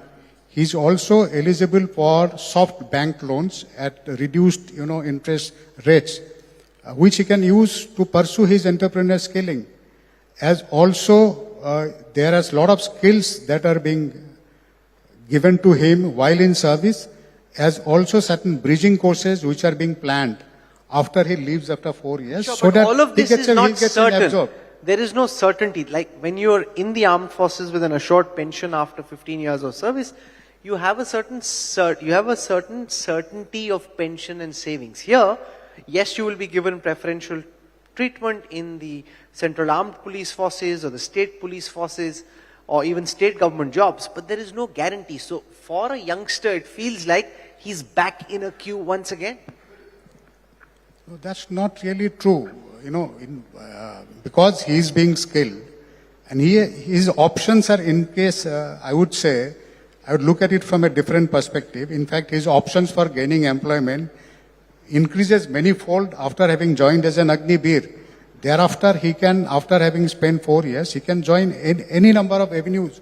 Lot of avenues open up for him. So I would look at it from that particular perspective. In the investigations that have been carried out by the armed forces and the police about these protests, do you think that some of this was orchestrated? That we've heard the names of coaching institutes come out. Do you think some of this was planned, or do you think it was a spontaneous outburst? I think I would not like to comment much on that, because it being a law and order situation which was, I think, handled very well by the state polices wherever these protests had taken place. Give us a sense of how the nature of the armed forces will change once the Agnipath scheme comes in. Because our current average age of the soldier in the army, for example, is in the early 30s. You want to try and bring this down to the mid 20s. How many years will it be before we're able to achieve this object? You see, initial recruitment process is starting from this year, wherein we are taking in about 40,000 Agniveers. And for first 2 years, it is 40,000, and thereafter there is an incremental increase in the number of intakes that are going to take place on year-on-year basis. So what is being planned is by about some mid-2030s, the ratio would reach to about 50% of Agniveers in the entire armed forces. At the initial stage, for first 2 years, say at the unit level, there would be about maximum of 20 to 30 Agniveers. So their assimilation and integration into the units as such will not be a very, very difficult proposition. However, as we go along, the number is going to increase to about 50%. But even then, I don't foresee any problem in their integration into functioning and retaining the operational efficiency of the armed forces. One of the big points of criticism has been the suddenness with which the entire recruitment process was changed. And many, including former generals, have come out to say, why didn't the Army, Navy and Air Force introduce this as a pilot project initially, get people used to the idea that recruitment was changing, rather than try to push this through in one instance? I believe that issue was deliberated while the scheme was being studied at different level in the Armed Forces Headquarters as well as the Ministry of Defense. And thereafter, a very, very conscious and deliberate decision was taken to announce the scheme. And because, as you are aware, that last 2 years, because of COVID, there was no recruitment which was taking place. So that time was utilized primarily to fine-tune this particular scheme, and a conscious decision was taken to announce it on 14 June so that it is applicable from that day onwards for all across. Now, one of the key aspects of being in a regiment in the army is this whole idea of regimental izzat and pride, and the concern that 2.5, 3 years of service is too little to be able to imbue the culture and the values. And in an actual combat situation, we are here in the eastern part of the country, across in Arunachal and Assam, we have the PLA facing us on the other side. Would we rather have people with 8-10 years of service confident that the Jawan next to them is as committed to the task of defending the country as he is, as opposed to the fear that somebody is just here for 4 years and could take this as one job in a whole career and not something which is his ultimate objective to live? There are 2-3 aspects to answer to these questions. Firstly, like this scheme aims at improving the youthful profile of the armed forces. Like you had mentioned earlier, the average age being brought down from 32 to 26. However, we are also conscious of the fact that there has to be a very fine balance between the youth and the experience. So like I had mentioned earlier, the maximum number of Agniveers, that is the young soldiers that are going to be there, are to be capped at about 50%. And we have seen that, like you had mentioned about the challenges posed by the PLA across the northern borders. Across all along the northern borders, we have got very, very difficult terrain in which we have to operate. So we need very, very fit young soldiers to operate in those areas. And I feel that those fit and young soldiers led by experienced leaders would be able to pay us huge dividends. To quote a personal example, when I was a young captain, our unit was deployed to Sri Lanka. And just before moving to Sri Lanka, my unit received a batch of 100 young soldiers. So we had gone to Sri Lanka with 100 soldiers who had just finished their recruitment. And they gave a very good account of themselves during the entire stay at Sri Lanka, during the difficult operations which were taken on during our Pavan. No, but that's for an infantry style tasking. But take, for example, somebody in the Navy or the Air Force, or even in the more technical parts of the Indian Army, mechanized infantry, or the Armored Corps, or the technical services. There, it takes a certain number of years to understand the full gamut of operations. And just as you're beginning to get the hang of it, 75% are told goodbye and thank you. Yeah, you are talking about particular technical traits. Yes, they require certain amount of training. However, to ensure that you have requisite trained people, what is being done is most of the recruitment which we are looking at are from the ITI graduates and who are already trained in those particular trades. So they are already skilled. What is required to be imparted to them is the basic military training, and thereafter certain hands-on experience on dealing with this equipment or handling of this equipment, and thereafter as good as they are trained soldiers. So that aspect is being catered for by taking in some skilled people from the various ITIs. Could I use this opportunity, General Kalita, to also ask you one or two general questions about your understanding of the state of the situation along India's border in the northeast with China. We saw in 2020, post the Galwan incident, there was a lot of tension all along from eastern Ladakh to Arunachal Pradesh. What's your general overview of how things are this summer? Yes, this year what we have seen is all along the northern borders, particularly in Eastern Theatre, the situation is quite stable. However, as you all are aware that the IB or the border along the Indo-China border is not clearly demarcated on ground, because of which there are differing perceptions about the alignment of the border. That leads to frictions at times, but however, we have got certain well-established border management mechanism. Whenever there is a friction, this border management mechanism is resorted to. We have a system of flag meeting where the commanders from both sides come and meet, talk, discuss the issue, and all these pinpricks are removed. So those are being managed properly, and I would like to sum up by saying that the situation this summer is likely to be stable. That's important, that you're saying that the situation is stable, because we've seen some reports of border villages coming up, extra infrastructure being built. How much of an additional security challenge is that for you as Eastern Commander? Yes, there is an infrastructure differential between us and the Chinese as far as the Eastern Theatre is concerned, because of we all understand, because of the remoteness of the areas of our responsibility that is in Sikkim and in Arunachal Pradesh. However, on the other side, Chinese have carried out focused infrastructure development, which includes construction of roads, helipads, improvements of airports, as also dual-use military infrastructure like the border villages. However, I would like to say that in last about 10-12 years, even on own side, there has been a lot of focus on development of the border infrastructure. We also have better roads now, better connectivity to the passes, to our operational areas where our troops are deployed. And I would like to say that we are in a better position now to meet any sort of challenges in the future.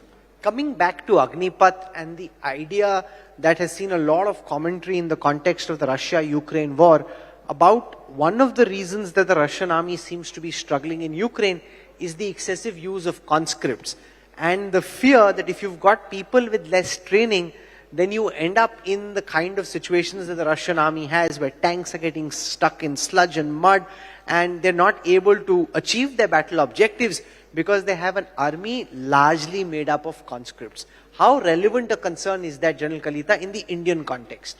No, I had mentioned this earlier that we are going to have a healthy mix of youth and experience. So it's going to be around, say, 1:1, so if I put a ratio to it. And that is how it is being looked at. In any case, in case of operational requirement, in the scheme, the provision always exists to tweak the scheme with the approval of the Ministry of Defence and Finance. So whatever policy has been made, that is not cast in stone. There may be some changes in case required based on the operational requirement. And any constructive suggestions which are being received from the environment are being considered, and they are being put into place, I'm sure, to improve the scheme further. One of the things that we've seen, which is very heartening after Agnipath, is that whether it is state governments or big companies, they've come forward to say that we will hire these Agniveers once they retire from the armed forces on priority. But a lot of veterans refer to ex-servicemen hiring data to suggest, look at the actual track record of state governments, of Central Armed Police Forces, of India Inc. in hiring actual Jawans who retired in the past. If they didn't do it in the past, how confident are you, General Kalita, that all these different bodies, organizations and institutions will hire retired army personnel in the future? There are positive sides of the story as well. It will be incorrect to say that the retiring people are not being absorbed in the jobs. The numbers may be less, but this time around, I think most of the government ministries as well as corporate houses have given assurances of reserving about 10 to 20% of their total quota of intake for the Agniveers, that is the ex-servicemen. And we are confident that this should be followed through. We're out of time on this session. It's been very significant that we could have this conversation with you on the Agnipath scheme, given the amount of news this is generated, given the kind of protest that this is keen, it is important to have an armed forces which is lean, tech-enabled, and has the kind of fighting skills that global armies do. And in that sense, we're moving in the right direction with the scheme. And we thank you, General Kalita, for taking out time and joining us here at the India Today East Conclave. Thank you very much, Rahul. And wish you all the best. Can we have a warm round of applause for the Eastern Army Commander, General Kalita, please? Thank you very much. Thank you.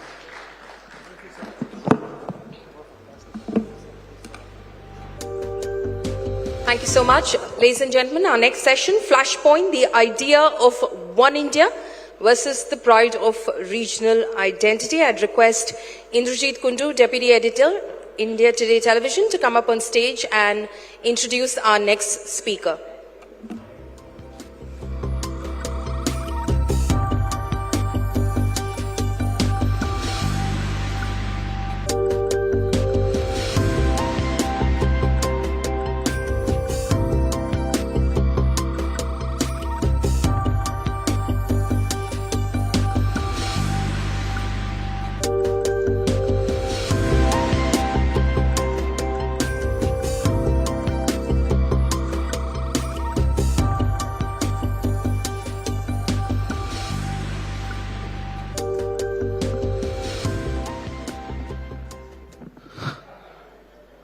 Good evening, ladies and gentlemen. Our next topic is something that we have been discussing here in Bengal over the last 1 year. It's always about the clashes in identity.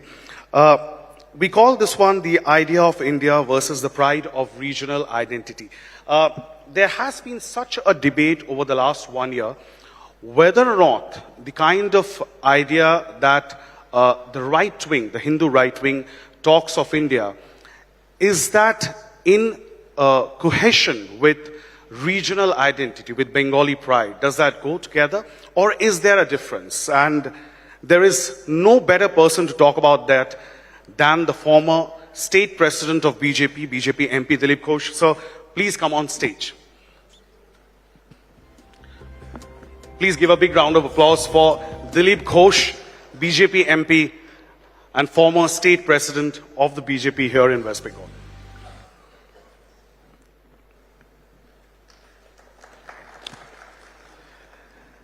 Dilip दा, जैसे कि हमने कहा, पिछले 1 साल से इसके बारे में बहुत ज्यादा चर्चाएं हो रही हैं और ऐसा कोई व्यक्ति नहीं है जो इसके बारे में सबसे अच्छा जवाब दे सके, क्योंकि आप पश्चिम बंगाल से हैं, बंगाली हैं, उसके साथ साथ आप आरएसएस से भी जुड़े हुए हैं इतने सालों तक।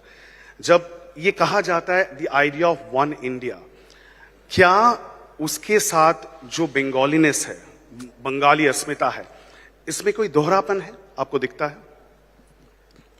केवल बंगाली अस्मिता क्यों बोल रहे हैं आप? तमिल का है, पंजाबी है, मराठी है, उड़िया है, सबकी अपनी अपनी अस्तित्व है, अपना कल्चर है, अपना भाषा है, खान पीन, रहन सहन, पहनवा सब अलग है, लेकिन फिर भी देश एक है। ये हमारी परंपरा। एक बात कहा जाता है विविधता में एकता, हम उल्टा बोलते हैं, एकता में विविधता।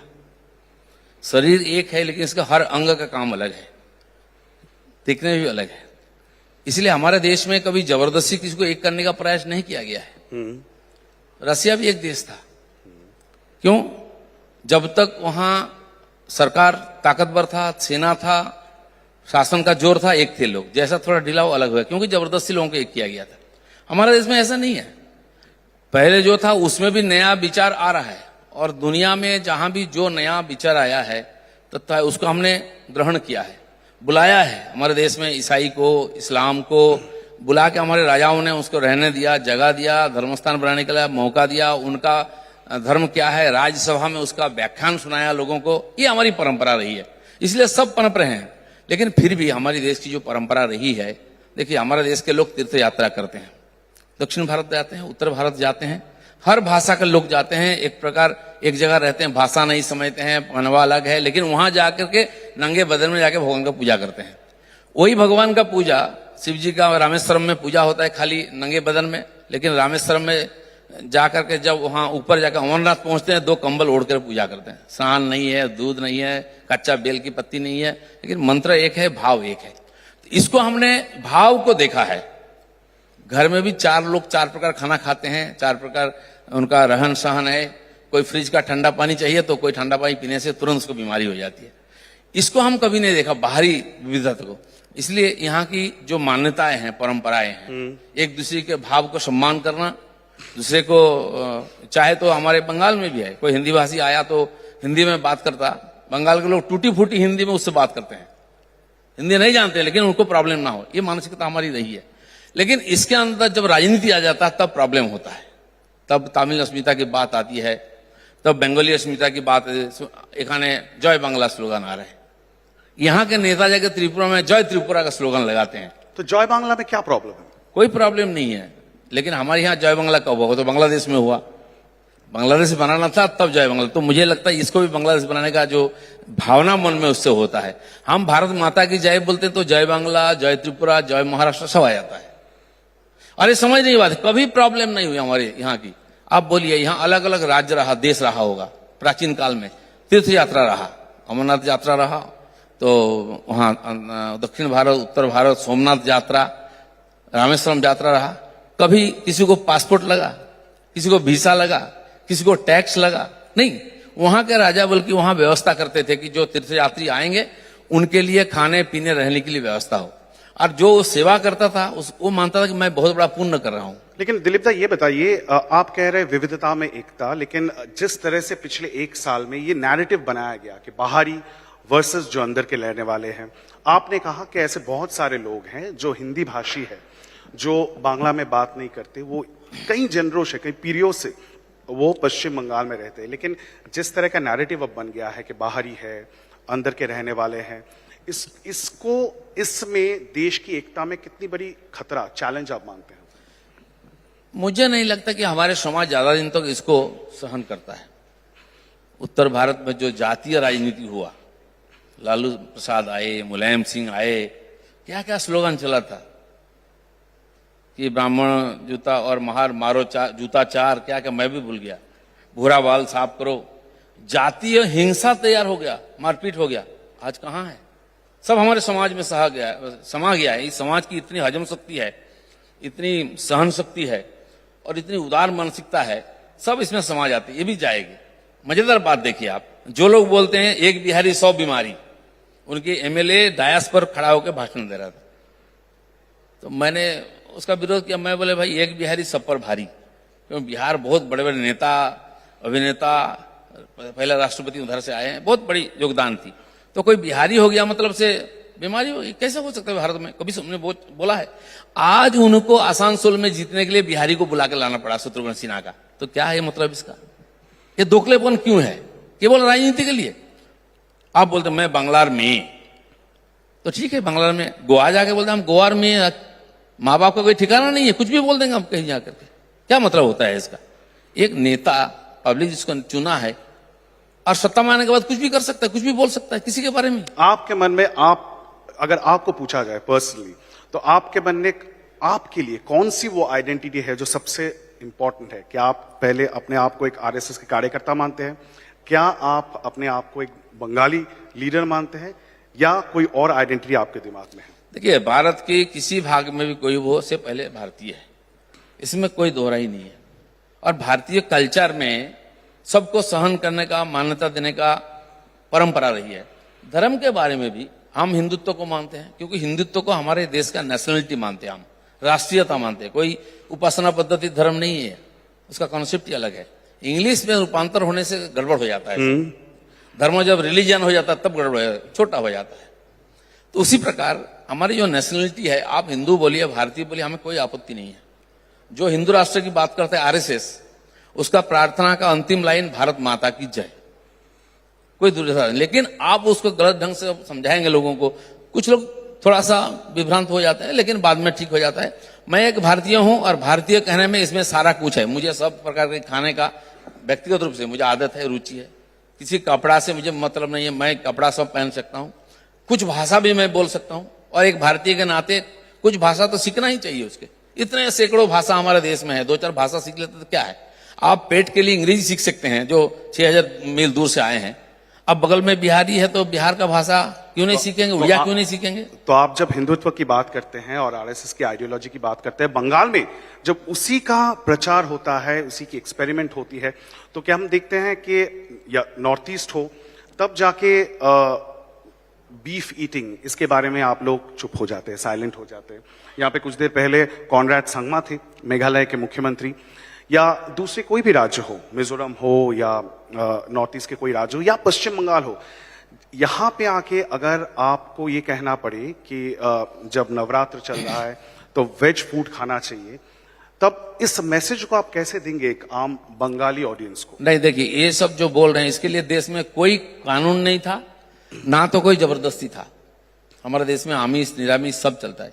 स्वामी विवेकानंद जी ऐसा महान व्यक्ति, उससे बड़ा हिंदू और बड़ा सेकुलर क्या होगा? उन्होंने विदेश गए, जो दिया खाया। यहाँ आने के बाद यहाँ के लोग विरोध किया कि ये काला पानी पार हुआ था और क्या क्या खा के आया है, इसका ये सन्यासी नहीं है। उन्होंने मना नहीं किया, बोले हाँ मैं गया लोगों के घर में, मेरा भक्त है, प्रेम से जो खिलाया मैं खा लिया। उन्होंने भी खा के आए थे। ये हमारी परंपरा है। और वास्तव जो है उसको शंकराचार्य बोलते हैं, अगर हमारे शास्त्र में लिखा है अग्नि का चरित्र शीत है, शीतलता है, तो उसको हम नहीं मानेंगे। हम जानते हैं अग्नि का चरित्र है गरिमाहट, तो वो मानेंगे हम। ये हमारे जो प्रॉफिट जो हिंदू धर्म को रक्षा किया, जिन्होंने किया उन्होंने किया।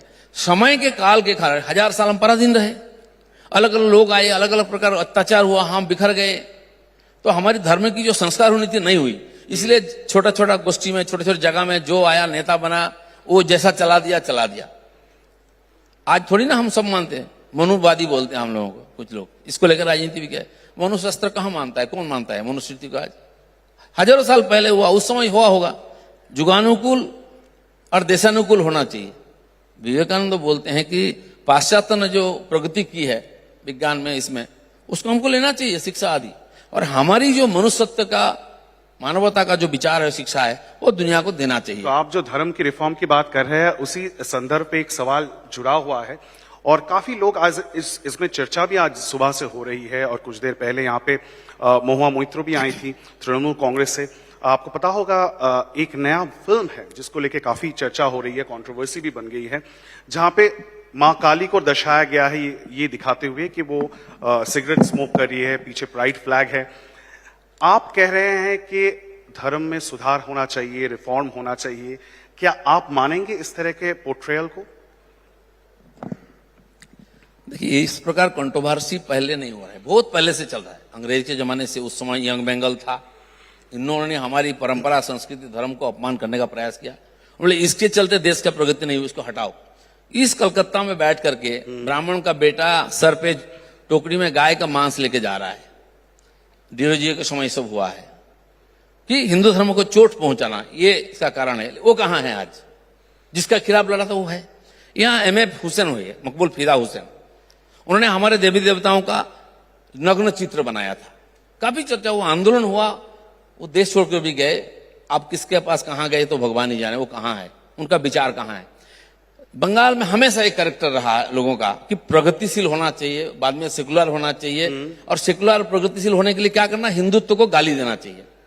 जो उदाहरण मैंने दिया, आज नहीं, 200 साल पहले की घटना है, 100 साल पहले की घटना है, सब हुआ।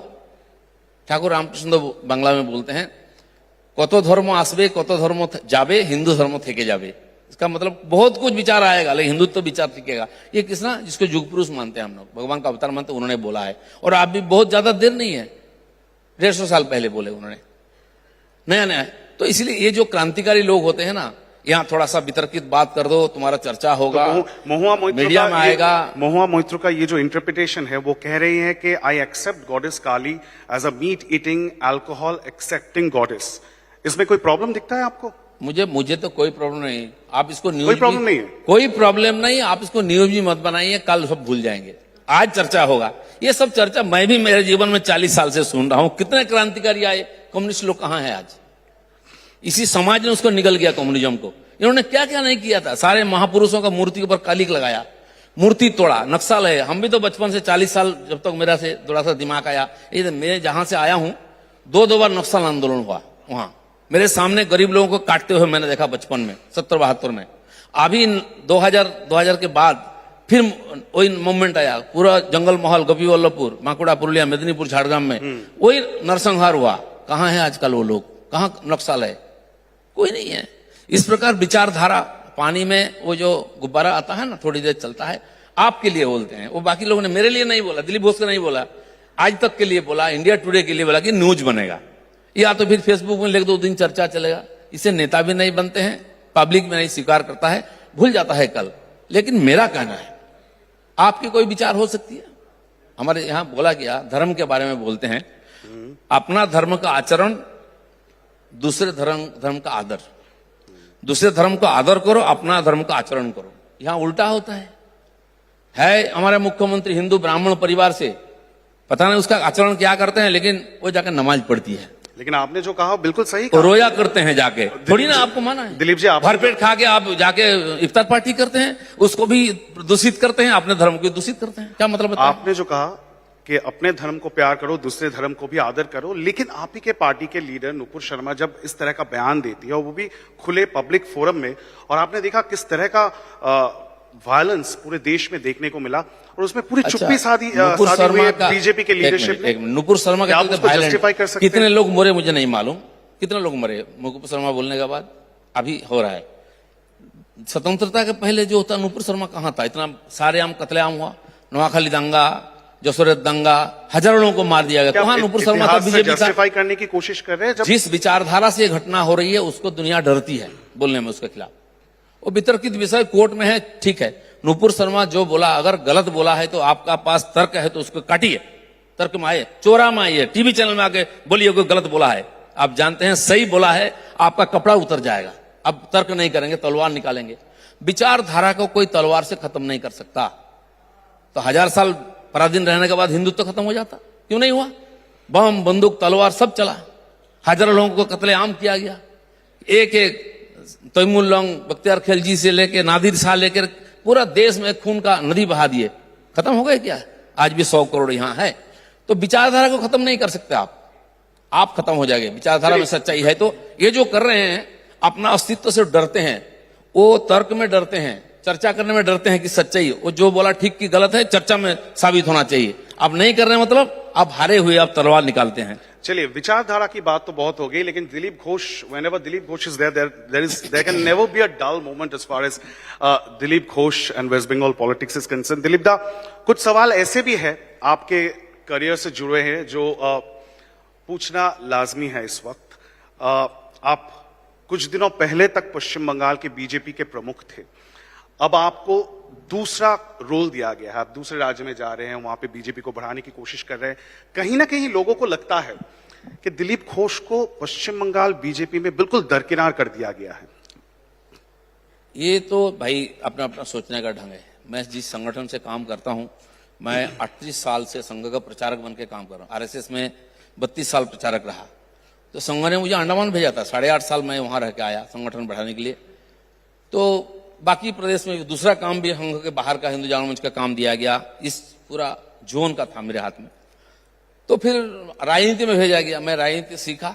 बहुत लोग मेरे राजनीति सहमत नहीं होंगे, लेकिन मुझे 18 एमपी मिला और 77 एमएलए मिला है। और इसमें कोई दो राय नहीं है कि पश्चिम बंगाल के इतिहास में जितने भी बीजेपी प्रेसिडेंट रहे हैं, उसमें से सबसे ज्यादा सक्सेसफुल दिलीप घोष ही रहे। आप ही के कार्यकाल में 18 एमपी आए हैं। तो इसीलिए राजनीति की भी एक निश्चित धारा गति बना दिया गया। इसके बाहर क्यों गया, ऐसा क्यों बोला, लेकिन ऐसा क्यों बोला? तो मुझे लगा कि राजनीति दर्द है आपके मन में कि आपको, मैं तो जो ठीक लगता है, जिस मिट्टी को आपने सींचा उसी मिट्टी से आपको कहीं ना कहीं थोड़ा दूर भेज। मैं तो आपके सामने बैठा हूँ, आज सुबह से घूम रहा हूँ, इंटरव्यू दे रहा हूँ, पार्टी की सिस्टम है। दिखते नहीं आप पश्चिम बंगाल में। आज बोलिए, बंगाल से आज तक ऑल इंडिया वाइस प्रेसिडेंट कौन बना?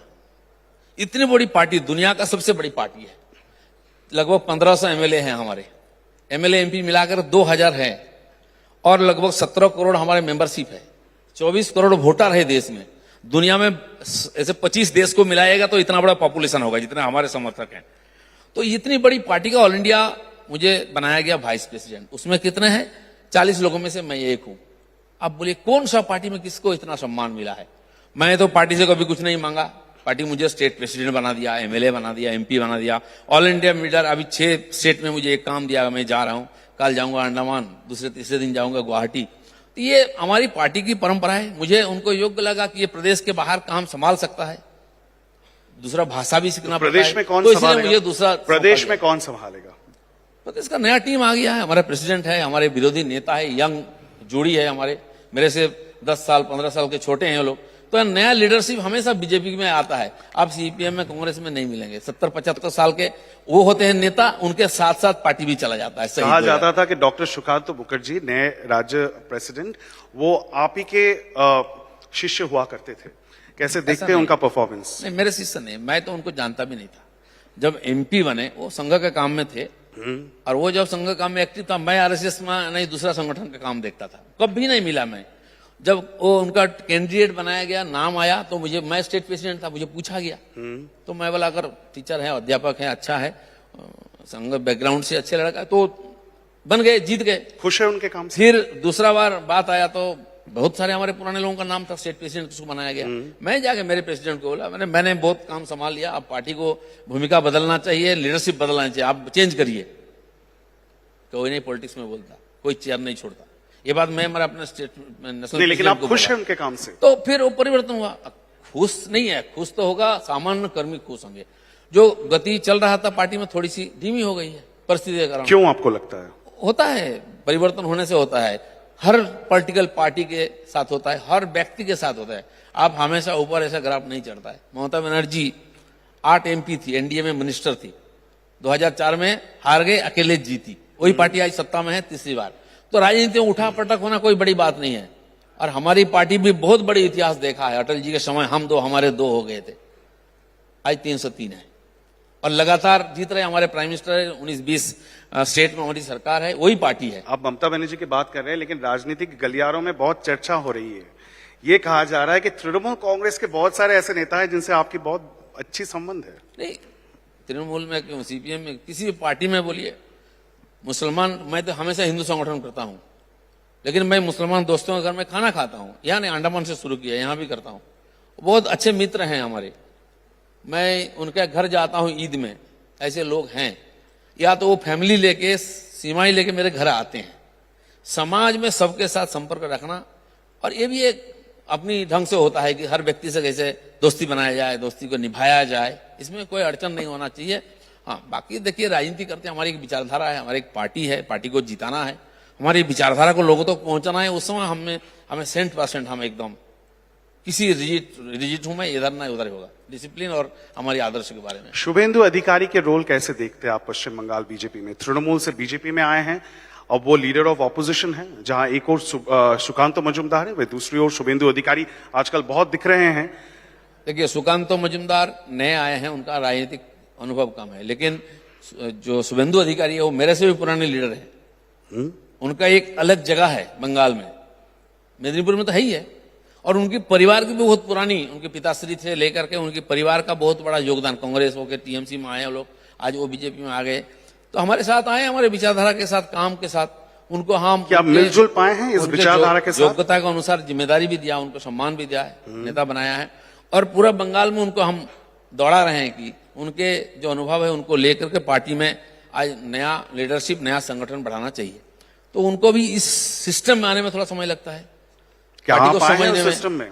नहीं, आ रहे हैं, तभी तो काम कर रहे हैं। फॉर्म में आ चुके हैं क्या? फॉर्म में है, लेकिन इस सिस्टम, अभी देखिए ऑल इंडिया मीटिंग हुआ, तो कार्यकारिणी सभा में वो आमंत्रित थे विपक्ष के नेता के रूप में। वहां देखिए सारे लीडर से मिले, प्राइम मिनिस्टर से लेकर के सारे लोगों से मिले, बातचीत किए। वो जो हमारा कार्यकारिणी सभा होता है वो एक यूनिक होता है, किसी पार्टी के साथ तुलना नहीं उसका। तो उसमें गए, देखे पार्टी का विस्तार कितना, गहराई कितना है, कैसे होता है परंपरा। और भी कई लोग गए हमारे साथ, सीपीएम से आए हैं महिला कार्यकर्ता महफूजा खातून, 2 बार एमएलए थी, इस बार उनको एमएलए भी लड़ाया हमने, एमपी भी लड़ाया। हज कमेटी का ऑल इंडिया का वो एक मेंबर है, अभी वो जड्डा गई, वहां भी वो कमेटी मेंबर के नाते वहां थी हमारे एनईसी में, फिर वहां से जड्डा गई, हज कमेटी में जा करके। सब प्रकार के लोगों को जिनके अंदर कुछ ना कुछ है काबिलियत, उसको बीजेपी ले भी आता है, कैसे भी हो, सिंधे को ले आया, और उसको पूरा काम भी देता है, अपने पार्टी के जोड़कर उसका योग्यता को पूरा उपयोग हम करते हैं। शुभेंदुदा कह रहे हैं कि जो महाराष्ट्र में हुआ है वही फॉर्मूला पश्चिम बंगाल में भी आने वाला है, पॉसिबल है? मैं कह रहा हूं ना, मेरे से अनुभव ज्यादा है उनको, वो बोल सकते हैं, और राजनीति में कुछ भी संभव है। आज आपके सामने बैठ के मैं कल का एक बात कर रहा हूं, जो कल क्या होगा कोई नहीं जानता है। बिल्कुल, कौन जानता था महाराष्ट्र में ऐसा होगा? ये सही बात है, राजनीति में कुछ भी संभव है, क्योंकि आपसे बात करने के बाद हमारे जो दूसरे गेस्ट है बाबुल सुप्रियो, वो कभी आप ही के पार्टी में हुआ करते थे, आज तृणमूल कांग्रेस में एमएलए है। जीता जागता प्रमाण है बाबुल दा, क्या हो सकता है। देखिए एमपी से कैसे एमएलए होते हैं लोग, वो भी देख लिया। वो फर्स्ट 11 में खेलने वाले थे, अभी नर्सरी में खेलने के लिए मजबूर हो गए। ये भी तो राजनीति है ना, आपके सामने ही है, मैं नया कुछ नहीं बता रहा हूं। मेरे मित्र है, झगड़ा होता है लेकिन प्रेम है। 7-6 साल रहे, अच्छा बुरा सब प्रकार समय बीता, लेकिन समस्या क्या है पश्चिम बंगाल बीजेपी में कि इस तरह से लोग आपके कैंप छोड़ के वापस तृणमूल में घर वापसी इस तरह से कैसे हो गई है? राजीव जी चले गए, उसके साथ साथ अर्जुन सिंह चले गए, नहीं और भी बाकी सारे हैं। मुख्यमंत्री आए थे, वो कह रहे थे कि अभी 15 एमएलए ऐसे हैं और 5 सांसद है बीजेपी के जो अभी भी उनके साथ संबंध में है। सब सत्ता का तृणमूल कांग्रेस ने ये कह रखा है कि आप उसी पार्टी में रहो लेकिन हमारे लिए काम करो। ये तो शिंदे आप ही का हो जाएगा, आप ही के कैंप में। पार्टी सेकेंडरी है, विचारधारा तो और भी पीछे। हम हमारे पार्टी में एक स्लोगन देते हैं, हमारे प्राइम मिनिस्टर बोलते हैं, नेशन फर्स्ट, देश आगे, पार्टी बाद में। बंगला में हम स्लोगन हमारा चलाते हैं, तो नेशन फर्स्ट, पार्टी सेकंड और पर्सन थर्ड, ऐसा होता है हमारा। लेकिन आज की राजनीति जो आप देख रहे हैं, जिसकी चर्चा हम कर रहे हैं, वहां मैं ही सब कुछ हूं, या तो मेरी फैमिली सब कुछ है, उसके आगे कुछ नहीं। पार्टी खत्म हो जाए, फैमिली रहे। कांग्रेस देखिए, बाकी पार्टी में देखिए, महाराष्ट्र में देखिए। तो इसलिए ये लोग सत्ता के साथ रहने के लिए आए थे। हमारे पास सत्ता नहीं है, तो सत्ता के लिए आए थे, सत्ता के लिए गए। ये बहुत बड़ी बात नहीं है। तो आप पार्टी के लिए अपना जो पद है वो आप सैक्रिफाइस करने के लिए तैयार है? बंगाल से आपको दूर भेज दिया गया, तो उस बात की कोई गम नहीं है? मेरे जैसा कार्यकर्ता आज जिन्होंने पार्टी को 18 एमपी जिताया और 77 एमएलए जिताया, हर एक कार्यकर्ता मेरे लिए सैक्रिफाइस करने के लिए तैयार है पार्टी के लिए, और करेंगे आगे, और यही लोग पार्टी को फिर आगे सत्ता में लाएंगे। लेकिन आप मानते हैं कि जिन कार्यकर्ताओं को आपने इस तरह से उनको इंस्पायर किया और आपको सुनने के लिए लोग आते थे, अब कहीं ना कहीं पश्चिम बंगाल में ऐसा हालत हो गया है जहां पे बीजेपी के कार्यकर्ता बाहर नहीं आ रहे, मैदान में नहीं उतर रहे? मैं कह रहा हूं कि जिस प्रकार परिस्थिति, एक लोकतांत्रिक देश में विपक्ष को खत्म करने के लिए कोई हथियार का उपयोग करे, सत्ता का, पुलिस का उपयोग करे, तो स्वाभाविक होता है कार्यकर्ताओं पर इतना बोझ है। 42,000 केसेस हमारे लोगों पर, लाखों लोगों पर केस। मेरे नाम पर बंगाल में ऐसा कोई कोर्ट नहीं है जहां मेरे ऊपर केस नहीं है। मैं अभी कभी गया ही नहीं हुआ, लेकिन मेरे ऊपर 100 मोटो केस है, कोई भी कर देता है। और मैं घूम घूम करके जमानत करता हूं और वहां जाकर पब्लिक मीटिंग करता हूं, दोनों करता हूं, संगठन के काम करता हूं, जमानत भी करता हूं। तो इसलिए इस परिस्थिति में कार्यकर्ताओं का थोड़ा सा चुप होना स्वाभाविक है। और जिस प्रकार अत्याचार हो रहा है, शायद प्राइम मिनिस्टर भी बोला, होम मिनिस्टर भी भाषण में बोला, क्योंकि वो बार बार आके देखे हैं, हर बात उनको मालूम है। तो इसके खिलाफ हम लड़ रहे हैं। एक कल्पना के साथ हम लड़ाई किए तो सत्ता में पार्टी आएगी, वो नहीं हुआ। कुछ लोगों का थोड़ा हताशा है, लेकिन ये जो केसेस हो रही है, अत्याचार हो रही है, हिंसा हो रही है, इसके चलते थोड़ा मायूस है। क्या आकलन हुआ है कि किस वजह से पश्चिम बंगाल में, जब बीजेपी ये कह रही थी कि पिछले साल सरकार बना लेगी, नहीं बन पाया, क्या वो उसका आकलन हुआ है कि क्यों आप फेल किए? तो पार्टी तो अपने अंदरूनी चर्चा करके उसका रास्ता निकालता है, वो चर्चा हुई भी है ऊपर से नीचे से, तो पार्टी के अंदर होता है, पार्टी उसका निराकरण करने का चेष्टा करता है कि दोबारा ना हो।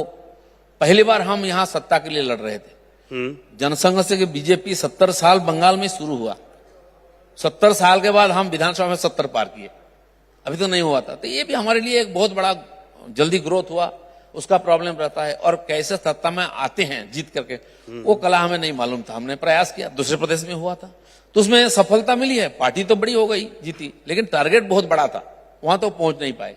इससे कुछ लोगों को थोड़ा सा मन में मायूसी आई है, लेकिन मुझे लगता है कि जो कार्य करते हैं पार्टी के लिए, वो धीरे धीरे फिर एक बार पार्टी के काम में लगे। चुपचाप बैठे हैं, देख रहे हैं, फिर आएगा चुनाव, आएगा, फिर आंदोलन होगा, लड़ाई होगा, फिर कूदेंगे लोग। और हम दिलीप घोष को देखें वापस पश्चिम बंगाल में उसी तरह से, उसी जोश के साथ अपने कार्यकर्ताओं के साथ रास्ते पे उतरते हुए। मैं तो देखिए आज सुबह से आ रहा हूँ, 2 मदनीपुर से निकला, सुबह 5-6 बजे निकल करके 2 जगह चार चक्कर किया, फिर आया हावड़ा में, मिला कार्यकर्ताओं से, एक का घर में भोजन किया, फिर आपके सामने बैठा हूँ। मेरा दिनचर्या में कोई परिवर्तन नहीं, 5 से 10-11 बजे तक मैं घूमता रहता हूँ। हाँ, उस समय निर्णय लेने का मेरे हाथ में था अधिकार, आज निर्णय कोई और लेते हैं, हम बाकी कार्यकर्ताओं के साथ मिल करके उसको प्रयोग में लाके सफल करते हैं, ये भूमिका में कर रहे हैं। और जितने कार्यकर्ता हैं सबको मिलता रहता हूँ, घूमता रहता हूँ, मैं बैठा नहीं हूँ। हाँ, बड़े सभा में कभी कभी जाते हैं, बाकी आज जो जरूरत है हमको एकदम नीचे जाके कर्मियों का काम करना, सामान्य कार्यकर्ताओं से फिर एक बार लाना, नए लोग आए उनको काम सिखाना, ये काम कर रहे हैं.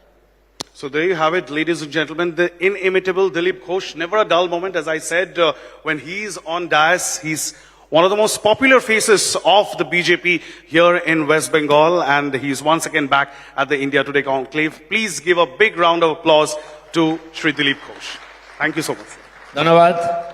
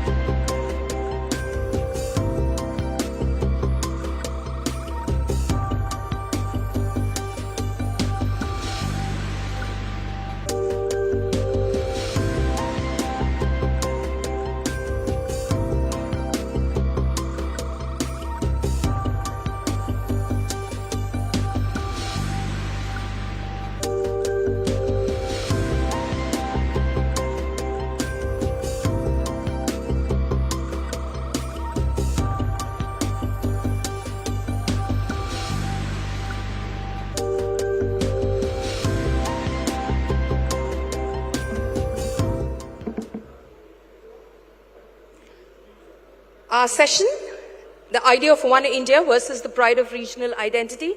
I'd request Mr. Babul Supriyo, TMC, member of the Legislative Assembly in West Bengal, to come up on stage, please.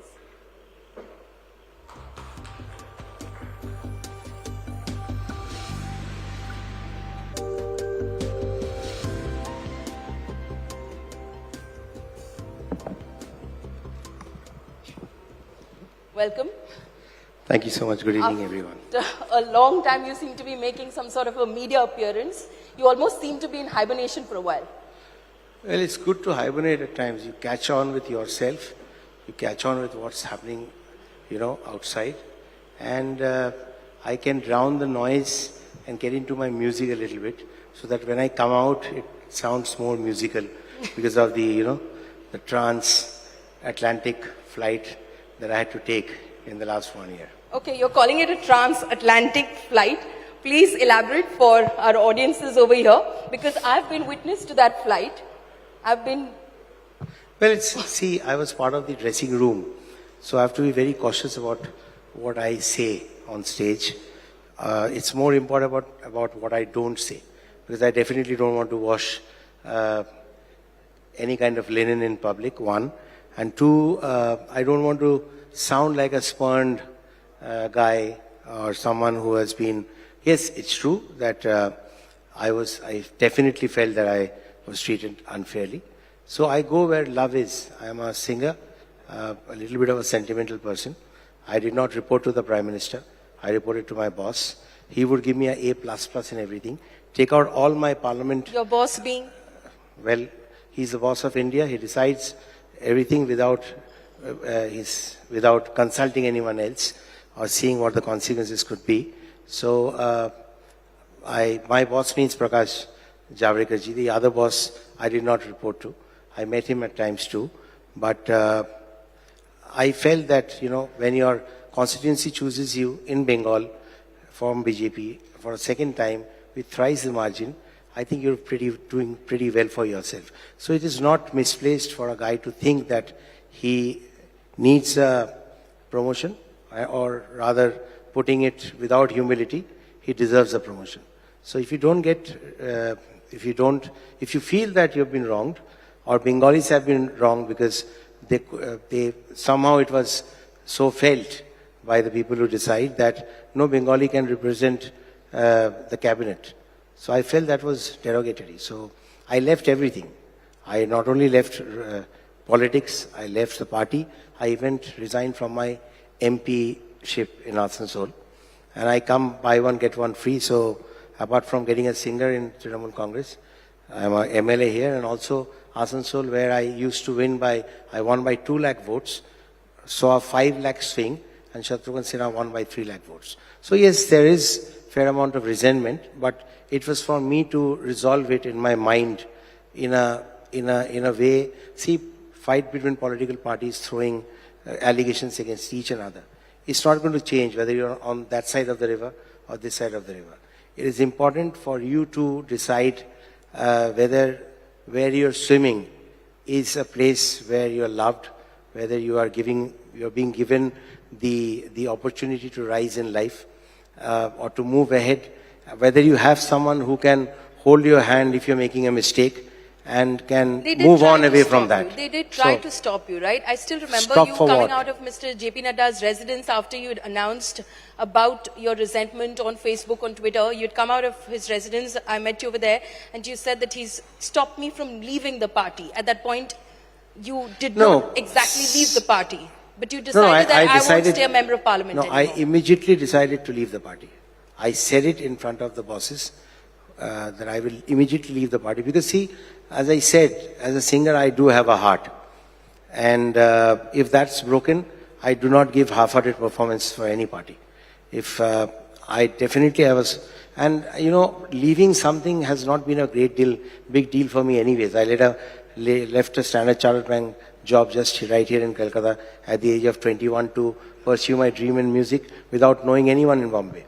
So not only did I leave, but you'll be surprised to know that once in 2017, very disturbed by something that happened, I had actually tendered my resignation to Honorable Prime Minister, He kept it in his pocket. And evening I went to Amit Shahji's house. I was called to make me understand that it was not the right thing to do at that point of time. I walked from Rashtrapati Bhavan after a morning breakfast with Pranab Mukherjee, where he had called all the MPs from the eastern region. And I walked and I felt that this is it. This is not my cup of tea. So I was all ready to leave. I came from music and I was very happy with that. I can still learn a lot doing that. So I go where love is. But I think that acknowledgement... If you were just happy with music, why did you switch parties? And it Because- happened quite immediately. No. Going to politics was a conscious decision. It was spontaneous. It was, I would say, you could say that it's just a challenge that was there, hanging in the air, literally. I was taking that fly with Ramdevji when he said that we are not really looking at Bengal to get a seat from there. I felt there was something in the moment. So I told him, sir, that's not true. You are underestimating Bengal. And write my name in that list of people who you are recommending. If there is one seat that you win from Bengal, it's going to be me. I did that in Asansol, not once but twice. So I was doing my job, as simple as that. So why were you demoted? Why were you demoted, you think? I don't want to think, not for anything that I... Was it about the Bengal elections and the BJP's performance? Because you were one of few MPs who were asked to contest the assembly elections as well. You contested from Taliganj. That's not correct either. Why I was very spurned is because I was the one who failed, because since 2014, when none of the other leaders came in and I hear them say a lot of things, but no one was there in 2014. I fought the Patel battle, a lone battle. And I felt that in 2019, when everyone was fighting in Bengal, it would have been inappropriate for me to take flights from Delhi, take helicopter rides to different districts, give a sermon and leave from there. I wanted to be on the street fighting with the youngsters and with the people. So I told Amit Shahji clearly that if you want me to fight in Bengal, as he was asking MPs to fight, then give me a hard seat. I will not fight from Asansol. I will not fight from Purulia, which are generally known to be easy seats. Give me a hard seat. See, I'm not a fool to not know that Taliganj is such a place for Arup Biswas that wahan pe jeetna mushkil hi nahi, namumkin hai. But whether that is possible or not is something that I wanted to see. So you have to treat your foot soldiers correctly. So why I was demoted is, if I say that there's a famous saying by Robert Half, that talent is rare, but the ability to recognize talent is even more rare. So maybe I was not given my due because it was not recognized. And to be very honest with you, I can take decisions. I have taken great decisions in my life. I have done the East-West Metro in Kolkata, walking to Prime Minister's house, to his residence and telling me, give me that, it stopped for 5 years, I will do it. It's running. It's running in most of the areas. And I can take decisions. I cannot sit like a lame duck just because it's a huge bungalow. And, just besides Shantipat, I needed Shanti inside my mind. I not still in remember that you That's one. definitely Number vacated two, your residence really fast. Number two is that Shashi Tharoor very clearly said, very rightly said, that, MOH is someone who's standing on a graveyard. There are a lot of people below you, but no one is listening. So I wouldn't have continued like that. I needed to take decisions, and I needed to... Are you happy now? Very happy, yes. Very happy. Is Didi a better boss?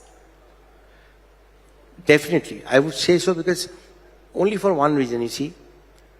When I left politics, obviously in Kolkata, I fought a very hard battle. Politically a very hard battle.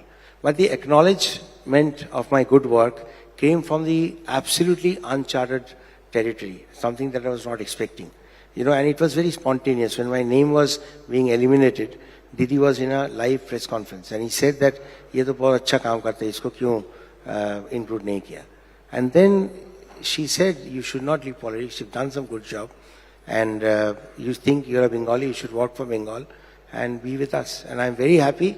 If I have scored 10 goals with my previous for Manchester United, and if I have shifted to Manchester City, I don't care about social media and whatever people could write that. Analogy. I will score 12 goals because that's my goal in life, to be able to take decisions and learn if you make mistakes while you're taking decisions, because I But think it must have even been- our Prime Minister is learning after taking wrong decisions with demonetization and overnight lockdowns and the farm bill and now the Agnipath scheme or whatever it is. So I think everyone learns from their mistake.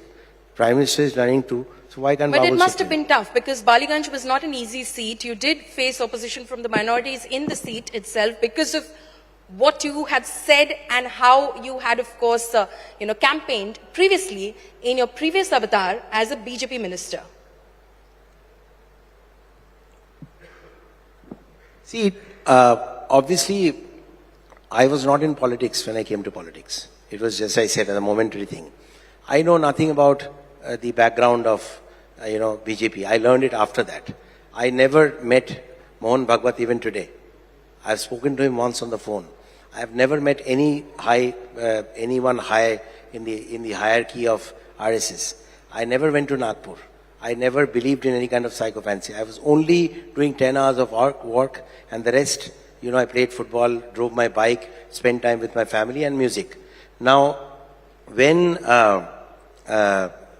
Taliganj did happen, when I fought in Baliganj, I could realize that because I was with a particular party, and obviously I am not going to be in BJP and say that I don't support CA or I don't support NRC, because I'm part of that particular party.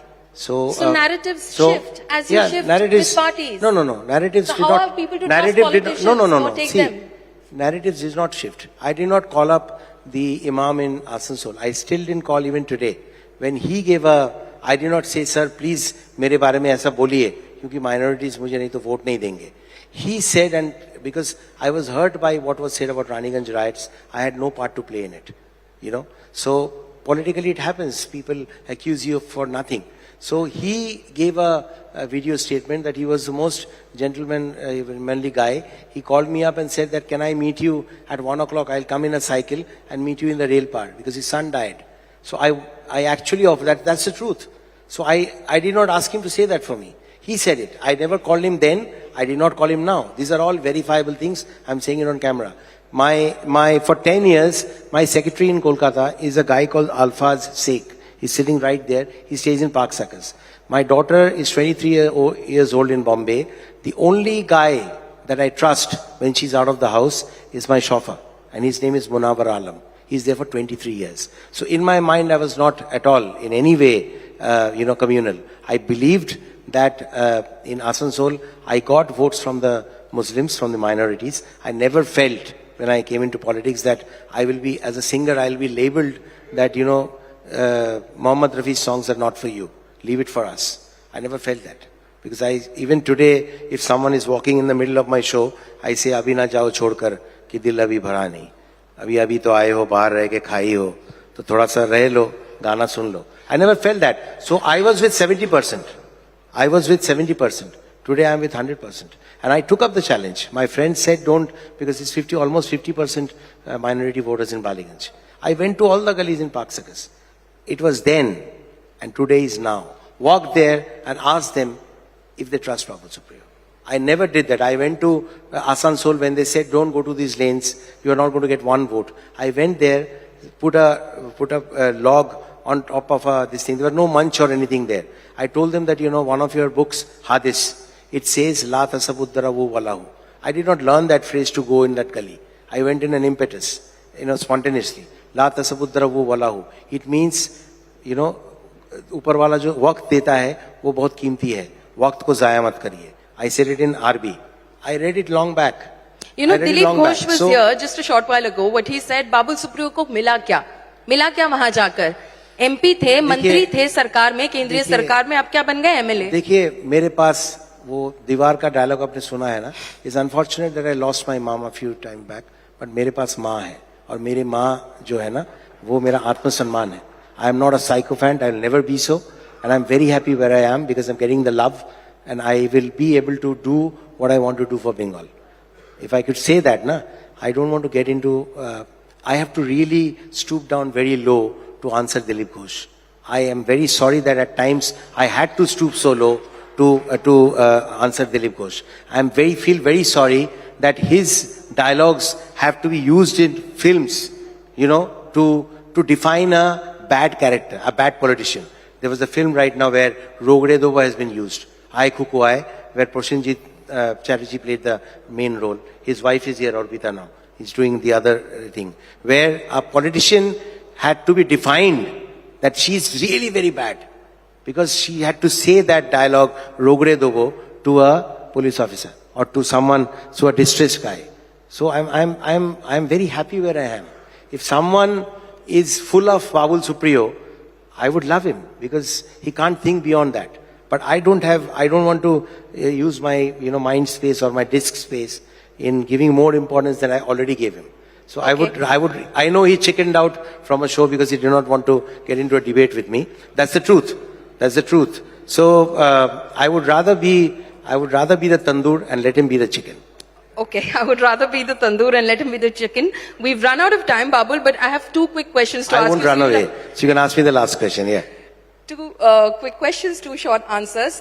Just on the topic that we had actually announced before we started this discussion with you, which is about the idea of One India versus जो एक भारत श्रेष्ठ Bharat BJP का campaign है, जो आप एक बार एक समय था जब आप उसको बताते थे versus regional आज भी बताता हूँ.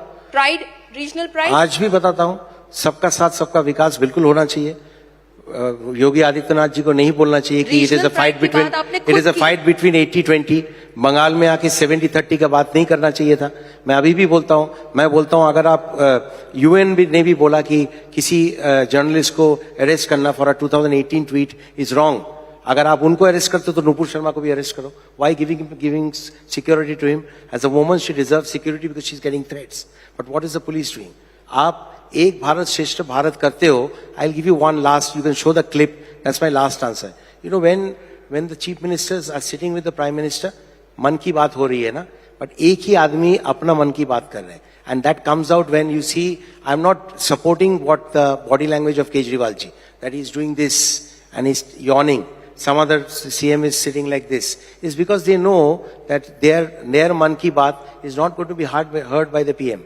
He loves the country for sure, but he loves himself a little more than everything else. Otherwise, regions, the states would have been consulted. The chief minister would have been taken into confidence and asked, what would happen if I announce lockdown in 4 hours? Will you be able to handle it? And if it is to be believed correctly, then even during demonetization, the most learned men opposed it. And the cabinet ministers did not even know that is going to come in 4 hours. So I will leave it to that. I'll leave it to that because I have authoritarian one final question before you leave it at yeah. that. Just one final question. As you as an artist, okay, the raging controversy right now is about this poster of a movie called Kali, a documentary film. I don't know if you've seen that poster. It depicts the goddess smoking a cigarette with the pride flag behind her. Yeah. It's caused a lot of outrage. Mohua Moitra earlier this day also said that I know the goddess as an alcohol-accepting, meat-eating goddess. Interpretations can be different and it shouldn't hurt anyone. Where do you stand as an artist? Well, as an artist, if you say, I stayed in Lokanwala 2 buildings away from me, Maqbul Fida Hussain used to stay. Every morning at around 1 o'clock, I used to see him in a black dress and a lathi, walking barefooted in a heated road. I saw him. I know that he had to shift to Dubai because he did not portray Indian goddesses in the right form. I say right form because when the essence of the constitution is a secular India, then like in an Islamic state, you cannot do anything which is going against that dharma. This is not a Hindu Rashtra. This is not a Hindu Rashtra, but we have majority Hindus.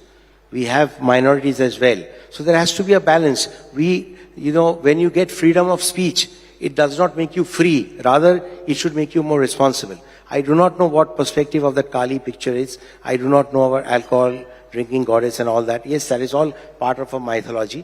But nothing that can, provoke any kind of violence from fringe elements which exist in both the religions. I never liked Praveen Togadia or Ashok Singhal ji talking that. I was not even 100 kilometers close to politics then. I never liked them. I still do not like the way OAC ji sometimes provokes.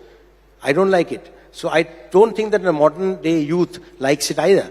So you should be FOE does not make you give you the right to say anything. It rather makes you more responsible to understand what you shouldn't do and what is going to harm others and create unrest in an otherwise secular country. That's all. I would rest my case there. Babu Supriyo, thank you so much for this candid chat. Ladies and gentlemen, Babu Supriyo, BJP member of the Legislative Assembly of West Bengal. Thank you so much.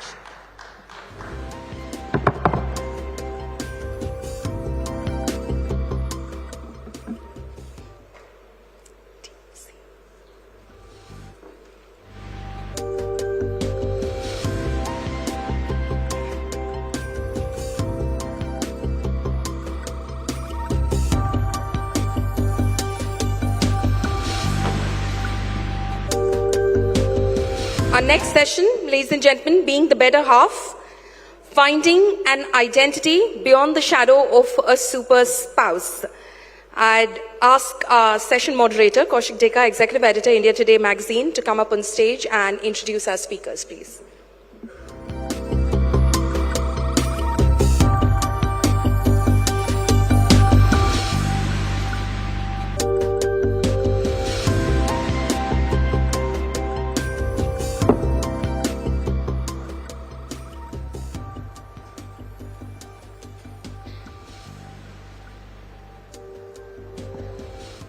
How does it feel when you achieve success with your hard work and talent and years of struggle, and then finally, if not discredited, the credit goes to someone else or for some other factor?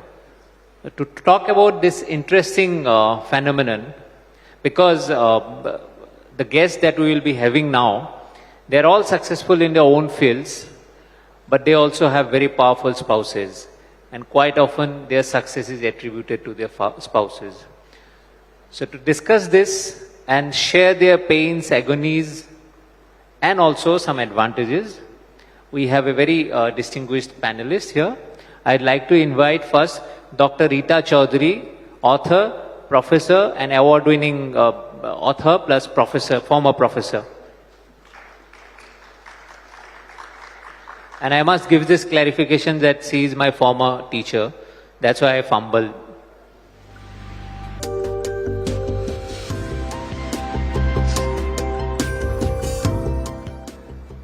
My next guest is a doctor, and I always have a special place in my heart for doctors because my father is a doctor. She is wife of Meghalaya Chief Minister Conrad Sangma, Mehtab Chandi, Dr. Mehtab Chandi.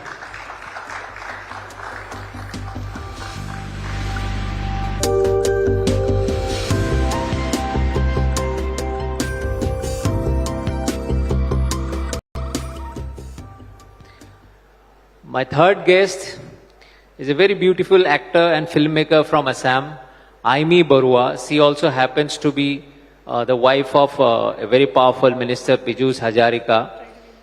But she has achieved all her success before she became the wife of a minister. And in fact, the minister was, as far as I know, he was a fan of her acting. And that's how they met. I welcome on stage Aimi Barua.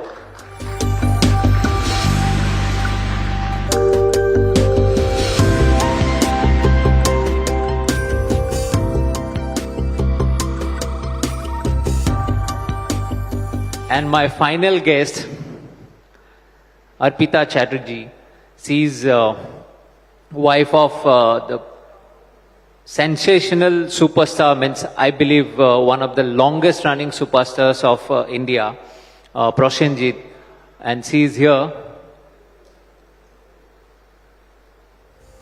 Can I invite Arpita Chatterjee on stage, please?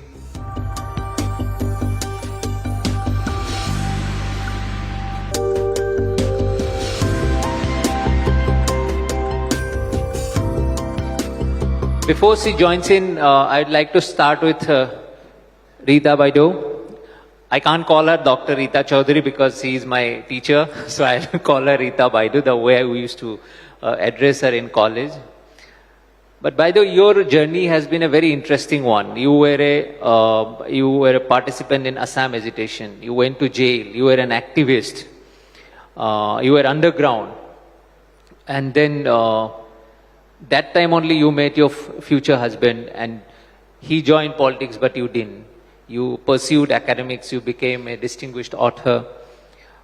How does it feel now that many people, many in Assam I see, whenever you get an award or you write a book or you are celebrated somewhere, they try to attribute that success to being the wife of a powerful man?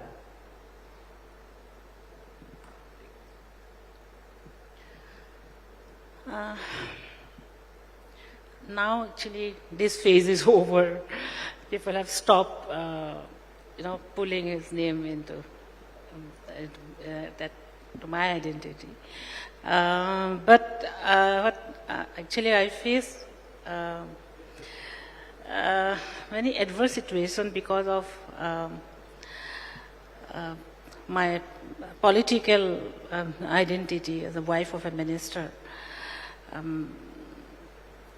But what I personally feel, when they try to, break me, to break my power, or to, pull me down, they always use this identity.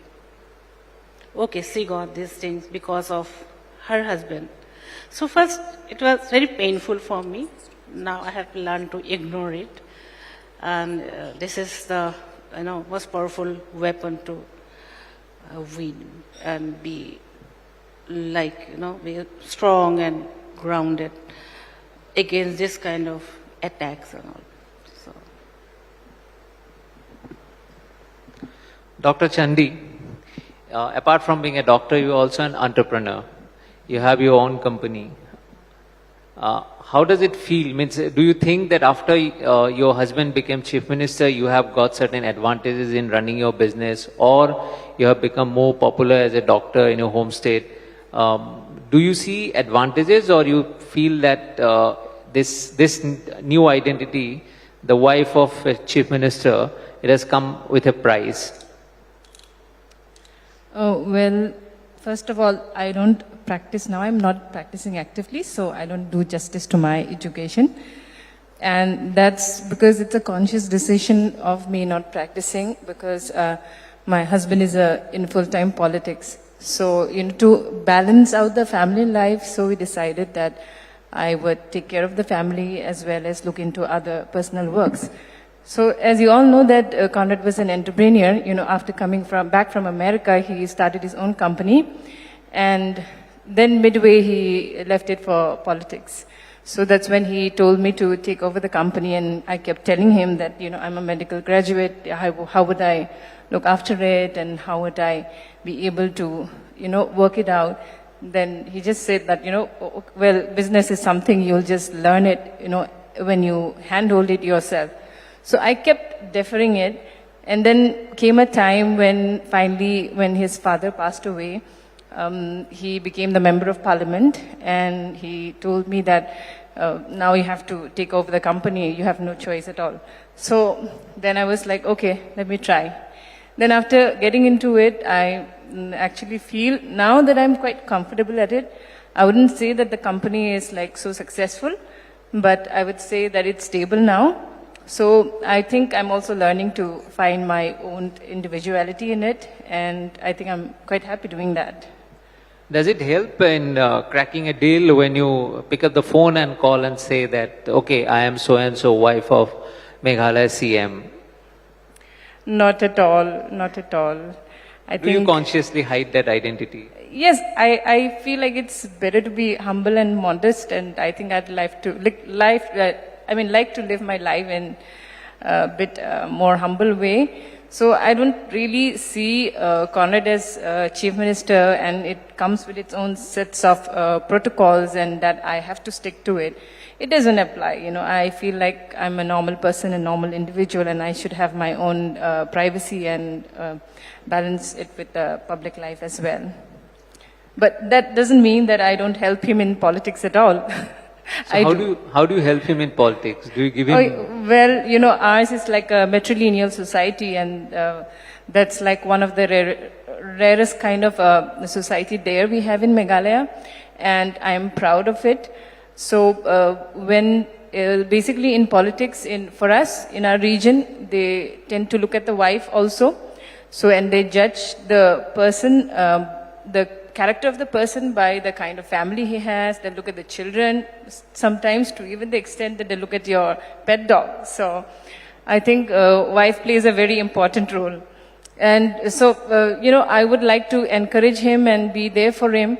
So I try to do whatever I can in whatever way possible. So you're very indirectly you are saying that all the success that he has, political success, it's because of you, because he has you as the wife. Not at all, not at all. It's just a cliche when they say that behind every successful man there's a woman. I think it's just a cliche, but yeah, I think it depends a lot on how you are there as a partner and as a spouse to your So you are the one giving him tips about how to handle Prime Minister Modi or how to expand NPP in the Northeast? Not at all. But I wouldn't say I'm not totally disconnected.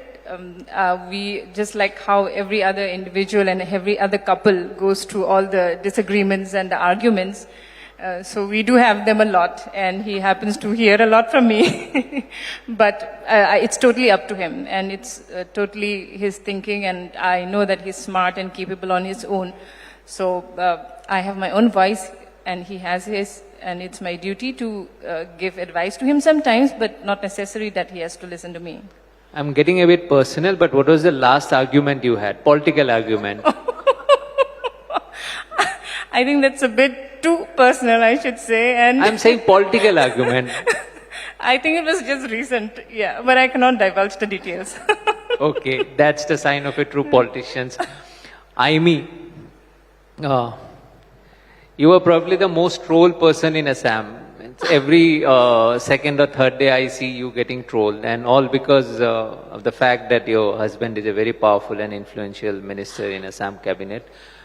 How has the journey been? Means you were an actor before he probably became a full-time politician, and he came to you, as far as I know, as a fan seeking autograph or something like that. What happened then? Do you also advise him on politics? First of all, I want to thank to be a part. I really feel very proud and honored to be a part of this prestigious event. And before that, I want to add one more thing in my introduction. I want to add one more word, that is, I am a farmer too. Okay, I didn't know this aspect. Yeah, I bought some land in my village with my own earnings, and I bought all villagers whose lands are lying vacant, and we formed one society. Then we started farming, and like we grew some betel nuts, and like we have one dairy farm, we have fisheries. You know, at the same time they become financially independent, and they are earning handsomely. Through that, we just convey this message, rather than waiting for a job, we can use what kind of things we have, our lands or something, and we can be self-independent. So, I really feel proud to be a farmer, to introduce myself as a farmer. And yes, you are talking about my journey. I started my journey at a very early age, when I was just 14 years old. And till now, I have acted 29 feature films as a heroine. And last year, I started doing direction. That means I entered into filmmaking. And I met my husband, Pijus, when I was just 18 years old, and he was 25.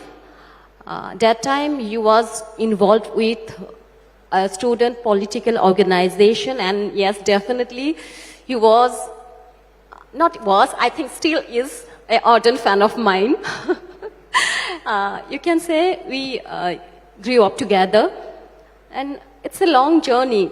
You know, we are more like a friends than a couple. We both are totally different from our profession, but we never interfered with each other field. We always share mutual respect and trust, emotions of, there's no any boundaries to express the emotions. We always believe in each other's abilities and mutual freedom. And really, I feel proud to be his wife, not because he is a minister, but he is still that person, that humble person whom I met 17 years ago. And yes, because of my film, as you told, I told, yes, sometimes it happens. I faced my first criticism when I was around 15 years old. A reporter had written an article about me. And after reading that article, I really cried my heart out. And from that point of time, I started believing in words. Words can make you, break you, heal your soul, and can scare you forever. So, from that point of time, I started using my words consciously to convey my feelings. And I believe the criticizers are my well-wishers, who believe that I can do much better. So, I would like to interrupt, but Dr. Chandy took credit for Conrad Sangma's success. And Pijus gets, most of the time, he gets credit for whatever you achieve. Do you want to take credit for his political success? Do you give him political tips? No, never, because as I said, we never interfered into each other field, but yes, we always stay each other back. We always there. And whenever I need him, I know that he is and he will be there. So definitely in political field, what he is doing, that's all because of him, but I'm just managing my house. Okay, very humble housewife. I'd like to come to Arpita Chatterjee.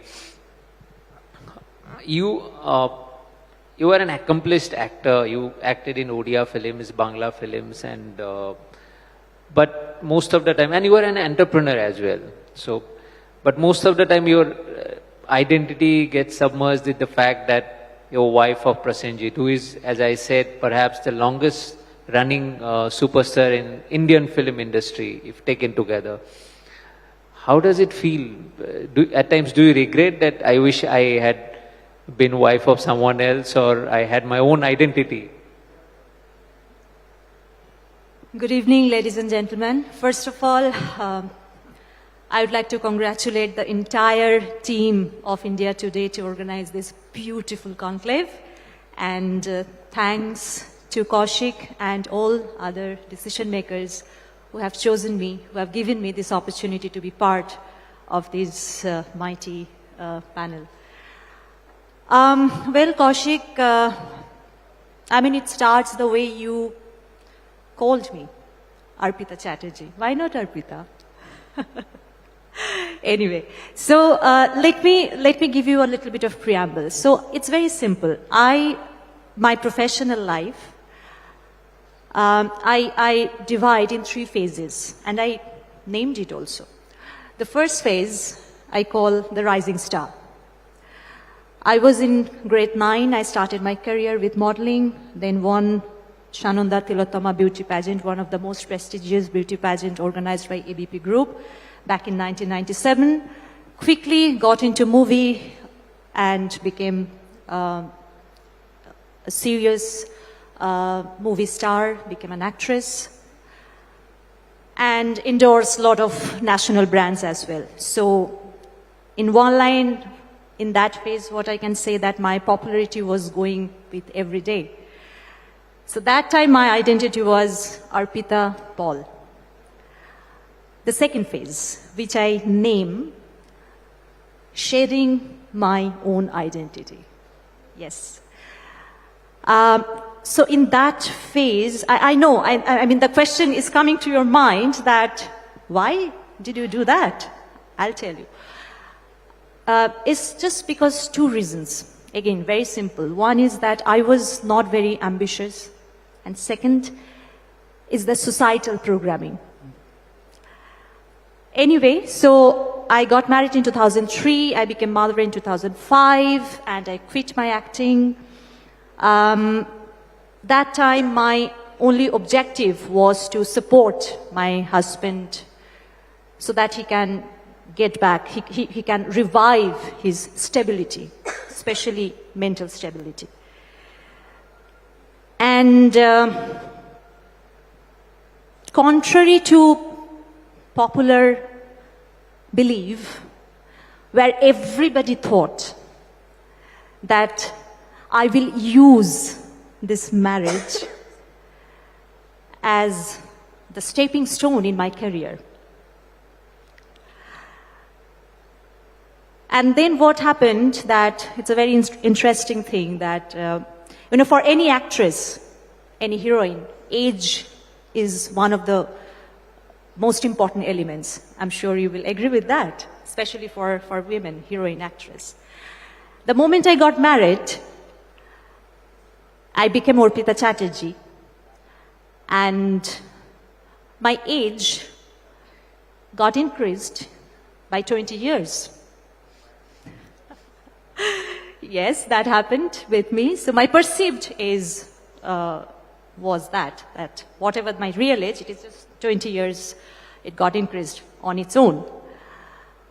Another interesting thing happened, Kaushik, this phase, that as I quit my acting career, but I started my entrepreneurship for the first time in my life. I ran my production house, partnering with my husband, but again as a second fiddle. So this is the second phase where from Arpita Pal, I became Arpita Chatterjee. Now the third phase, and the phase which is going on, which I name the awakening. So I realized that somehow, perhaps, maybe I'm compromising with my self-respect. Maybe I'm compromising with my potential.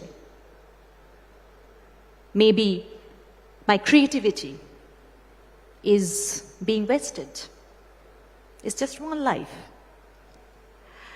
So I gathered myself and I restarted my acting. Not only that, parallelly, I started my startup. It was a health tech content company. I raised funds. I ran the company for 4 years. Then I sold it. Again, I set up a company, which is now, it's in Delhi. It's a production house. So in this phase, predominantly my identity have become Arpita, the woman. Yes, I play multiple roles. I have to play multiple roles like mother, daughter, wife, daughter-in-law, but predominantly as Arpita. So now I have reached in a phase, Kaushik, that I live my life in my own terms and I'm fostering big professional dreams. Yes. So Arpita, the way I have been asking this question to others, how much credit you will take from Prasenjit's career and his success? Means, do you think that you have contributed to his success the way Dr. Chandy said that he has contributed to Conrad's success? I just told in this monologue that the second phase, when I got married, I helped him to rebuild the stability, especially the mental stability.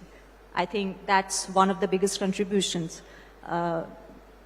from me to his life. Because anybody, it needs, if the personal life is not stable, if the person doesn't have the mental stability, no matter whatever profession he is, he cannot do good, he cannot do well, isn't it? So if he is the longest running lead actor in India, it's because of you. Am I right to conclude? No, Kaushik, if you do a little bit of research, you will see that he was already one of the biggest brands when I got married. So I came in his life much later. And But yeah. you have lengthened his career that way. And he was already a brand. He has been there since, I believe, 1980s, if I'm not wrong. So late 1980s. And What late 1980s? What you are saying? he was already a brand that time also. He was a star. That's what I'm saying. But- I mean, but when you came 1980s. in- 1980s. He's already a star. Yeah, but And when I you was came just in, 1 year old that time. He's still relevant. He's still Yeah, that's a there. fact. So you added to his career. Of course. The way I said, Kaushik, That's what I wanted to hear. so I told you, you were repeating the question, so I'm repeating the answer. That yes, I don't know that how much big actor that I helped to become, because he is a very talented actor. I mean, no doubt about it as an actor. So I don't need that to become a very good actor, to become a very big brand as an actor. My contribution was needed, but as a person overall, the stability that was needed for him that time, I brought that, yes. By the way, you didn't choose to become the politician. You could have, because you were actively in Assam agitation. Did you make a conscious decision not to go there because your husband was already deciding to go into politics and he wanted to pursue a career that way? Was it a conscious decision between you two, or it was accidental? You will know that I was an activist, and when I was absconding, I wrote a novel. I got first prize when I was in Dibrugarh jail. You were in jail that time when you got the first award. Yes, and so this is a different experience. It's changed my entire my life, about my perspective, everything changed. I was very young that time. Then I met my future husband as a co-activist, but I got married to a minister, a politician. His identity changed, not mine. This change identity was a very big, maybe a challenge, or it's a very difficult situation for me. So there was offer to join politics. Then it was a very conscious decision to what to do. Activism and politics are different, and I know that the political life is, and all the politics, or this the corridor of power is very temporary. It's like Aladdin's lamp.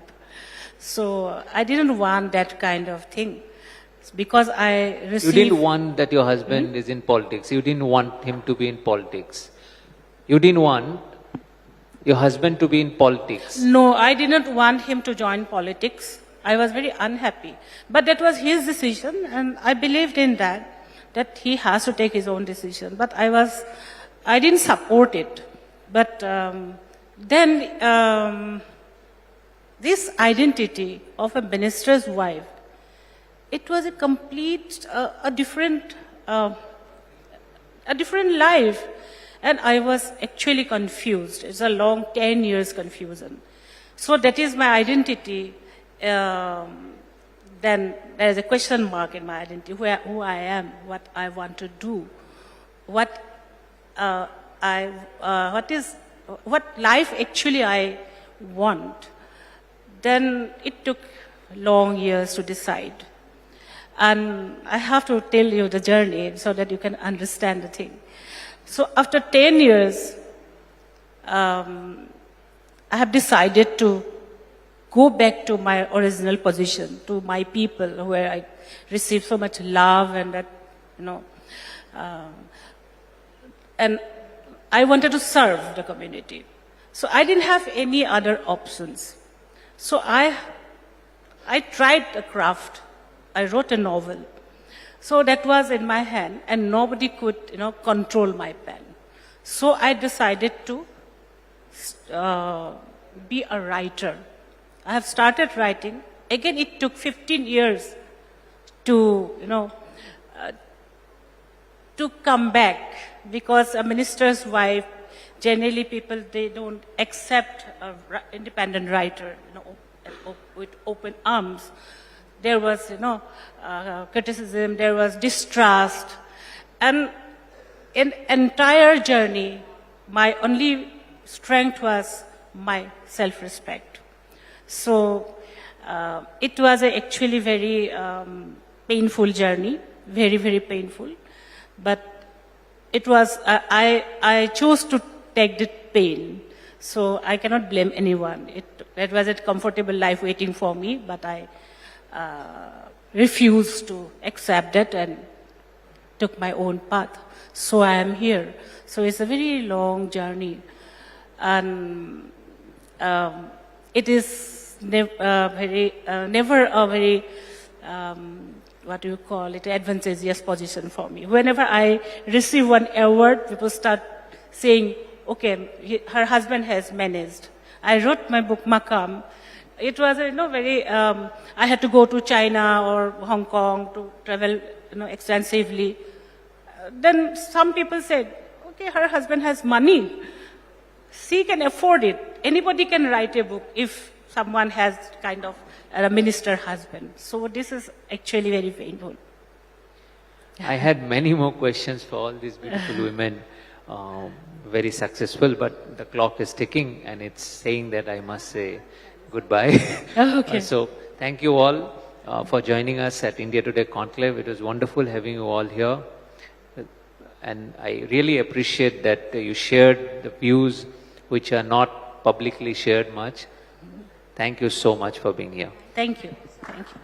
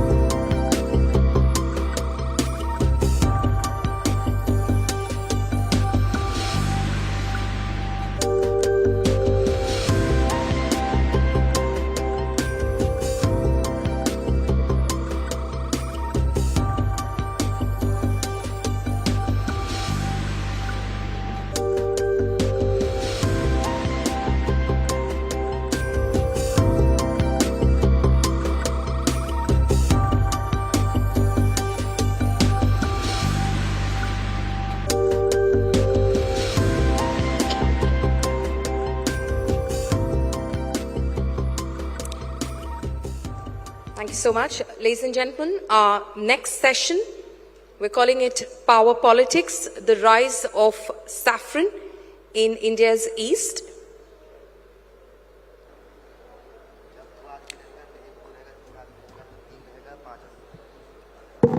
I'd request Kaushik Deka, Executive Editor, India Today magazine, to come up on stage and introduce our next speaker, Power Politics, the Rise of Saffron in India's East.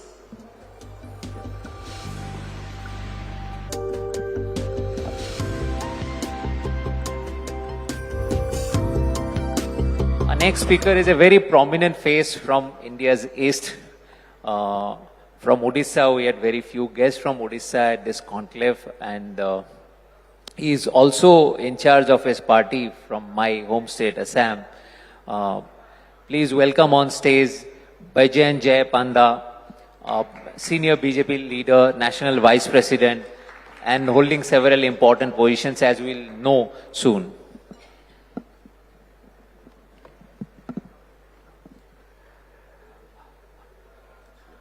You have just got a very important assignment. I believe 76,000 booths will be under your control. You'll have to figure out how BJP wins 2024 Lok Sabha elections. What is the plan, sir? Well, in the BJP, there are always assignments of different size and scale.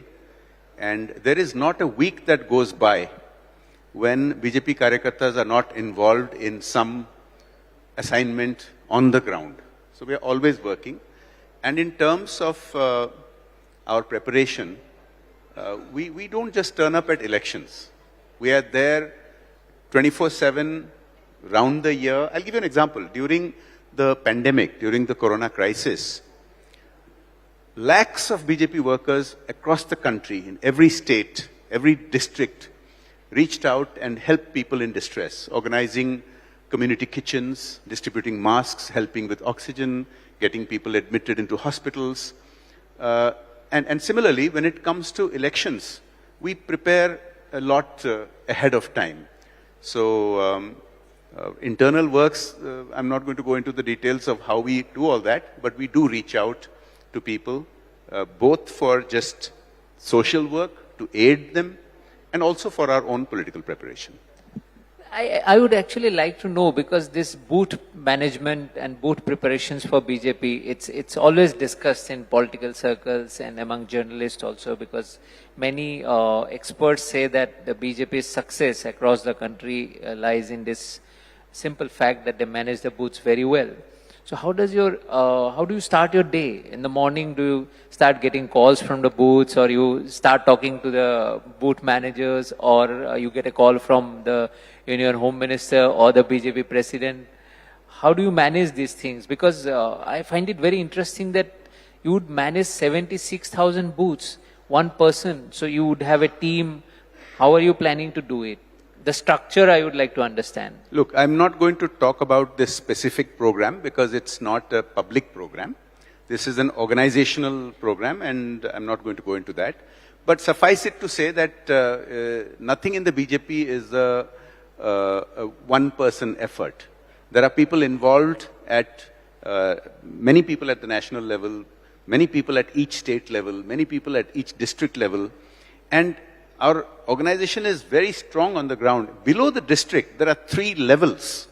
So we have something called a mandal, we have something called a Shakti Kendra, and below that comes the booth. So we have an organization, you know, the BJP has 180 million members, 18 crores. It's the largest party in the world. We superseded the Chinese Communist Party almost a decade ago and have kept on growing. And that's because, and it's not an overnight success either. There have been 3 or 4 generations of party members and leaders who've sacrificed, toiled for this.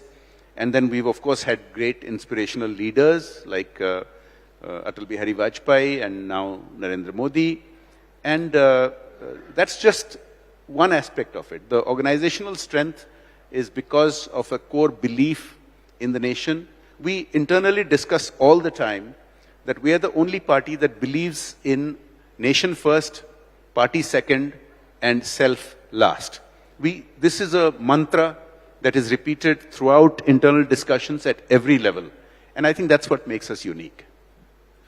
Also, this fact why I'm insisting on the understanding how you plan your elections, because in West Bengal and in Odisha, 2 states in East, you haven't been successful. You still couldn't form the government, whereas you could penetrate, and now you have governments in almost every state in the Northeast.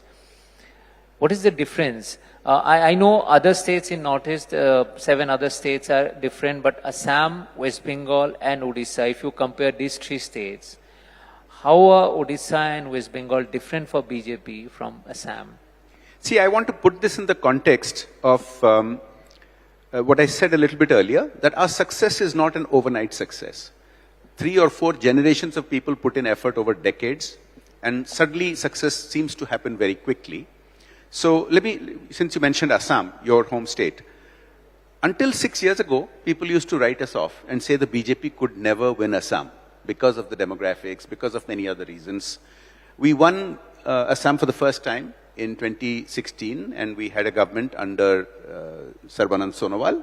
We won it again in 2021, and now we have a government under Himanta Biswa Sharma. Now, you could say that you just said that we haven't succeeded in Odisha and West Bengal. I see it differently. Because both in Odisha and West Bengal, until just the previous cycle of elections, we were considered as non-contenders. In Odisha, we were a very distant number 3.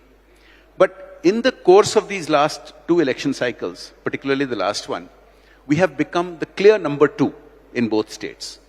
And that puts us in a launchpad position.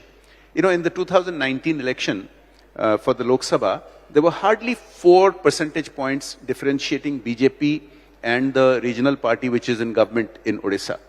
And similarly, in Bengal, the gains that we have had have been phenomenal. I mean, to go from 3 seats to 77 seats is very, it's phenomenal. So we see it very differently. We don't think that this is not worth celebrating. We think that this sets the stage for us to come to government the next time for sure. But so the counter argument is, you mentioned Assam, that you had 2 governments, but before Sarbananda Sonowal ji took charge, before that election, the BJP had, if I remember correctly, only 5 seats, and from 5 to 60 for 2 consecutive terms. It was also a huge jump, and they could form the government.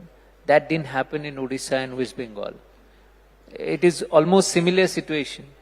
Look, I think the circumstances are different. In some senses, these eastern states have a lot in common. They have been neglected by earlier national governments. They have a similar bonding in terms of culture, in terms of language. There's enormous potential that needs to be tapped. But in some senses, they're also a little different. The demographics of Assam and Bengal are quite different from the demographics in Odisha. Yes, we've had quite spectacular spurts in some states. In Tripura, for instance, we went from having very low presence to being built up dramatically. But each state has its own dynamics. So in some states, we will gain with each successive election cycle, as we have shown in both Bengal and in Odisha. In the last 2 election cycles, we have just kept on getting bigger and more successful. And we are just a stone's throw away from displacing the number 1 parties in these states. And in some other states, because of various other local considerations, the dynamics changed in a very rapid manner. But I don't think ultimately that makes a difference as long as you're growing. Or is it because that both states, West Bengal and Odisha, they had very strong regional leaders to counter BJP, and these are the places where the Prime Minister Modi's magic didn't work? No, that's not true at all. If the Modi magic didn't work, if the BJP wasn't getting traction with the people, we wouldn't have been growing. You know, like I said, it's a spectacular growth for the BJP in Odisha to go from 1 Lok Sabha seat to 8 Lok Sabha seats. And in Bengal, the numbers speak for themselves. So, as I said, success can happen in 2 or 3 cycles of elections, or it can come together and happen suddenly. The reality is, Prime Minister Modi has put a greater focus on the East and the Northeast than any of his predecessors. He's visited the Northeast more times than the cumulative number of visits of all former Prime Ministers. And that has led to a dramatic turnaround in terms of development. You know, Tripura is just getting its first railway line. Manipur is just getting its first railway line in the Modi government. For decades before this, it was neglected. If you look at the infrastructure projects, if you look at the other projects which are, of course, throughout the country, such as piped drinking water in every home, there's been enormous developmental work. So, there is absolutely every reason to believe that the people of the Northeast and the East are increasingly committed to the idea that the BJP alone can give them good governance. But this expansion is also making several other parties and communities very uncomfortable. Just a while ago, Conrad Sangma, Meghalaya CM, he said that minorities, especially, he was talking on behalf of the Christians, they are feeling cornered, they are feeling threatened because of, he didn't mention BJP, but he said because of the power, certain fringe elements are making lives of minorities uncomfortable, and he is your ally. How do you react to that? First of all, the BJP has been misrepresented by certain sections in media and obviously some of our opponents. And I want to make something very clear. Our governance philosophy is enshrined in the slogan, Sabka Saath, sabka vikas, sabka vishwas, sabka prayas.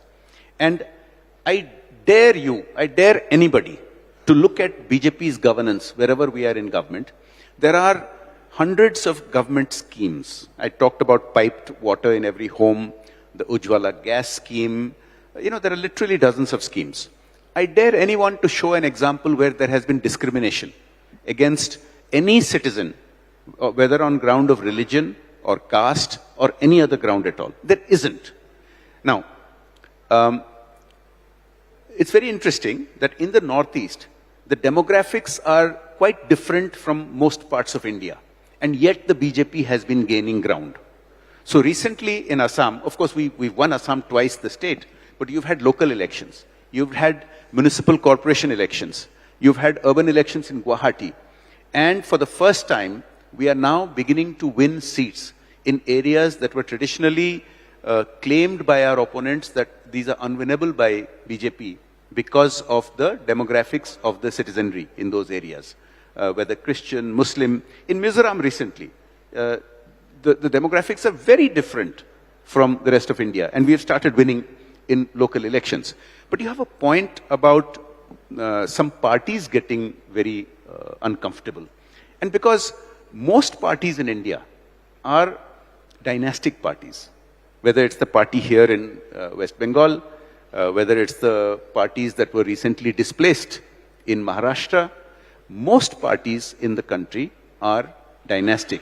And they're getting increasingly nervous because the people of India, the aspirational youth population of India especially, is now looking to go beyond dynasties. You've seen the voting pattern changes in Uttar Pradesh, where the elections had been dominated almost entirely on issues of caste, on issues of groups that divided from each other. That's been changing because our mantra of focusing on development and the belief that Prime Minister Modi and BJP can deliver that, sabka saath, sabka vishwas, sabka vikas, without discrimination, is beginning to be increasingly accepted. So it's quite natural for many of these parties to feel very nervous. As you were saying, you are arguing actually the BJP's success and spread is all because of the developmental works and benefiting the target groups. If that's so, then why BJP has to practice divisive politics? Because after the BJP government came in, we see a lot of Hindu versus Muslim battles or issues related to goddess, or even statements on Twitter or on social media, people are getting arrested because of that. There is a kind of communal tension in the country. We are looking for temples in every mosque. Why do you need to do all that if your focus is only on developmental work and people are voting back BJP to power because of that only? Why do you need this kind of environment? No, the BJP doesn't practice divisive politics, but there are certain sections that want to promote that idea, and let me address that. The reality is, as I have repeated, the BJP does focus on developmental policies, and you've seen the massive number of policy changes that have taken place in the last 8 years, whether it is GST, whether it is economic reforms, so many examples, the massive investment in infrastructure, and there is absolutely no discrimination whatsoever. Nobody disputes that, neither do you. Now, this allegation that there is divisive politics is not true. We are very clear that we are bound by the constitution. I urge people to read the BJP's own constitution. The BJP's own constitution is committed to the idea that every citizen of India is equal. Now, if there are people that have strayed from that idea, the BJP takes action on them. I don't want to go into specifics, but there are many examples where the BJP has taken disciplinary action where people stray from that. Are you referring to the Nupur Sharma incident? It doesn't matter who the individual is. The BJP does not condone the idea that you committed to removing it, but they fell prey to appeasement politics and didn't do it. We did it. Our philosophy is justice to all, appeasement of none. Now, similarly, the so-called secular parties in India, Now, you in the media have a responsibility to question them, because the secularism as defined in India would not pass muster anywhere in the world. It was introduced by the colonial rulers, where only the places of worship of the majority population are controlled by government. That's not secularism. Places of worship of other religions are managed by their own communities, which is the way it should be. Now, if you start with the fundamental definition of secularism being wrong, you try and use this description that the places of worship of the majority population will be controlled by government. You try saying that to Americans or Germans or Japanese or UK and say this is secularism. They will laugh in your face. So these issues are being challenged. Now, look, there is a history. It is a fact that many temples were in fact destroyed. But the idea is not to rake up old wounds.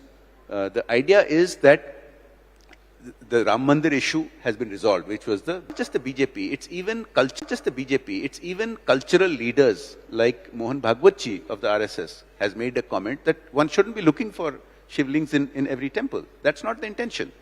Our intention is that we must go by the constitution. We must abide by equal rights to every citizen. And that was not being done. There was appeasement politics, which the BJP is correcting. And those who had fallen into the pattern of this fake secularism and appeasement politics are obviously trying to strike back. In correcting that, you are going to the other extreme. Now there is a environment of getting hurt by every statement or every comment, and freedom of expression, as many say, is under serious challenge. Now the current controversy is a filmmaker depicting goddess Kali smoking cigarette. How do you react to that? Means many are demanding that, as you represent BJP, I want to know the party's view on this aspect. That many are saying that, oh, this is hurting Hindu sentiments and the filmmaker should be arrested. The other side is saying it's her freedom of expression. Where do you stand on this issue? Look, you in the media can't have it both ways. You can't say that the left liberal jihadi ecosystem can have freedom of expression. They can say whatever they wish. Wait, let me complete. You may not have said it, but the implication of what you are asking means... It's a very simple question. I'm answering it, if you let me. The point is this.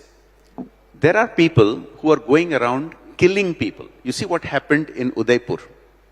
Okay? You had a beheading because somebody was provoked by a statement. How many of you have spoken up for freedom of speech in that case? But now, sir, the Supreme Court has said the provocation came from one of your former members. But if you let me, you must let me answer your question. If you want to have a narrative for your viewers, that's different. But I urge that your viewers, if they want to hear from me, they should hear from me. Now, my point is this. Freedom of speech is a guaranteed right in the Indian Constitution with certain circumscriptions on it. And that's what must be followed. It is wrong to say that people have been arrested for positions they take on freedom of speech. You are alluding to a recent arrest when it's very clear that people are violating FCRA norms. People have been violating Foreign Contribution Act norms, misusing it for propaganda, trying to pass themselves off as news sites. I mean, you wouldn't do it as a news platform yourself. Why should you tolerate other people doing it? I was referring to this filmmaker who showed Goddess Kali as a smoking cigarette, and there is a demand. She hasn't been arrested. There is a demand that she should be arrested. Do you think that she should be arrested, or she should have the freedom of expression to depict or showcase her interpretation of the goddess? I think that's a very good question. I think we are having a national debate on this issue because, on the one hand, the Supreme Court, as you rightly said, has criticized somebody for criticizing a religion, right? Or quoting text from a religion itself, which some perceive to be criticism. Now, I wonder if the Supreme Court will take the exact same stand in the case of this filmmaker. Now, this is a live debate. My point is, we can't have different standards. If you say that one set of people saying something critical about another set of people hurts the entire country, then the same law should apply to the other side also.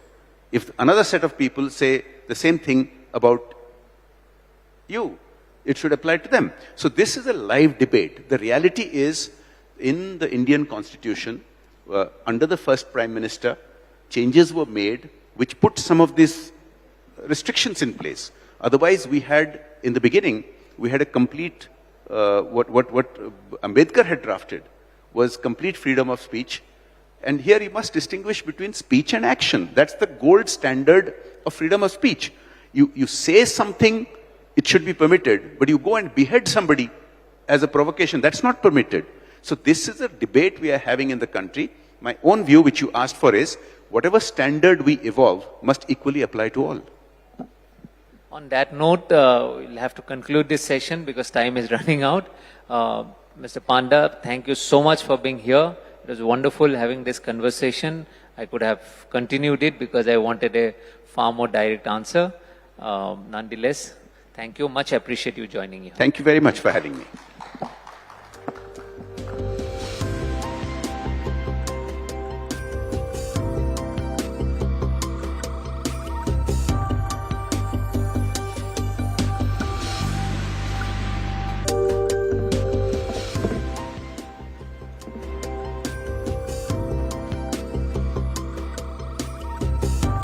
Thank you, Mr. Panda. Our next session, Governing Guidelines, Indian Federalism, Constitutional Vision versus Realpolitik.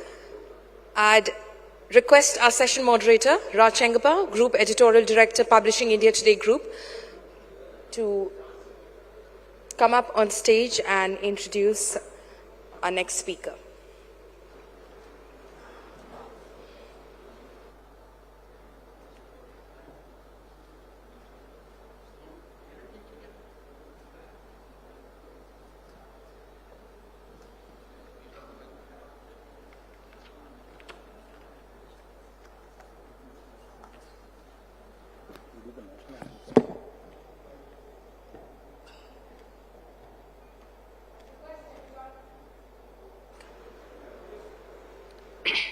I'd request everyone to please stand for the national anthem. जनगण मन अधिनायक जय हे भारत भाग्य विधाता पंजाब सिंध गुजरात मराठा द्राविड उत्कल बंगा विंध्य हिमाचल यमुना गंगा उच्चल जलधि तरंगा तव शुभ नामे जागे तव शुभ आशीष मांगे गाहे तव जय गाथा जनगण मंगलदायक जय हे भारत भाग्य विधाता जय हे जय हे जय हे जय जय जय जय हे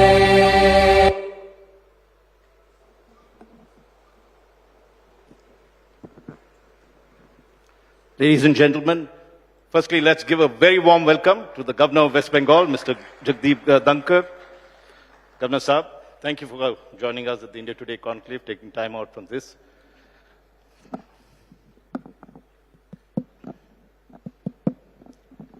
Let me begin by saying that yesterday we had the Chief Minister of West Bengal sitting precisely where you are sitting. And she had made certain remarks about you, critical remarks about her relationship with you. How would you describe your relationship with her? Raj, I would like to focus on more critical issues. I carefully watched what the Honorable Chief Minister said and the questions put to her. You can have this folder with you. I've listened to it, yes, I was there yesterday. And I must put the record straight. The anchor yesterday, I quote, every morning I get something from Jagdeep Dhankar. If you're going to do this thing, we have actually, I can request my producer so that they can, Sam, can you just play that clip just so that you don't have to read it out? Yes, only two of these. Yeah, Do you know his name? Dhankar. You know, और बांग्ला में क्या बोलते हैं पता है? एक similarity हो गया. 1 second. The same thing what you're saying. धन मतलब अर्थ, और कर को बोलता है करो. You know, Jagdeep Dhankar and you seem to have, Hindi में कहेंगे 36 का आंकड़ा.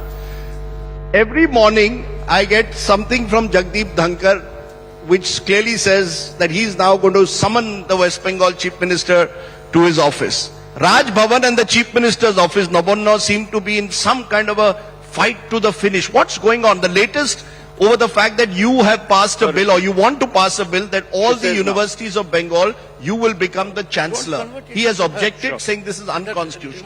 What is going on? Maharashtra government also passed this bill when Narendra Modi was the chief minister of Gujarat. Look here. Sure. If you want to, we will. You go ahead and read what you have to say. Second, Raj. Yeah. If you wish to repeat the chief minister. No, because you were reading out from that, I said let us get the exact script of it. I said exactly, your anchor, I wouldn't call a lie because I am reflecting on a journalist. 100% untruth. Imagine what he says. Every morning Jagdeep Dhankar tweet, summon the chief minister. How can this platform be so misutilized? Wouldn't even care to check my tweets. I had to suffer a pain when Mr. Sogat Rai, a senior parliamentarian, reflected. I sent him WhatsApp messages every day against Chief Minister. Not a single one. So you deny, I mean, let's start with your Why relationship should I with deny, the... sir? No, let's start with your relationship with the Chief Raj, Minister. Yes. Why should I deny? Tweets are in public domain. Your journalist must be put to proof. He must point out a tweet. He talks of everyday morning. This, sir, to put it mildly, is defamatory. And look at secondly, the latest tussle over the bill that you want to pass, that all universities of Bengal will become she will become the chancellor. And what he says, the governor has objected, stating that this is unconstitutional.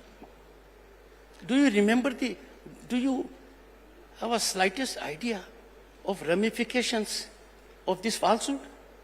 Well, let us get before we deal with, let us answer the questions that that was posed. One second, and let us have your views on the matter. Not me. Because, we can, sir, we have got... limited time, I know. I would like your viewpoint, because that's why we exactly called you, because the Chief Minister said something. I would react. Give me some space. Right. The anchor says, I have called the bills unconstitutional. Nothing can be more ravaging on fact. No one can misquote another person, much less the governor or constitutional head. But the fact stays, I'm not saying that, leave the unconstitutional bit. The fact is that there is such a bill being passed by the Assembly. That bill is for your consideration. Yesterday, the Chief Minister said that there have been instances in Gujarat and Maharashtra where a similar bill has been passed. Sir, don't give me my space. I am on 2 points. Right. Otherwise, you will divert it. And no, I'm not diverting. I said, first, I am deeply hurt. This is not in consonance with journalistic ethos that on a platform like this, an anchor should be making misstatement of fact with respect to... We are giving you the opportunity, Governor Saab, to correct whatever misimpression you had about this. Now, let me tell you, both these things by him are wrong. Okay. I would put it to you that in the state of West Bengal, democracy is strained as never before.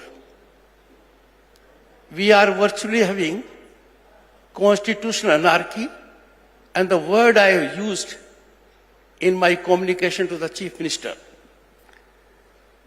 the crime in the form of extortion by syndicate mafia operations is going unabated since 2018, if not earlier, in every nook and corner of the state.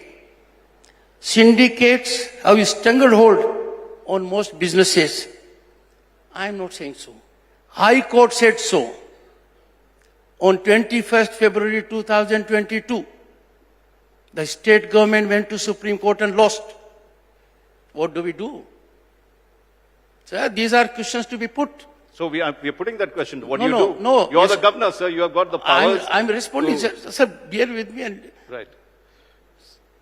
कुछ रहम करो. So they have- आपको बिल्कुल, जो sir. You have come here. We सुनो, will- आपको कल जो करना था, किस सीमा तक किया, किस हमदर्दी से किया, राजनीति का एक नया आयाम दिखाया और एक भी कठिन प्रश्न नहीं पूछा. हाई कोर्ट की ये फाइंडिंग कल पूछनी चाहिए थी.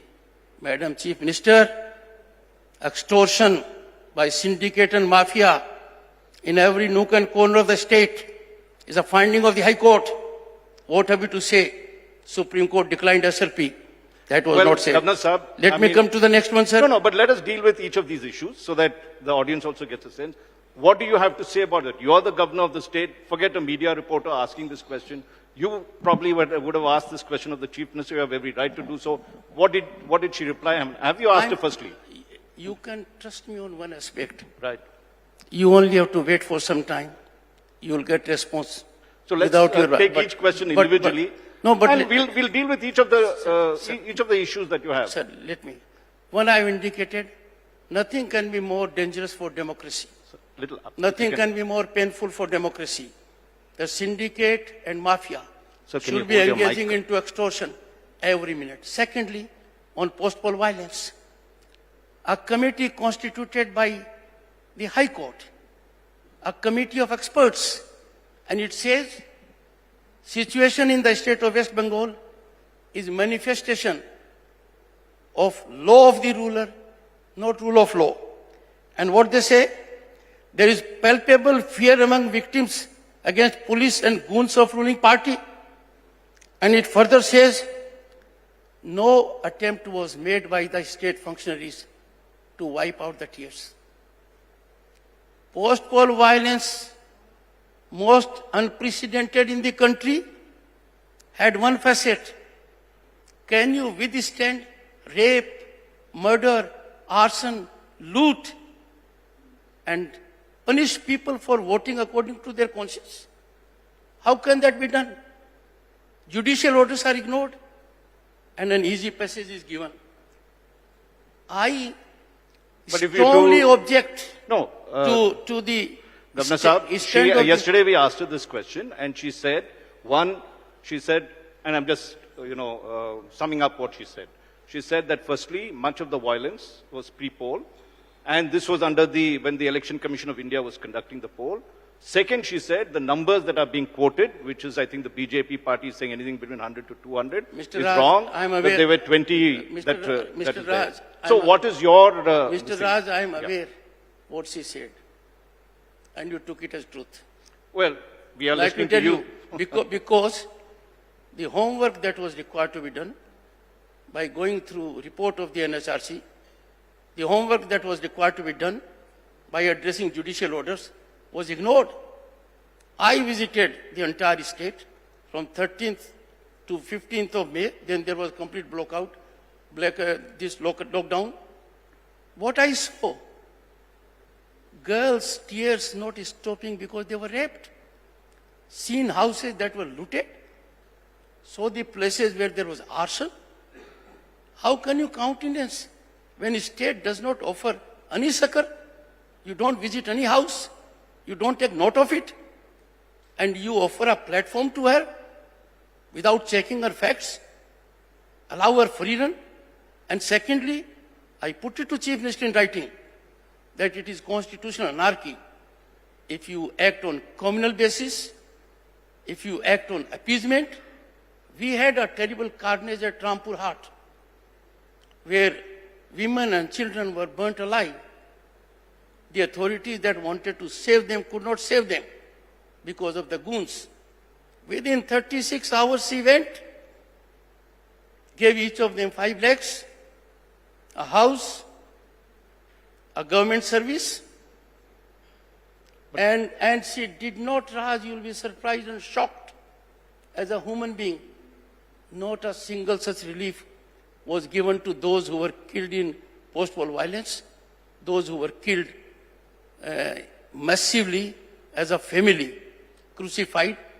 Now what do you say? No, I'm asking you, what would you say? Because you're the governor of the state. You have the powers within you. You also have the powers under an article of the Constitution to dismiss this, recommend dismissal of this government. Let's not go What that have far. you? No. Let's ask. What have you? Sir, Okay, you can fault the media with various things. What has the governor of the state done Raj, on this one? I have signaled two things at this moment. So far, syndicate mafia Raj and post-poll violence. Nothing can be more shameful for democracy that persons must be visited with consequences of rape, murder, arson, loot because they vote according to their conscience. Number one. Number two, under Article 167 of the Constitution, there is a duty cast on the Chief Minister to give information to the Governor. My tweets focus on that. Perhaps your anchor missed them. Not a single response and performance of this constitutional duty by the Chief Minister. And I can understand why. They relate to scams which you cannot imagine. Have you seen recently the most significant aspect of recruitment scam? It is mother of all scams. It is ballooning every day. And look at the High Court orders and you will be surprised. I'm not making reference that is not documented. And the High Court says corruption writ large in the whole process of this public employment. High Court finding. Secondly, and nothing but a scam where even, and now you'll be surprised, appointment given to whom? Who never participated in the process. Appointment given to whom? Who were never in the merit list. And High Court concludes that unless corrupt practices were there, this could not have happened. That's why this was allowed to happen. Governor Saab, it's fair. You have now listed 3 or 4 serious charges against the Chief Minister. I know. No, the point is that at the end of the day, you are the person that can decide whether you'd like to have the government dismissed or not. What is your stand on this? Sir, first let me indicate my deep anguish that media has a great role in such kind of situations. And we must focus on them. These were the issues required to be put to the Honorable Chief Minister yesterday. They are in public domain. It was put, but you might disagree. One second, Governor sir. Saab, One second. Yes. Bear with me.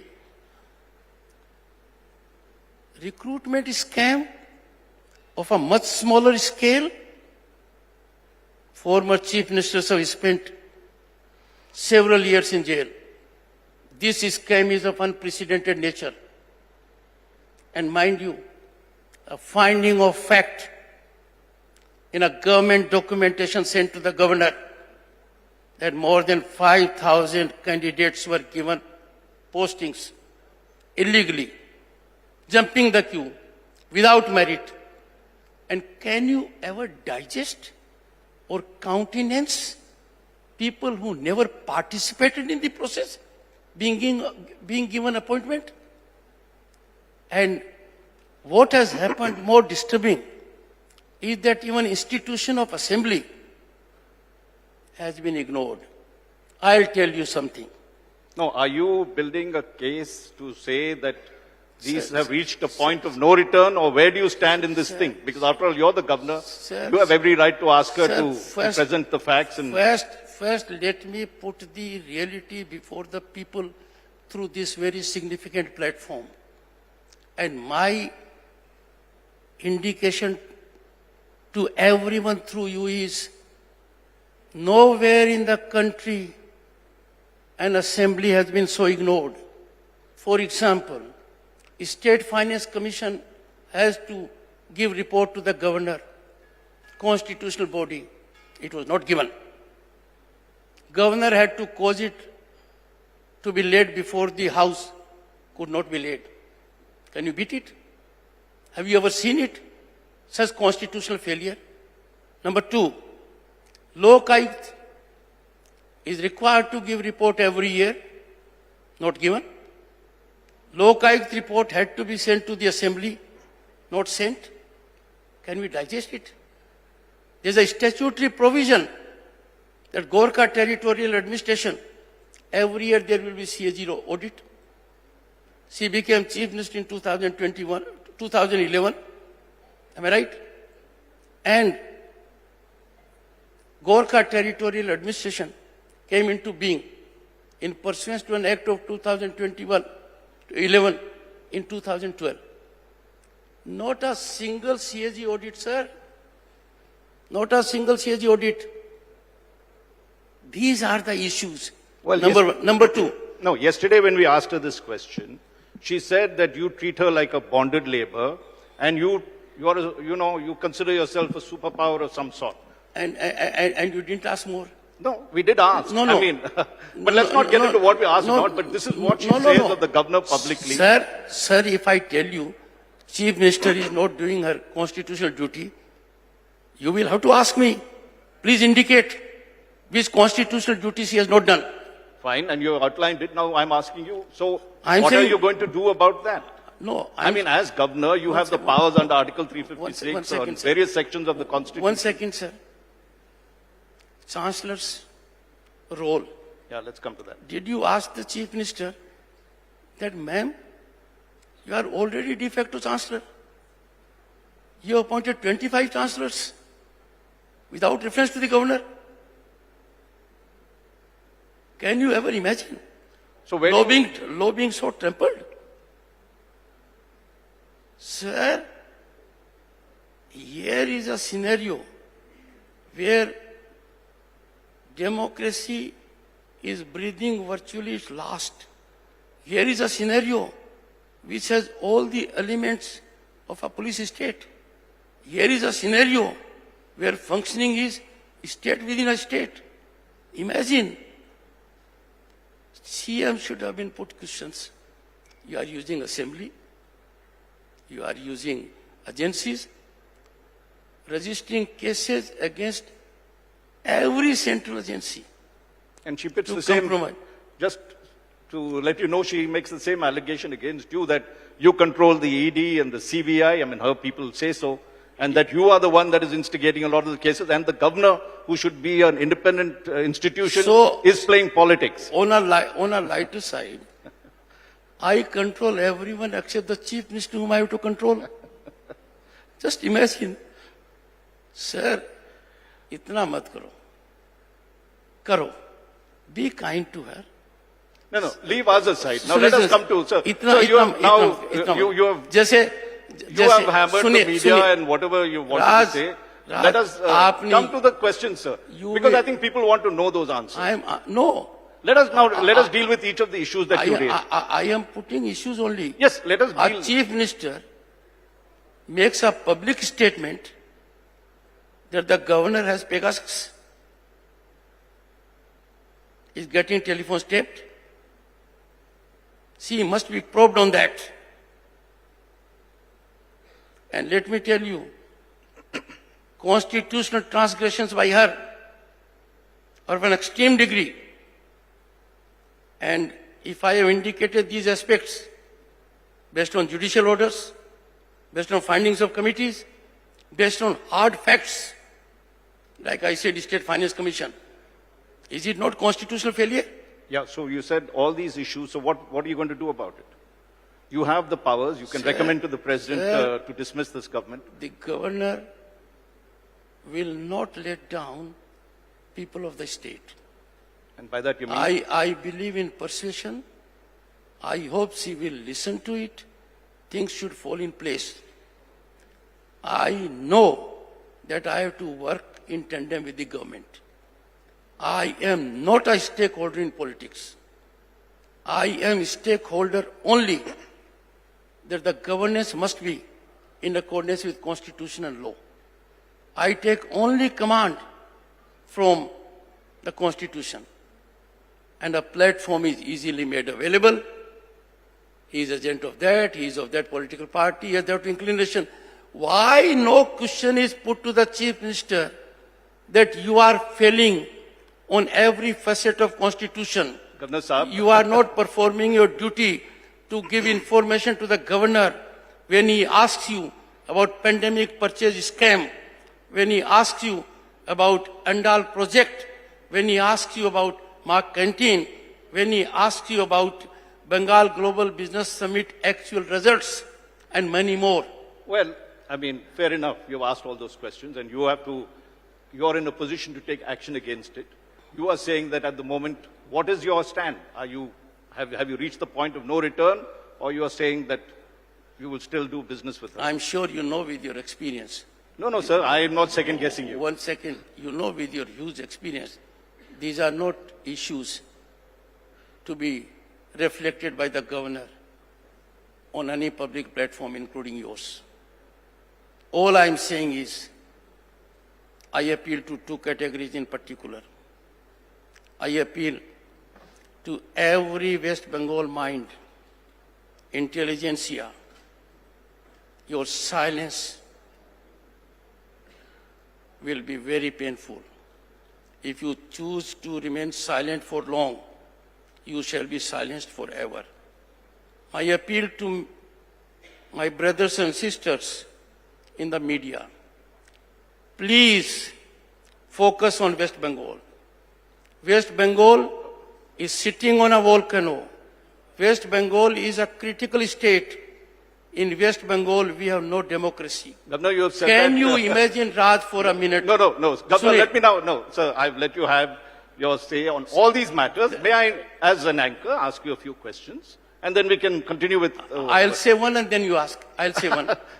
Most recently, as crucifixion of democracy, a decimation of human rights and values, Chief Minister announced at Asansol jihad against BJP, the opposition party, on 21st July 2022. Now, what? I've written to let me say no. One second. I've seen what you wrote to. No. Can in any democratic society, can in any society governed by law, can any society that believes in civility and rights, you can give such a call? Jihad?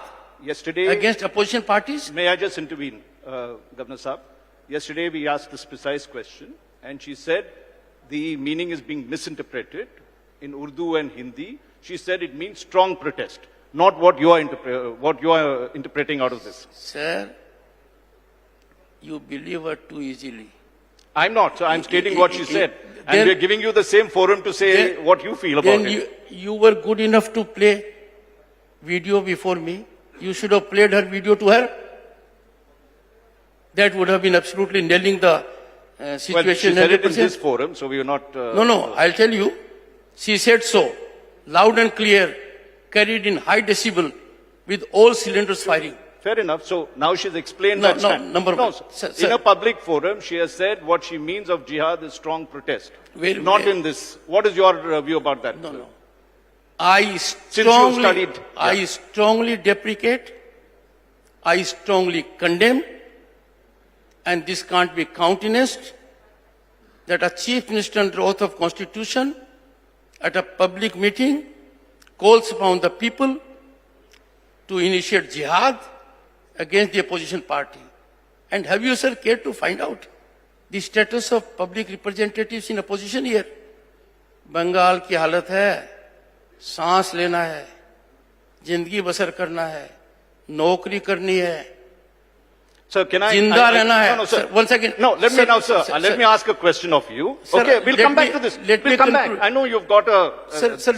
you've got these points. You will be allowed to say that, sir. Otherwise, no, sir, you said you had one more point and you'll conclude. No, let me conclude. Now you've gone to another subject. Let me deal... No, I've got a few questions, sir. Raj, I will not yield. Okay. Raj, I will not yield. I will have my point. Okay. Bengal में जीना है, सांस लेना है, नौकरी करनी है, राजनीति करनी है, अच्छी जिंदगी लीड करनी है, एक ही रास्ता है, be with the ruling party. इसके अलावा कोई रास्ता नहीं है.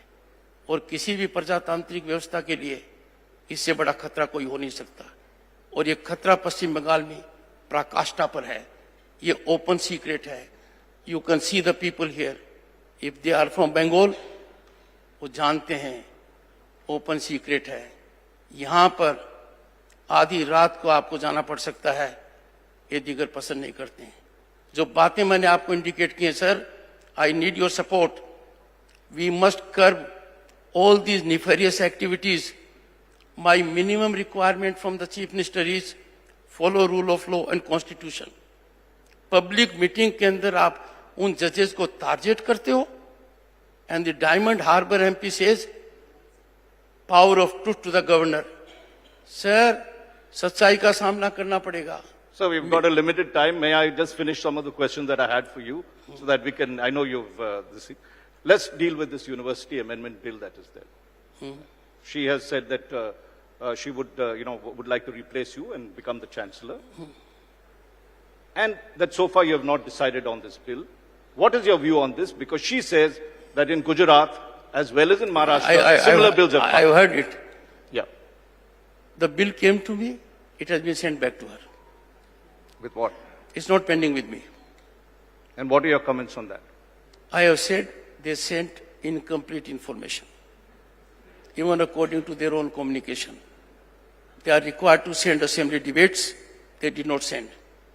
Why sent to the governor incomplete debates? I sent it back. No bill is pending with me. So now the ball is in her court, you're saying?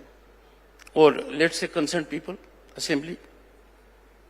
But मेरी सबसे बड़ी समस्या क्या है? Let me ask the other next question. Sir, you are taking more time than the speaker. We are running out of questions. Sir, एक चीज no, there are some things about you also that the ruling party has said, that there was this civic election that was to be held in December. Which क्या? What was municipal and civic elections that were to be held, and you had, and one of them, of course, you had advised the election commission to hold it together. One, second, that they had wanted to amend the bill so that the Hooghly municipality would be broken up, but you have, so far not cleared that. And the elections has been held for close to a year now. So what do you have to say for that? Sir, कुछ तो homework करो. प्रश्न पूछने से पहले ये पता लगाओ कि गवर्नर ने किया क्या है. चुनाव कौन कराता है? State election commission, a constitutional body. और क्या गवर्नर ने डायरेक्शन दिया? पूछा? कोई डायरेक्शन दिया क्या? You advised the election commission. Why become a platform to trade untruth? Why allow? I'm telling. उनसे उसी टाइम पूछते, दूध का दूध और पानी का पानी एकदम साफ हो जाता. Sir, I often remember Rabindranath Tagore. उनका विजन क्या था? Where mind is without fear and head is held high. आप पता लगा लीजिए, mind is full of fear. Paschim Bangal का फियर कोशेंट किसी भी डेमोक्रेटिक पार्ट के तुलना में सबसे अधिक है. Number one sir. And number two, my head on account of the scenario here is in shame. I will continue to work for welfare of the people, and I know it is taking time, but I will continue to make sincere efforts. They are bearing fruit. They are rising slightly, and I am sure media will cooperate. Sir, एक बात आपसे कहता हूँ. Can you point out, as a senior journalist, single transgression of law and constitution by this governor? Single. And I am sure that is part of your duty and homework also. I am before you. Point out. You this. I'm asking you, why didn't you clear that bill, the Hooghly division bill? I mean, that's been pending for a while. Did someone tell you it is pending with me? Did you ask her it is pending with me? You don't believe me when I say it is not pending with me? What do I do, sir? So why did you return it? Sir, I have given a reason. They have not been able to reply to it for months. I don't want to share official documents here. And most important, you will be shocked. Have a look at this document, sir. Okay, sir. No, one document. I appoint a vice chancellor, Ramendra Bharati University, because minister says, sir, appoint. And the same minister says, what have I done? Sir, we are in democratic chaos.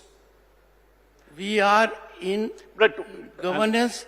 That is, as a matter of fact, what are we seeing here? we have become a laboratory for violation of human rights. And when people tell me, Governor, in West Bengal, democracy is on gas chamber.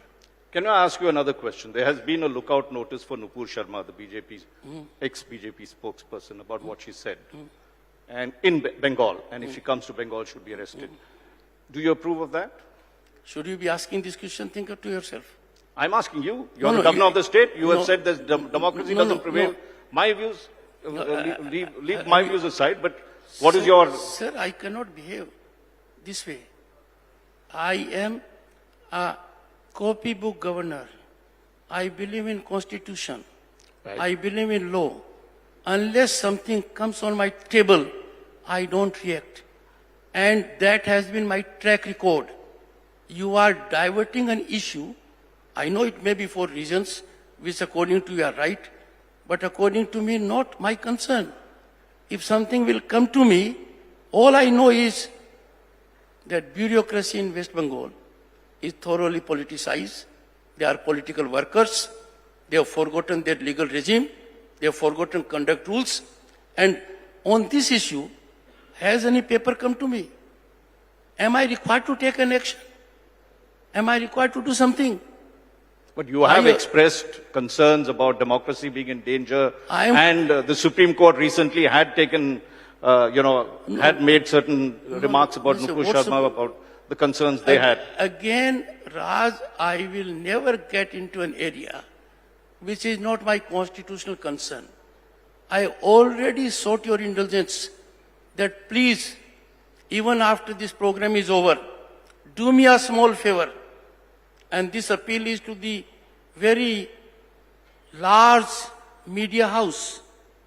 Point out a single transgression of constitutional law by this governor.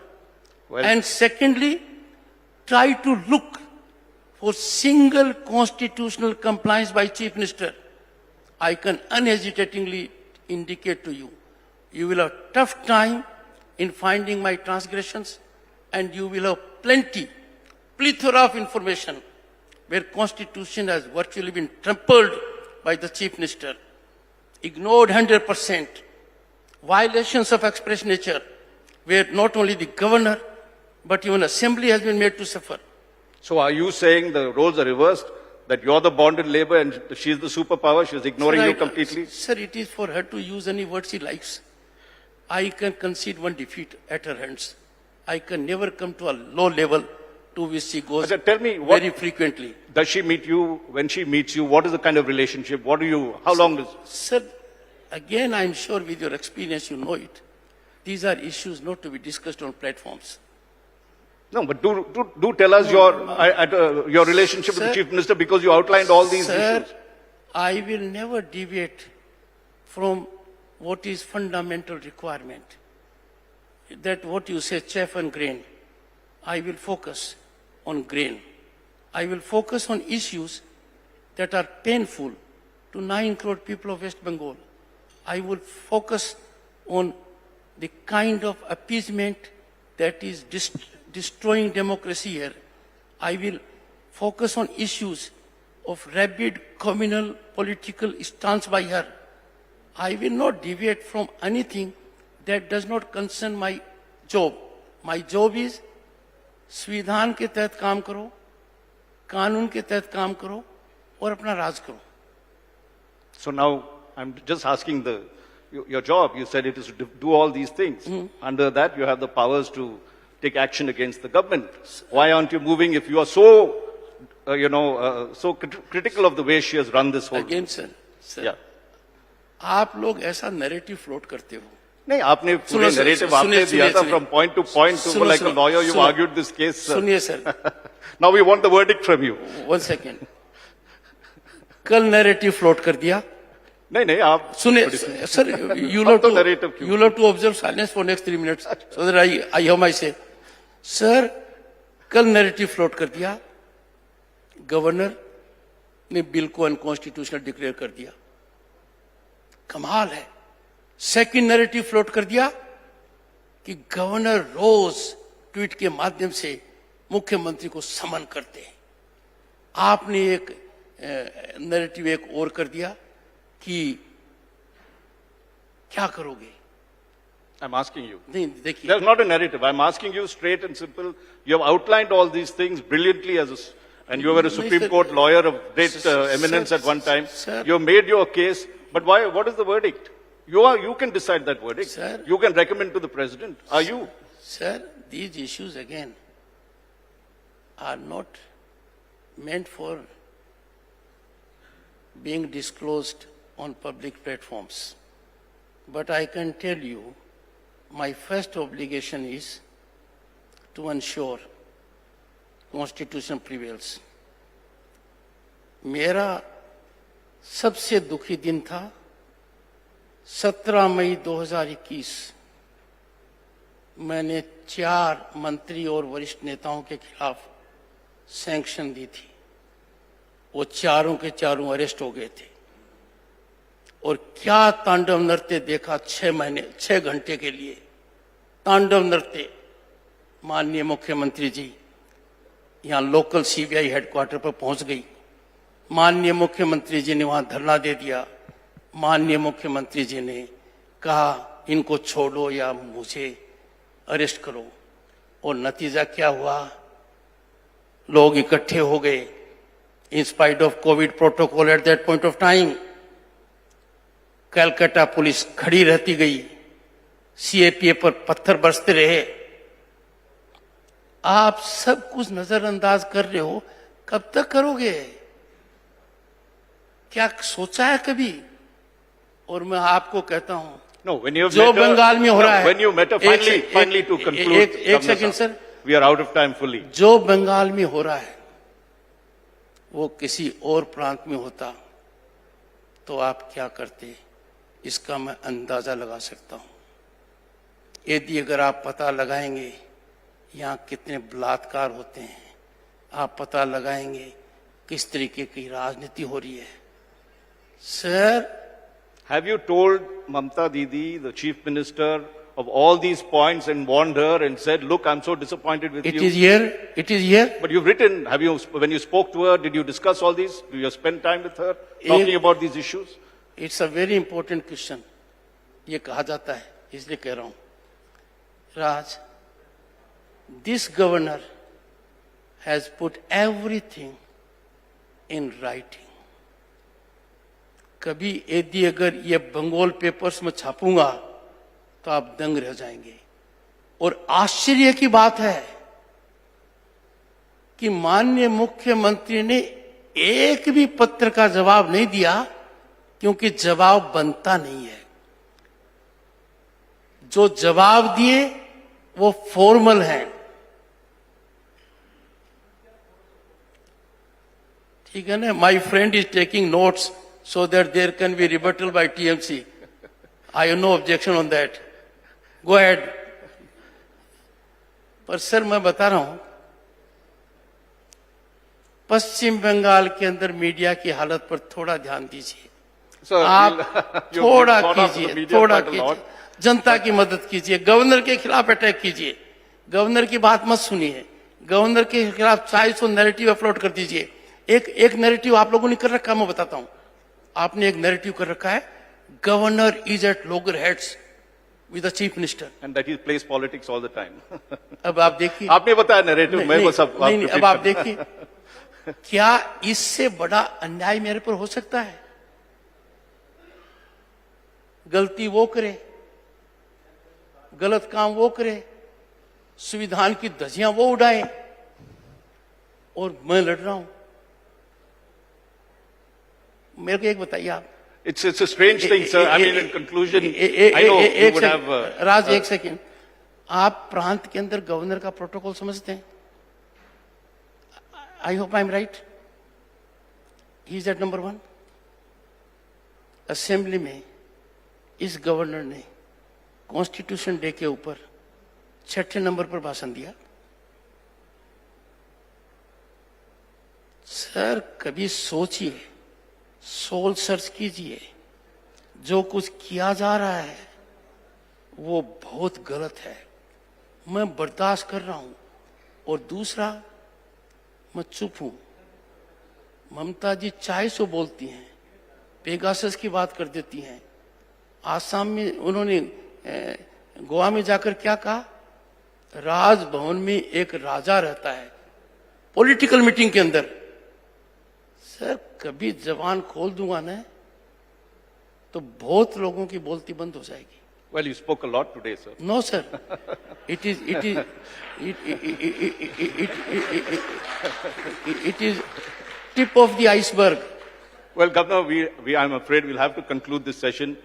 This is India Today Conclave. We'll listen to all the sides, however fervent, whatever you'd like to say. We've allowed you the time to do that.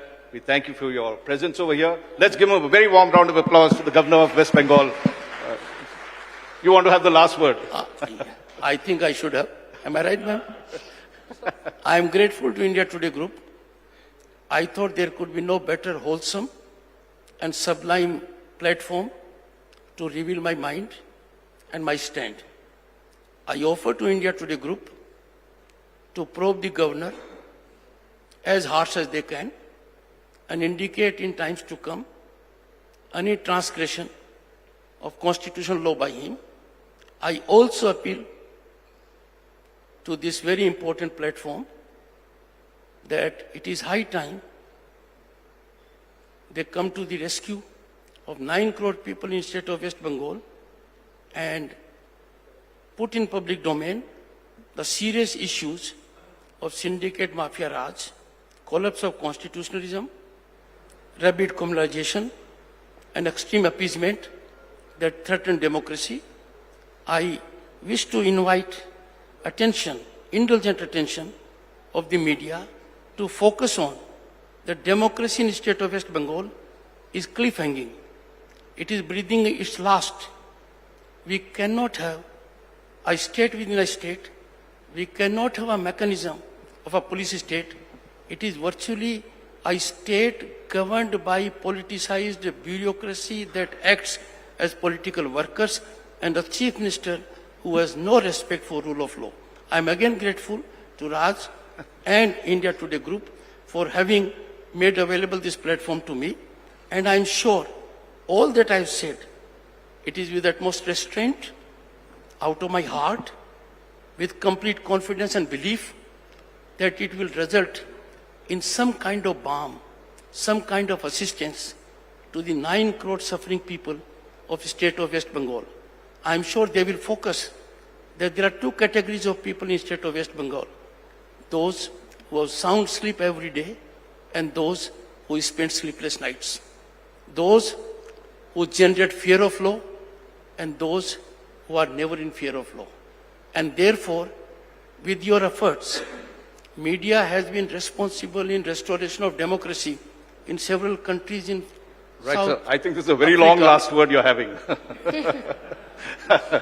So, I think you've got your points. On a lighter side, Raj on a lighter side, and in court of law, when we say this is the last argument, My lord. that is never the last argument. Thank you very much. The onus lies on you, Governor, apart from the media. Ladies and gentlemen, the West Bengal Governor. Let's give him a warm round of applause for this. Thank you so much. I'd request Thank you. everyone to please stand for the national anthem.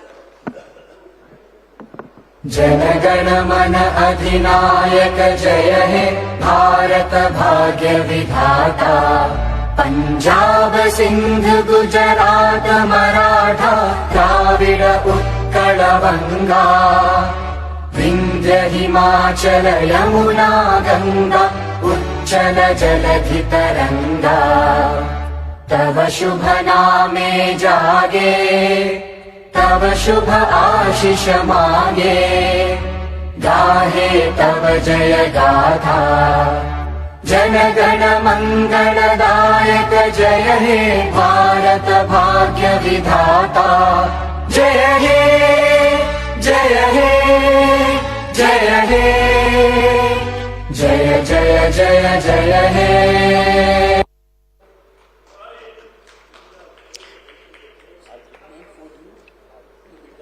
Thank you to the Governor. Thank you, Mr. Chengappa. Our next session, ladies and gentlemen, it's called Eastern Euphoria, Power Voices, Walking the Untrodden Path. I'd request our session moderator, Reshmi Bagchi, anchor and associate editor, Aaj Tak Bangla, to take over from here.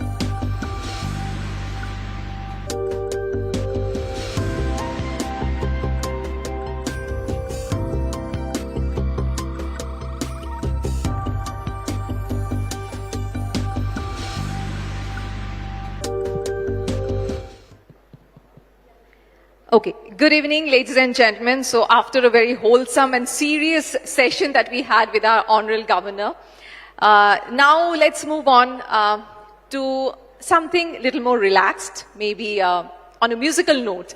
So first, let me call upon stage the two beautiful ladies, yes, Anvesha and Kalpana Patwari. A big round of applause for both of them who are joining us on stage. A very warm welcome to both of you, firstly. Please have a seat. You're looking so pretty.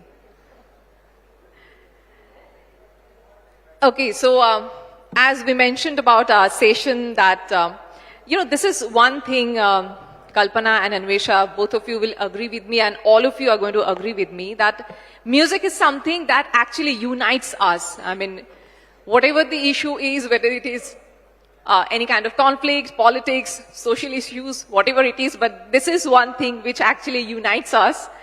And as Indians, we are fortunate to have been here because from the very beginning, Sur and Saz is there with us, isn't it?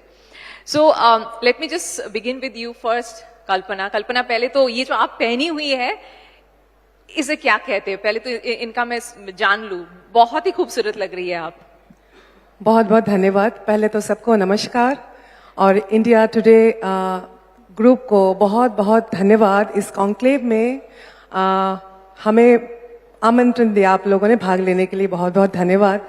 मैं दरअसल आसाम से हूँ. बिल्कुल. और क्या कहेंगे, अलग अलग टुकड़ा है, अलग अलग समुदाय है, अलग अलग जनगोष्ठियां हैं हमारा आसाम में. जी. जो आपने शुरू किया कि जो यूनिटी इन डाइवर्सिटी, जो हमारे भारत का देश का जो एक धारा रहा है, Assam in itself actually is I think it's a mini India kind of. अलग अलग जन समुदाय एक साथ रहते, अलग अलग है फिर भी एक है. फिर भी एक है. एग्जैक्टली. अलग अलग तिवा जनगोष्ठी का है, अलग अलग तिवा है, सोनोवाल है, क्या बात, देवरी है, बोडो है, अलग अलग समुदाय. जब भी आपके बारे में सुनती हूँ, आपकी आवाज सुनने से ही वो एक खुशबू आ जाती है. वो जो फोक सिंगिंग की जो खुशबू आप अपने साथ लाती है.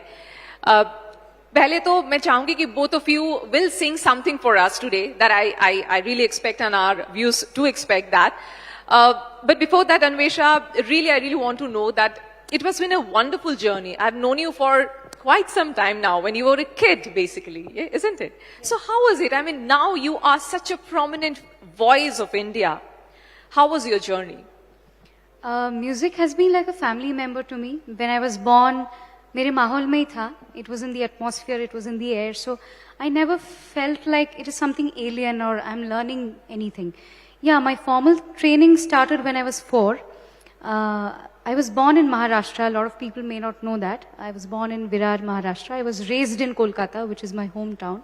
Due to my father's transferable job, he used to shift to a lot of places. From one place to another. Yeah, so when I was very little, at the age of 4, it was really wise of my parents to think that music or any art form, it's a genetic gift. And the previous generations, they have chiseled a certain gift.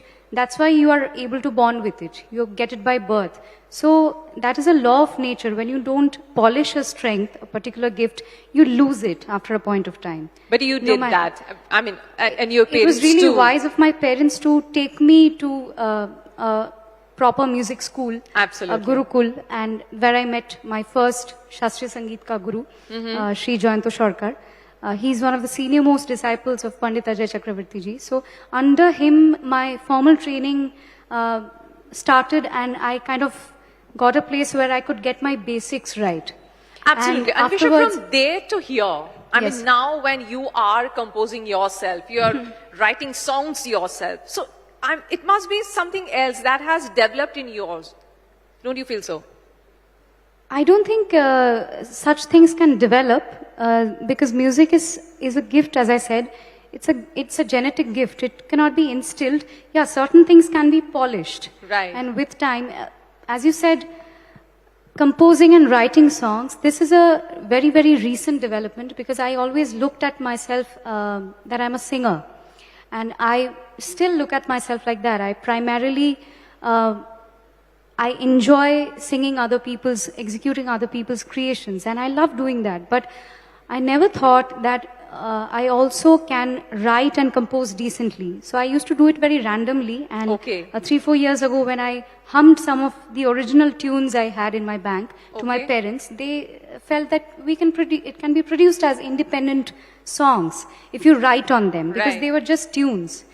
So you discovered it. I discovered it in the way, but I was very skeptical because that was also a lesson in my life. Because since we you cannot mentioned cannot really label ourselves that मुझे यही आता है. So until we try and walk a path, it's super important. This is something I learnt on the way. Lovely. But since you mentioned that, like the first thing which comes to you is singing. So I don't think I should miss this, like hint of her and ask her to please sing a few lines for us. Okay, sure.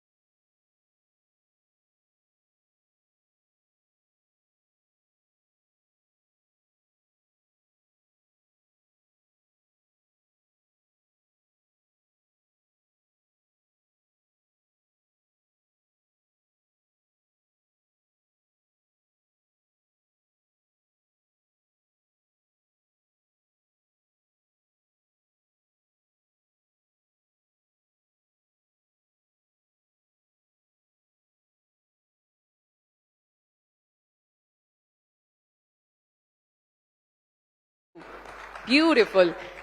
कल्पना, जैसे आप जब अब सुन रही थी तो आप वाह वाह करती जा रही है, तो मेरे ख्याल से ये भी एक प्रोसेस है कि आप दूसरे सिंगर्स को सुनते हैं, उसके साथ है ना, ऑफ कोर्स आप भी जो यंगस्टर्स हैं वो आपके पास भी आते होंगे, आप भी उनको सिखाती होंगी. सो ये जो प्रोसेस है, यही तो है परंपरा भारतीय संगीत का, चाहे वो मार्ग संगीत हो या फिर फोक सॉन्ग्स हो.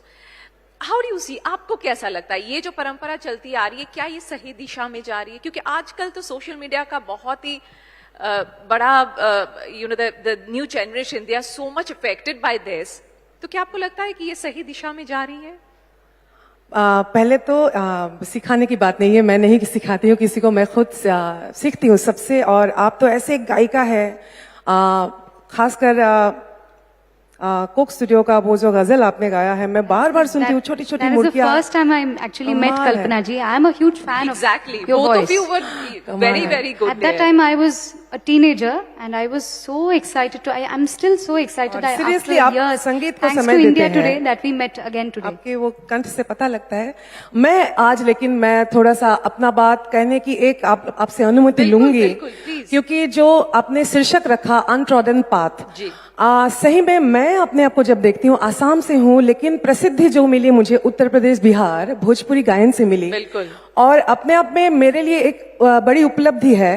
और ज्यादा समय नहीं लूंगी, मुझे पता है समय की कमी है, लेकिन 4 जस्ट मुखड़ा मैं गा के एक मेरी यात्रा को मैं थोड़ा सा एक ये तो बहुत ही एक बढ़िया दिशा जो है मैं बिल्कुल बिल्कुल प्लीज। सो ऐसा हुआ, मैं प्रयात भारत रत्न डॉक्टर भूपेन हजारिका जी को सब लोग जानते हैं, उनको गा के दोबारा अलग से समझाने की जरूरत नहीं है, लेकिन बचपन से मेरे पिता से मैं कामरूपी लोक गायन, ग्वालपोरिया लोक गायन ये सब सीखने के बाद एक जो आइडियोलॉजिकल एक चिंतन जिसको कहा जाएगा वो भूपेन हजारिका जी से हमको बहुत लोगों को सिखाया गया, वो आज तक है।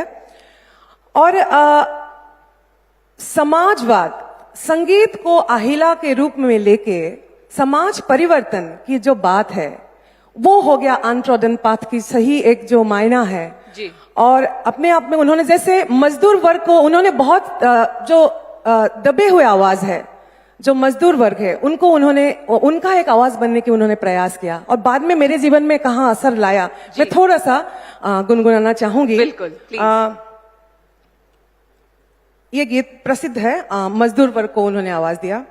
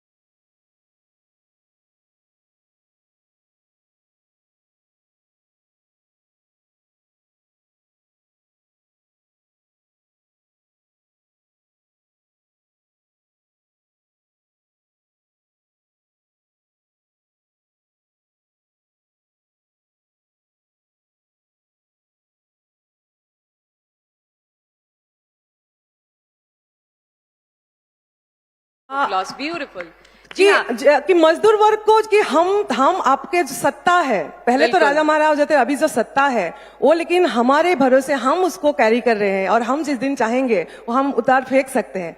इसके बाद सालों बाद जब मैं अचानक भोजपुरी की वर्ल्ड में गई जी, जो अभी आपने कहा कि क्या ये जब आप गाते हैं ये सारी चीजें आपके अंदर होती है, जब आप कुछ भी गा रही है उसकी आपने कहा कि शब्दों की ओर ध्यान दीजिए, तो क्या आप इतने ही शिद्दत से जो भी गाना आप गाते हैं आप याद रखते हैं कि आप किन के लिए गा रहे हैं? क्या वो जो जिस मजदूरों के बारे में आप बोल रहे हैं, ये गाना बोल रहा है, क्या ये हमेशा आपके जहन में रहता है कि हाँ I am representing that India?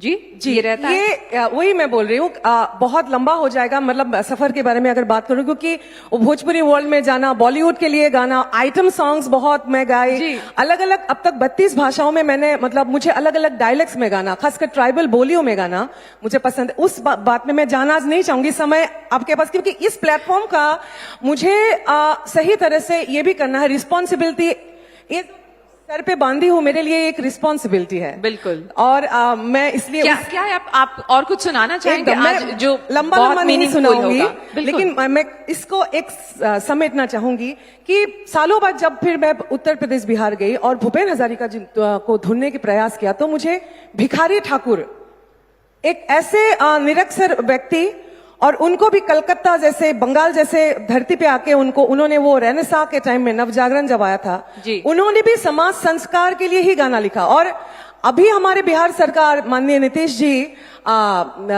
नशा मुक्ति अभियान पे है, लेकिन भिखारी ठाकुर जी ने तभी उसी समय में आज से 70 साल पहले कलयुग प्रेम नामक साज छेड़ी थी, उन्होंने ये बात कही थी, उन्होंने वो नाटक के माध्यम से भूपेन हजारिका के जैसे ही उन्होंने कलयुग प्रेम मतलब नशा, शराब, और कैसे घर बार बर्बाद होते थे, तो एक पत्नी की भाव वो नाटक के माध्यम से समाज संस्कार के लिए। ये द फोक फॉर्म इज पूर्वी कहा जाता है और बहुत ऊंचे सुर में गाते हैं। बैठ के गाने में मुझे दिक्कत होता है, हालांकि कोशिश करूंगी। आप खड़े होके गा सकते हैं अगर आप चाहते तो। निशा खा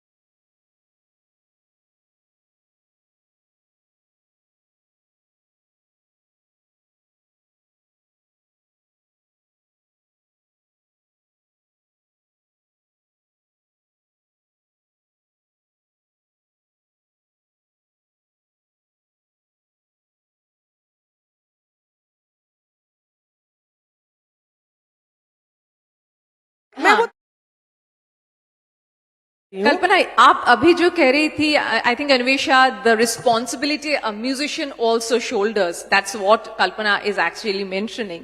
सो माई I also had a concern that I was asking her that in today's world, everybody is a star. I mean, the way you all have gone through this path and, you are a voice of India right now. But today's world, everybody is a star. Everybody has social media and they're singing, they're dancing, they're posting, and they have got, millions of followers and likes. And so how difficult it is? It's becoming...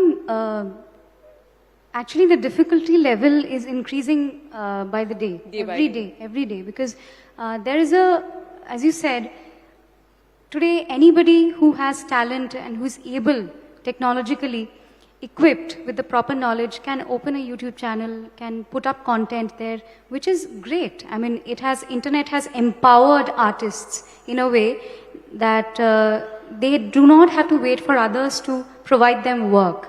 So that's a blessing. And the curse is that there is also a lot of substandard content, and because of the bheed of such content, a lot of good quality stuff gets suppressed. Exactly. This has also given birth to a new breed of stars who are internet sensations. Exactly. So the ones who are already popular, those stars, those celebrities, they are already celebrated people, and yet they have to compete with this new breed of stars. So I look at it as a situation. It's a reality. I cannot label it as good or bad. It's today's time. Right. And you have to cope up with Yes, we have to move with the times, and we have to make our own path. And we have to create an example for the coming generations so that it is aspirational for them. Right. We are almost coming to the end of this session, but let me ask both of you, I mean, how difficult it was. I mean, for the youngsters, the people who are serious, who are serious into this and they want to make it bigger for them. Did you face nepotism, both of you? Any kind of, कुछ भी आपने ऐसे कुछ face किए होंगे? कल्पना, she's much more experienced. She first. व्यक्तिगत रूप में मैंने ऐसा कभी दिक्कतें तो हुई होंगी ना जब आप दिक्कतें तो बहुत है, उसके बारे में अगर एक चर्चा करने अलग एपिसोड निकल बन जाएगा। हाँ, तो लेकिन ऐसा दिक्कतें होंगी, लेकिन आप यही बोल रहे हैं। आप अगर नया, जैसे मैंने बोला, अनट्रॉडन पाथ, आप अगर अपनी राह बनाने की कोशिश कर रहे हैं जी, जो आप अपने आप में लीडर बने, आप कल्चरल लीडर हो रहे हैं, एक्चुअली आप फॉलो नहीं कर रहे, तो उसमें तो संघर्ष होगा ही, और वो चैलेंज ही तो एक्साइटिंग है actually. Anvesha? I haven't personally faced nepotism, but I see it all around, which is, I think, very unfortunate. It's there in the music industry very much. It is not as much it is prevalent in the acting business, but it is there. It has started to happen for a lot of families, which is unfortunate. So.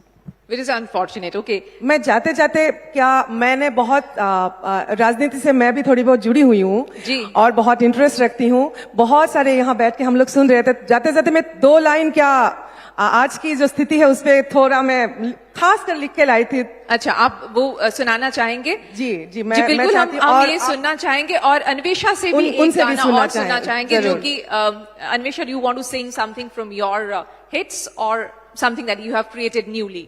आप गाइए पहले। Okay okay, ठीक है कल्पना जी, आप पहले गाइए। अच्छा, I thought you have been singing, so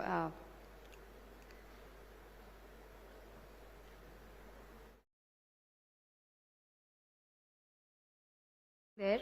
She was mentioning a song which has been iconic in my career. Right. And that's the time I had met her for the first time. It's Benam Si Khwaishe, Paponda's composition and Pinky Poonawala's. I had performed this in Co-Studio Season 3. And I was I had just turned 19 at that point of time. Okay, so can we just hear it? Yeah. Patjhad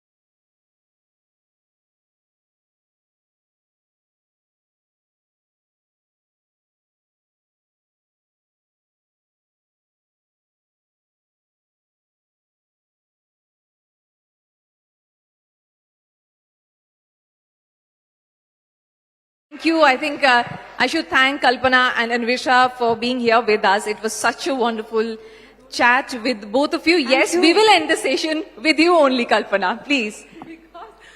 पहली बार शायद मैं ऐसे कर रही हूँ कि मुझे ये गाना है बहुत कम, क्योंकि ये ऐसा एक मंच है जो मैंने जैसे कहा ना, जी जी बिल्कुल, भूपेन हजारिका जी, भिखारी ठाकुर जी, उसके बाद मैं जब अपने गीत की बात, उस धारा को पीछे पीछे जाने की, अनुसरण करने की जो बात आई, जो आज अभी राजा महाराजाओं का समय नहीं है, लेकिन सत्ता है, अलग अलग राज्यों में अलग अलग सरकार है, लेकिन उन्हें हम प्रेम करते, सम्मान देते हैं, लेकिन उनको भी ये याद रखना है कि जनता सर्वोपरि है।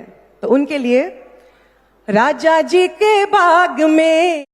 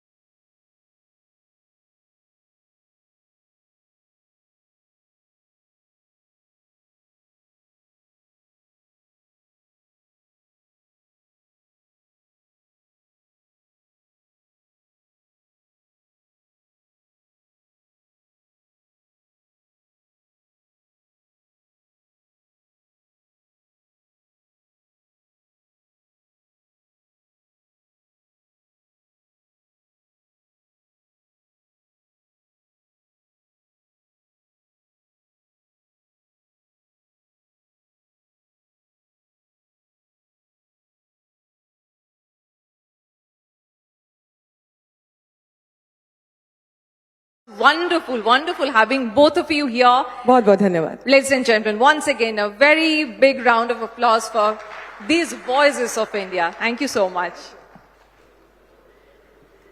Absolutely lovely that. Ladies and gentlemen, our last and our finale session for India Today Conclave East 2022, Entertainment Equity. the rule breaker, content, craft, and box office success.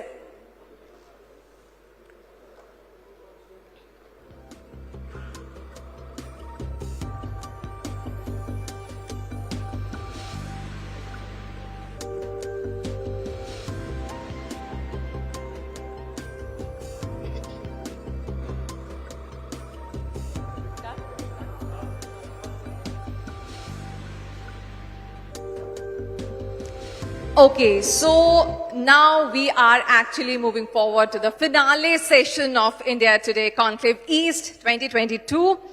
So today we have a very superbly talented actor. With his charisma, he has made us judgmental. Actually, we cannot actually say judgmental hai kya. Yes, we are judgmental about him because he has trapped us in love, sex and dhoka. So much that even if somebody says that we have to fetch for Bareli ki barfi, probably we are going to say that no, we are going to get the white tiger. And finally he has said us ki badhai do, because we got an invitation कि शादी में जरूर आना. So बहुत सारा नाम ले लिया. मेरे ख्याल से और बहुत सारा नाम है फिल्मों का जो हम नहीं बता पाए क्योंकि आप है ही ऐसे. Rajkumar Rao. Ladies and gentlemen, a very big round of applause for this superbly talented.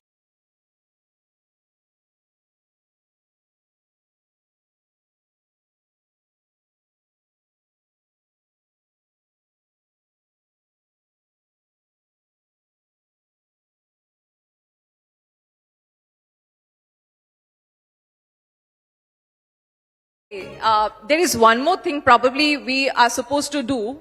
Our volunteers are there. So since you are like Bangla Jamai, तो मेरे ख्याल से शादी के बाद ये पहली बार आया है ना कोलकाता? शादी के बाद हाँ पहली बार कोलकाता आना. तो बनता है without the uludhoni we cannot do Jamai Boron. Please, boys and girls, 3 times. ये मैं अपनी शादी में खुद भी कर रहा था. Really? हाँ. आपने अपनी शादी में खुद किया है? Thank you guys, thank you. Thank you so much. So without this is not possible कि हम अब जमाई बोरन करें. तो कैसा चल रहा है जो मतलब शादी के लड्डू खाने के बाद जो पछताने का जो सीरीज होता है वो चालू हुआ है अभी?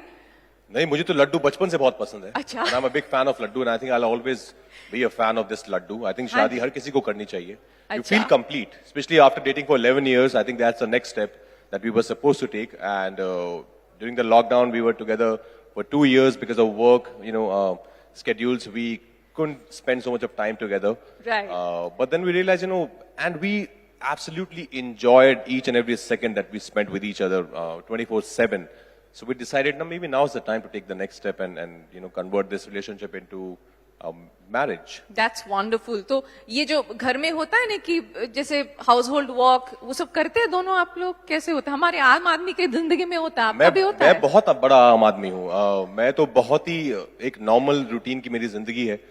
When I'm in front of the camera also, because I portray real characters who are very close to reality, so it's very important for me to be real in real life. Otherwise, I can't really fake things, both in front of the camera and off screen. So हम दोनों करते हैं, हम दोनों घर का काम करते हैं. मुझे तो थोड़ा सा I would say बहुत हल्का सा OCD भी है सफाई को लेके.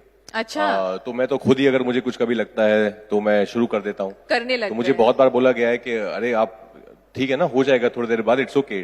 But I just want things to be organized and clean. Okay. तो जब कोई घर में सोचिए कि कोई हाउसहोल्ड नहीं आया तो आप काम कर लेते हैं? बिल्कुल मैं कर लेता हूँ. आपका फेवरेट क्या है? बर्तन धोना, कपड़े धोना, कौन सा आपका फेवरेट है? मुझे बर्तन धोना बहुत अच्छा लगता है. बचपन में मम्मी के साथ भी धोता था. मुझे भी जब मम्मी रात को कहता था कि अकेले क्यों करेंगी, मैं साथ में करता हूँ, तो मैं वो भी करता था. और मुझे झाड़ू लगाना भी बहुत अच्छा लगता है. सच्ची में? एलर्जी नहीं होता है आपको? डस्ट एलर्जी नहीं है ना? मे बी शायद है, but I don't know, but I still like it. फिर भी हाँ. चलिए, आप ऐसे मतलब आप इतने ही कॉमन मैन है सच्ची बहुत में? ज्यादा. या एग्जैक्टली, मैं ऐसा ही हूँ. अच्छा, अभी आपको पता है कि अभी आलू का भाव क्या चल रहा है? आपको पता है? आप इतने आम आदमी हैं तो बताइए तो. नहीं, मुझे पुचका का रेट पता है कि पुचका का रेट क्या चल रहा है बम्बई में, क्योंकि वो मैं खाने जाता हूँ, पर आलू का भाव नहीं पता है अभी.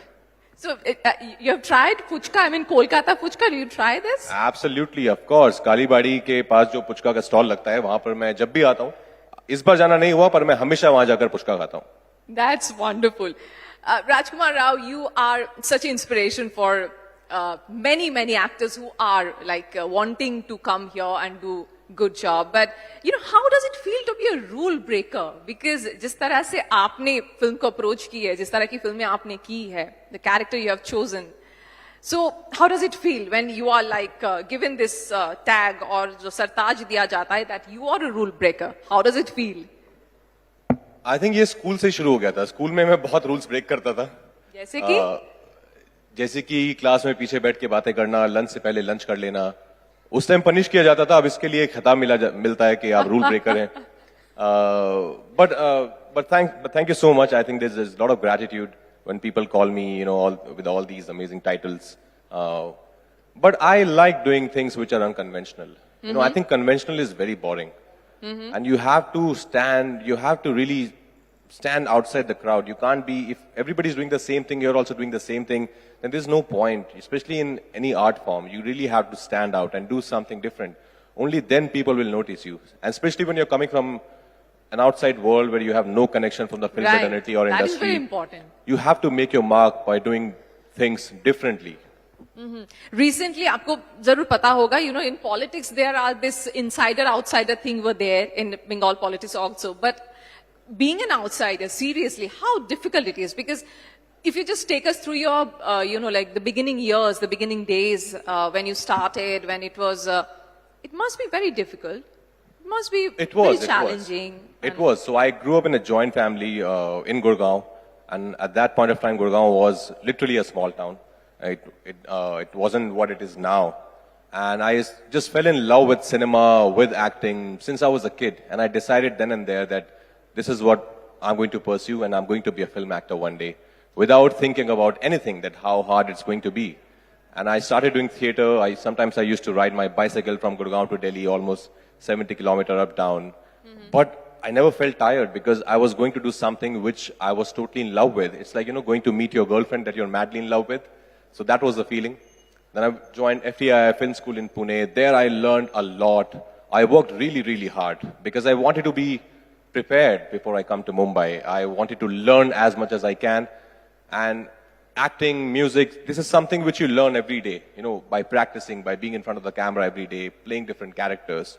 But Mumbai was tough. You know, first 2 years were really tough. Of course, financially also it was very, very tough for me to... Khana, but there were times when I used to just have a Parle Ji ka packet. That used to be my lunch. Because ज़्यादा पैसे नहीं होते थे. There were times when I had like 18 rupees in my bank account. कि अब रात का खाना कहाँ से खाएंगे पता नहीं होता था. Luckily, I had friends from my film school, and they were very kind. Some of my seniors were very kind. तो वो लोग खिला देते थे. But I think it's part of the journey. I don't want to like brag about it, but it's part of the journey. Also because I never had a plan B. So this was my plan A, this was my plan B, to be a film actor one day. And I decided... Lot of conviction then. You know, since you were saying that there was no plan B, then, I mean, if... say suppose, if, आपको 2 साल लगा, जैसे आपने कहा, अगर और इससे ज़्यादा लग जाता, 5 साल लग जाता, तो भी मैं यही करता रहता. I think पार्ले जी की जगह कुछ और बिस्किट और सस्ता बिस्किट खा लेता. But करना यही था. इसके अलावा कुछ करना नहीं था कभी. अगर फिल्म में नहीं तो मैं थिएटर करता रहता, मैं कुछ शॉर्ट फिल्म्स करता रहता, अपनी दोस्तों के साथ कुछ बना लेता. But करना तो यही था. Okay. So do you get time for theaters nowadays? No. Not right now. है ना? No, not right now. So then, you know, how do you guys react? जो कि, you know, like जो rule breakers जो हम कहे आपको, चाहे आप हो, आयुष्मान खुराना हो, चाहे तपसी पन्नू हो, सानिया मल्होत्रा हो. So how do you guys bond with each other? क्या होता है? You know, when you meet, what do you say to each other? What exactly happens? नहीं पता है ना हम लोगों को, जान लेते. So सानिया के साथ अभी मैंने एक फिल्म खत्म की है, Hit the First Case, which is releasing on 15 July. We are going to talk about it also. Yes. And she's a fabulous actor and a wonderful girl. Ayushman मेरा बहुत अच्छा दोस्त है, हम लोगों ने एक फिल्म भी साथ में की है, बरेली की बर्फी. तापसी के साथ भी कभी-कभी मिलना होता है. पर हम सब जब मिलते हैं तो ऑफकोर्स एक दूसरे के काम की बात करते हैं कि जैसे आयुष्मान को मैंने जब अनेक देखी तो मैंने उनको फोन किया, उनसे बात की, उनको बधाई दी उनके काम के लिए. तापसी की फिल्म आ रही है तो उनसे बात होती है मैसेज पे कभी-कभी. सानिया के साथ तो अभी काफी टाइम स्पेंड करने को मिल रहा है बिकॉज प्रमोशंस चल रहे हैं फिल्म के. बट आई थिंक बहुत अच्छा लगता है सबसे मिलके. मैं जब भी कोई फिल्म देखता हूँ, सिर्फ हमारे हिंदी फिल्म इंडस्ट्री के एक्टर्स नहीं, जैसे मैं कोई साउथ की फिल्म भी देखता हूँ, साउथ लैंग्वेज की, So if I like something, I make sure that I take out the number of that actor or actress, and I make sure I call them or message them and tell them how much they've inspired me with their phenomenal performance. And I've done that a lot. I do that a lot. Okay, and how many calls and messages you receive? A day, probably, average day? Well, you know, there's so many films which are also now available on different digital media platforms. Yeah. So, of course, on social media handles and otherwise also people still watch Badhai Do, are still watching Badhai Do, so still getting so much of love for Badhai Do, or Trapped, or Shahid. So I think, you know, I want to do films which are meant for life. Like Shahid I did in 2013, but still people are watching it on different OTT platforms, and still I'm getting so much of love for that film. And we made that film in 65 lakh rupees. That's something I tell all my friends. You don't really need too much of money to make a good film. All you need is a good story, and all you need is hunger and passion. These are the only things you need to tell a good story.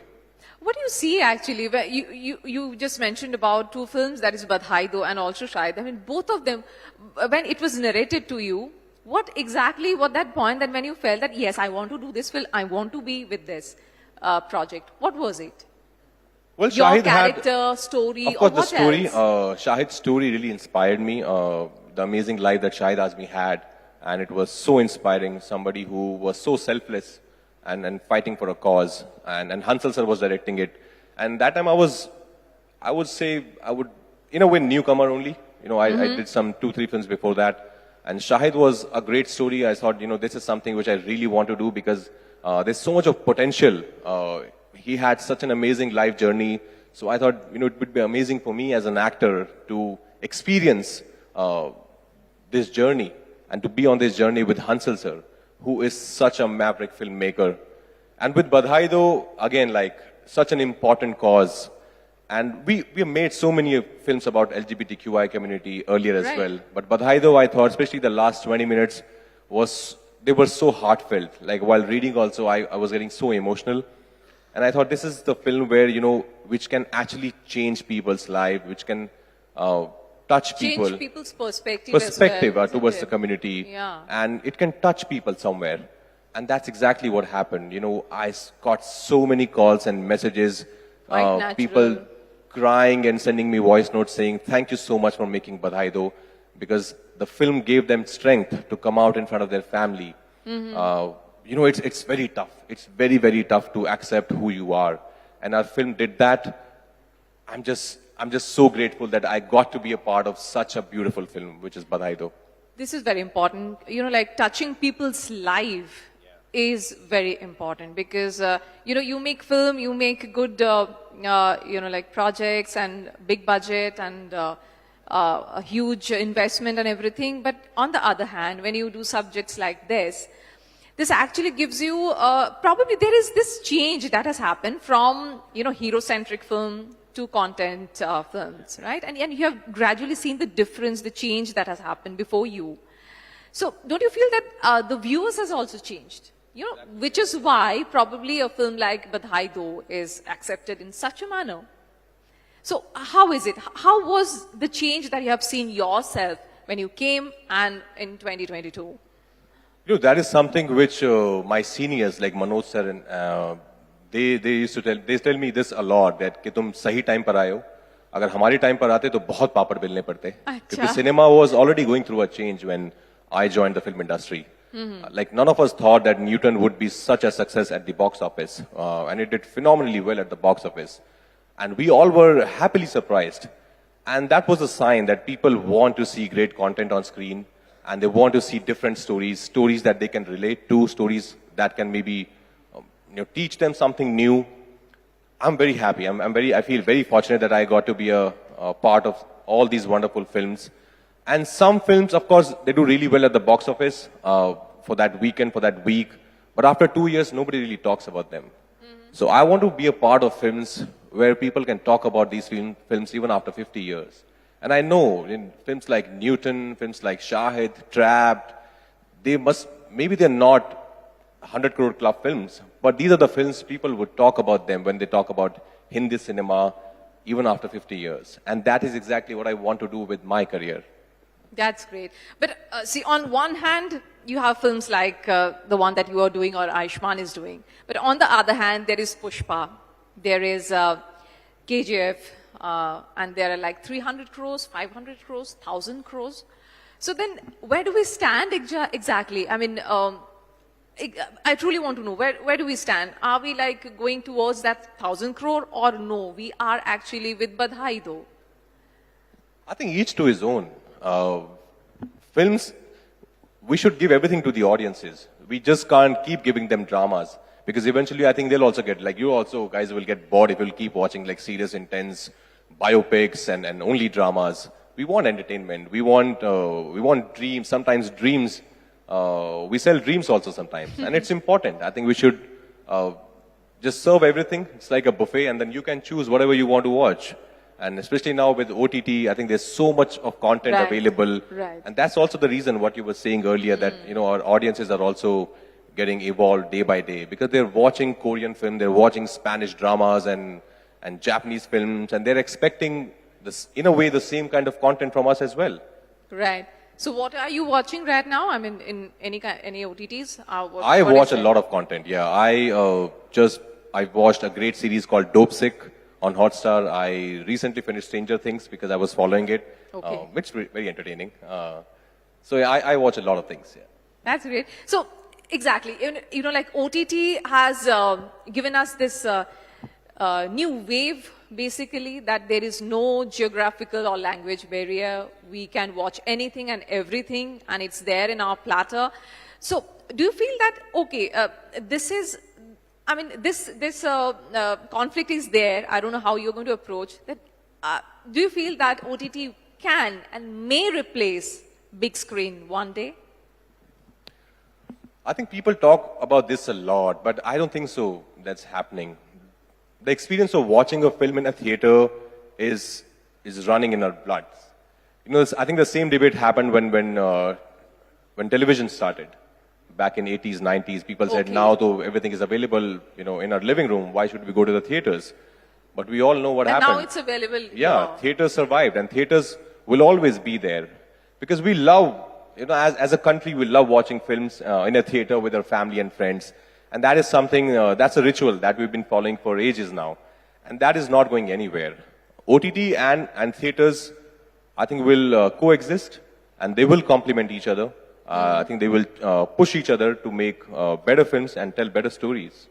Okay, so again, maybe if I can take you through your struggling days. So, for an outsider, maybe a young guy who is trying his or her luck now, what do you want to say? I mean, it is difficult even today for an outsider to get a hold of, you know, like a good film, a good character, or, you know, bahut papad belne padte hain. So that is still there, isn't it? Nepotism is there in Bollywood. You can deny. Nepotism is there, but I think now there are many opportunities. And thanks to OTT platforms as well. I have friends in the industry who are my classmates and who are amazingly talented, but they were not getting enough opportunities. Like Jaideep, who did so well in Patal Lok, and Patal Lok opened all the doors for him. And Prateek in Scam. So there are so many amazing actors there. But now I think there are enough opportunities. And nepotism will be there, but eventually I think your work, your talent will speak. And that's the only thing which will take you forward and nothing else. So now OTT is one more, it is giving opportunities to the, you know, like the actors who only wanted to act. And, you know, like talented people are getting chances through OTTs. That's what you're saying. So do you feel like gone are those days of, you know, big Khans and Kumars and Kapoors? Well, I have grown up watching, you know, all these names. I've grown up watching Shah Rukh sir, and he is somebody who's really inspired me in this journey. So I would never say that gone are those days. I want all of them to do well. I want their films to be successful because they've all been my idols. So you can't just say, you know, that now it's our time. Not at all. I think they are superstars, and there won't be anybody else apart from them to, you know, have received that kind of love, the kind of love all these superstars have from all of us, including me. So they will be there, but now there will be, of course, this new generation of my generation, and where we tell stories, and we also get our share of love from the audiences. Don't you consider yourself a superstar? I don't know. I never really thought about it. You know, I get very awkward when people call me, now you become a star and you're a hero. Because as I said, I feel like I'm just a common man who is doing something which I love doing the most in this life. Being in front of the camera is one of the most happiest moments of my life. So I get very awkward when people call me that. Because when I was growing up in Gurgaon, I dreamt of becoming an actor one day. I never thought, you know, मुझे बड़ा होके star बनना है, मुझे बड़ा होके hero बनना है. मुझे था कि मुझे actor बनना है. And I'm very happy people calling me an actor and, you know, people appreciating my work and seeing my sincerity in my work. वैसे तो आप बहुत सीरियस लगते हैं, तो आप हमेशा से ऐसे सीरियस है या फिर आप मजाकी भी है, मतलब? नहीं, आप मजाक करेंगे तो मैं डबल मजाक करूंगा. है ना? No, I'm a fun-loving person. I have my share of fun with my close ones, my friends.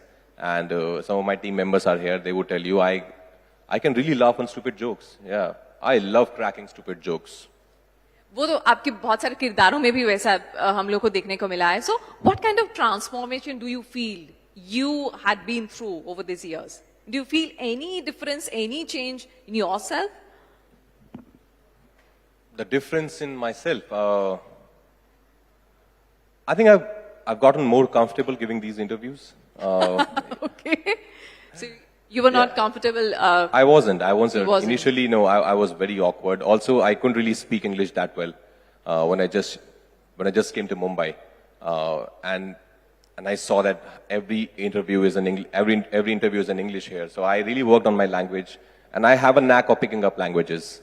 But apart from that, I think I'm still the same person who was back there in Gurgaon, who fell in love with cinema.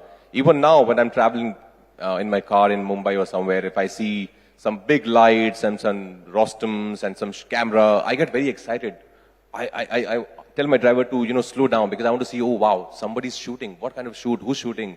I think that lover, that fan, cinema fan is very much alive in there. This is really fascinating that it's still there with you.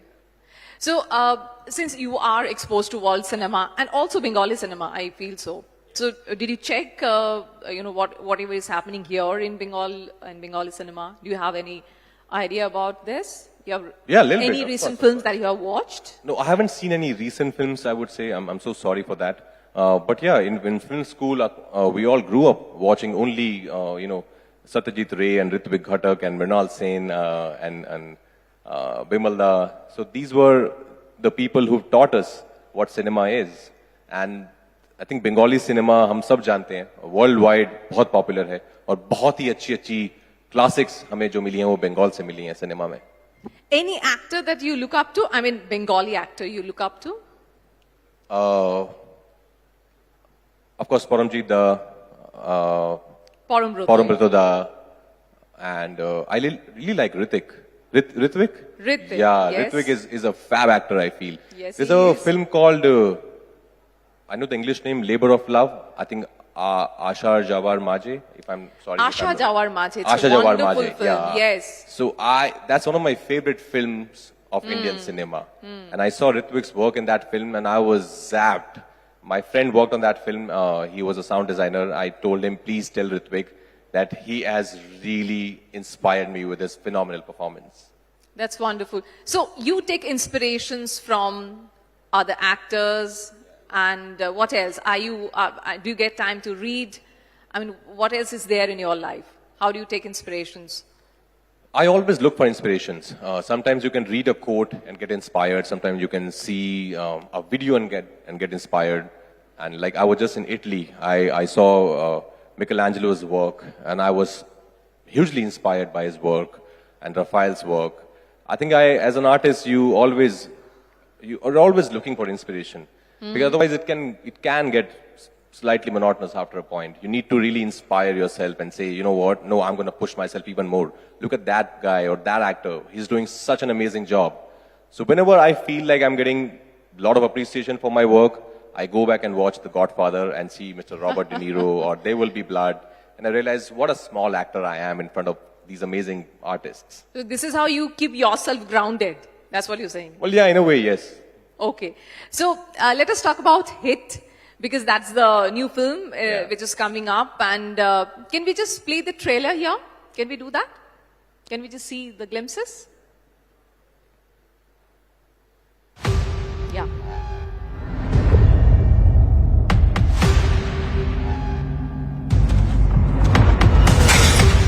Please understand, मेरा काम है जो मुझे बचा रहा है।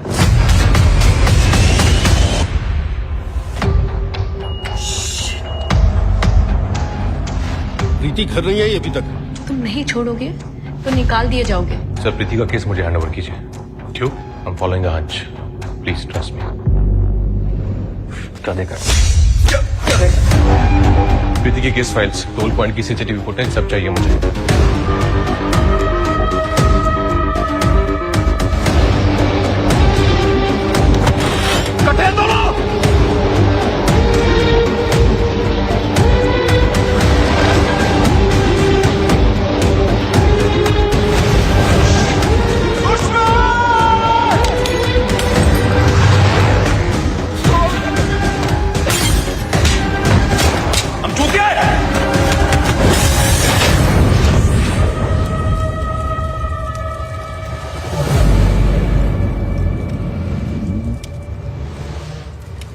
That's wonderful. Thank you so much. So can you just indulge a bit about the film, Raj? HIT, the first case, HIT stands for Homicide Intervention Team. It's a department, it's a fictional department in Rajasthan Police. It's a thriller, it's a suspense thriller, it's a whodunit thriller. It's very fast paced. I've seen the film and I'm very, very happy with the final film. It's releasing on 15th of July. I would say if you have a knack for watching good thrillers, then HIT is the film for you. That's great. And how did you prepare yourself? I mean, how do you actually prepare for any role that you do? Well, it depends, I think, film to film. Like if I do a Newton or a Trapped or a Shahid, then it really requires a lot of prep work and homework and research. But when you do a film like Stree or Bareilly Ki Barfi, then it's mostly about having fun with your lines and with your scene and with your co-actors, and just, be in the moment. And I tend to improvise a lot. So a lot of the whole climax in Stree, when I look into the chudhails and I say, Stree ji, pyar, pyar, all that is something which just came in spur of the moment. I didn't really think about it. My whole process is I just try and live every moment truthfully when I'm performing. So I don't really plan. I don't really believe in rehearsals. I just be there. You do not rehearse? I don't rehearse. No. I really don't believe in rehearsals. Maybe one or two mechanical, just technical rehearsals for the camera movement and lighting and everything. But apart from that, once I know the character in and out, then you can just put me in any situation and I would just react to that situation. Okay, so whenever there is a script coming in your way, so do you first go through the lines and you do that kind of thing with yourself, or you directly go to the set and perform? No, I read the script a lot of times because everything is available in the script, in the written material, because people have spent months and years in writing that script. So I go through the script again and again. And then, as I said, it depends on the film, the kind of homework it requires. So I do that. But once I'm on set, then I just let it be. I don't really just sit there and memorize my lines like, ratification. Wo mujhse nahi hota hai. Because once I read it once or twice and I know the gist of it, and then my directors are very kind enough, they give me that kind of freedom that, this is the gist, and now you know the character, you are the character, just play along. Okay. Recently, I was just reading an interview of Karan Johar where he was mentioning that, why South Indian films are doing so well compared to Bollywood, if you see Hindi films. So he was telling that they have this conviction on their films, on the story that they're telling, on the way that they are, projecting the film. What do you take on this? Because recent times, after COVID, in fact, the films that got released, of course, there are a few big hits also, but the amount of film got released and the amount of money which came back, probably the ratio is not that good. Yeah. So what do you feel? I mean, is there a reason behind them? Because the South Indian films are doing well and there is OTT, which is why Hindi films are little taken aback. Do you feel so? I don't know. I think everybody is just taking their chances and you have to keep doing that. Nobody knows the formula of what film will do well and what film won't. I think you just have to keep telling the stories that you want to tell and then just leave it to its destiny. And that's what I believe in. honestly, I haven't really, sat down and thought about why it's happening and why only South Indian languages are doing so well. Also because they are wonderful films. People have spent years in making those films. They have worked really hard. If you see the action sequences, the VFX, you can see the hard work they have put in those films. But I think also cinema goes through phases. There was a time when we were shooting our songs in Switzerland only, and everybody was going and shooting their songs in Switzerland and Europe, and we were loving it. And then there was a time when we started telling small town stories, started doing Tanu Vets Manu or Bareilly, or Dam Laga Ke Haisha. And then now I think is the time for larger than life cinema, and people want to enjoy that kind of experience in a theater. So I think it keeps changing every 5-6 years. We keep shifting, the cinema keeps shifting. But I don't know, as an actor, I would rather do films that I can be proud of. As you said, I don't want to be a part of the crowd because in the herd, कि ये चल रहा है तो यही बनाओ. Because if your heart is not there, I think that's a corrupt thought. And also there's no guarantee that will work or not. So you rather do something that you can be proud of even after 10 years. It's okay if it maybe hasn't made 100 crores at the box office. My producers haven't lost money. They have really recovered all their money so that I can make more movies and tell all these wonderful stories. Okay. So then, like in Bollywood, as we see this A-lister, there is this tag of A-listers, and उनकी जब शादियाँ होती है, बड़ी-बड़ी शादियाँ होती है, आप लोग एकदम बहुत ही प्राइवेट से आपने शादी की, मतलब उससे पहले ही बहुत बड़ी-बड़ी शादियाँ हुई थी, तो आप जाते हैं वहाँ पे, मतलब क्या होता है, हम लोग को नहीं पता ना, सोचे कि आपसे पूछ ले, क्या होता है वहाँ पे? शादी होती है। बड़ी-बड़ी शादियों में क्या-क्या होती है? बड़ी-बड़ी शादियों में क्या-क्या होता है? आई थिंक वही सब जो बाकी शादियों में होता है। बस पैप्स नहीं होते है ना। और जो बारातियां होती हैं उनकी भी बहुत दिन पहले से हम लोग मीडिया वाले भी बहुत कुछ करते हैं, क्योंकि इतनी बड़ी तादाद में बहुत सारी बातें होती है। तो आप जाते हैं वहां पे या फिर नहीं जाते आपको वो बड़ी शादियों में? नहीं, कोई बुलाता है तो जरूर जाता हूँ। अगर कोई मेरा करीबी जिसकी शादी हो रही है और मैं उस वक्त हूँ अवेलेबल और कंट्री में हूँ तो मैं जरूर जाता हूँ। मजा आता है अपने किसी कलीग की अगर शादी है तो क्यों नहीं। I think it's one of their the best moments of their life, and I feel very happy to participate in that and to congratulate them and to celebrate with them. हमने जब की थी तो हमने भी बहुत लिमिटेड लोगों को बुलाया था और मजा आ रहा है अपने आसपास के लोग जिन्होंने आपको देखा है शुरू से और आपके रिलेशनशिप को देखा है ग्रो होते हुए, when they are there with you, celebrating with you, I think it's a wonderful feeling. Absolutely. तो पत्रोलेखा की बात करें तो बहुत दिन हो गए आप दोनों के एक साथ पर्दे में देखने की हम लोगों को चाह है. So is there any possibility, anything coming on your way that maybe we can see you together? Patrulekha has finished some 3-4 things and some wonderful series and films she has finished. I have a couple of films releasing now and a series. But no, अभी तक साथ में अभी तक हमने कुछ नहीं किया है. After City Lights जो हम मैं कह सकूं कि ये आ रहा है. But we want to work together. Why not? I think she's a fab actor and it will be a lot of fun to work with her. क्योंकि हम लोग घर पे भी रिहर्स कर सकते हैं और मतलब बातें कर सकते हैं कैरेक्टर के बारे में, if not rehearsals. But yeah, we are waiting. We're looking for an exciting story. Like we both love relationship dramas personally as actors. So we are waiting if somebody would offer us a good relationship drama like a Blue Valentine or a Revolutionary Road. So we would love to do that together. So जब आप लोग rehearse करते हैं तो मतलब do you correct each other? आप झगड़ा करते क्या करते उस वक्त? कैसा होता है ये? नहीं, झगड़ा तो बिल्कुल नहीं करते हैं. झगड़ा नहीं हुआ आपका? नहीं, ऐसा नहीं कभी नहीं हुआ. आपको बहुत छोटी-छोटी बातों पे जैसे सबका होता है. सब बहुत लोग यहाँ पे शादीशुदा होंगे. हम तो मतलब हैरान ही रह गए. नहीं, सबका होता है. तो छोटी-छोटी बड़ी शादियों में छोटे-छोटे झगड़े होते रहते हैं. But during rehearsals, nothing like that. No, we don't rehearse. As I said, I really don't believe in rehearsal. We do our lines sometimes. We talk about our characters, the journey of our characters, the relationship that our characters share on screen. But apart from that, not much. I think also because we don't want to influence each other. Okay, I don't teach her, she doesn't teach me. But if something is going wrong, then of course I know she's there to correct me and I'm there to correct her. Because eventually it's the film which matters the most and not us as individuals. That's very important, like if you have somebody by your side. There are some changes if a hit में भी अगर हम देखते हैं या फिर बधाई दो में you have changed physically a bit, isn't it? You are doing gyms and all and डोले शोले बन रही है, इजंट इट? बधाई दो में it was required. I don't know if you have seen बधाई दो, बट उसमें जो मेरा कैरेक्टर है Shardul, he is very fascinated with body building, क्योंकि उसका सपना था कि उसको मिस्टर इंडिया बनना है, पर वो तो नहीं हो पाया, लेकिन उसने कंटिन्यू किया अपना बॉडी बिल्डिंग, तो उसके लिए it was required. That was the first thing my director Harsh told me कि Raj, you will have to really pump up, and I am a vegetarian, I don't believe in any kind of steroids, so it was tough, but I enjoyed it. I enjoyed, physically transforming myself.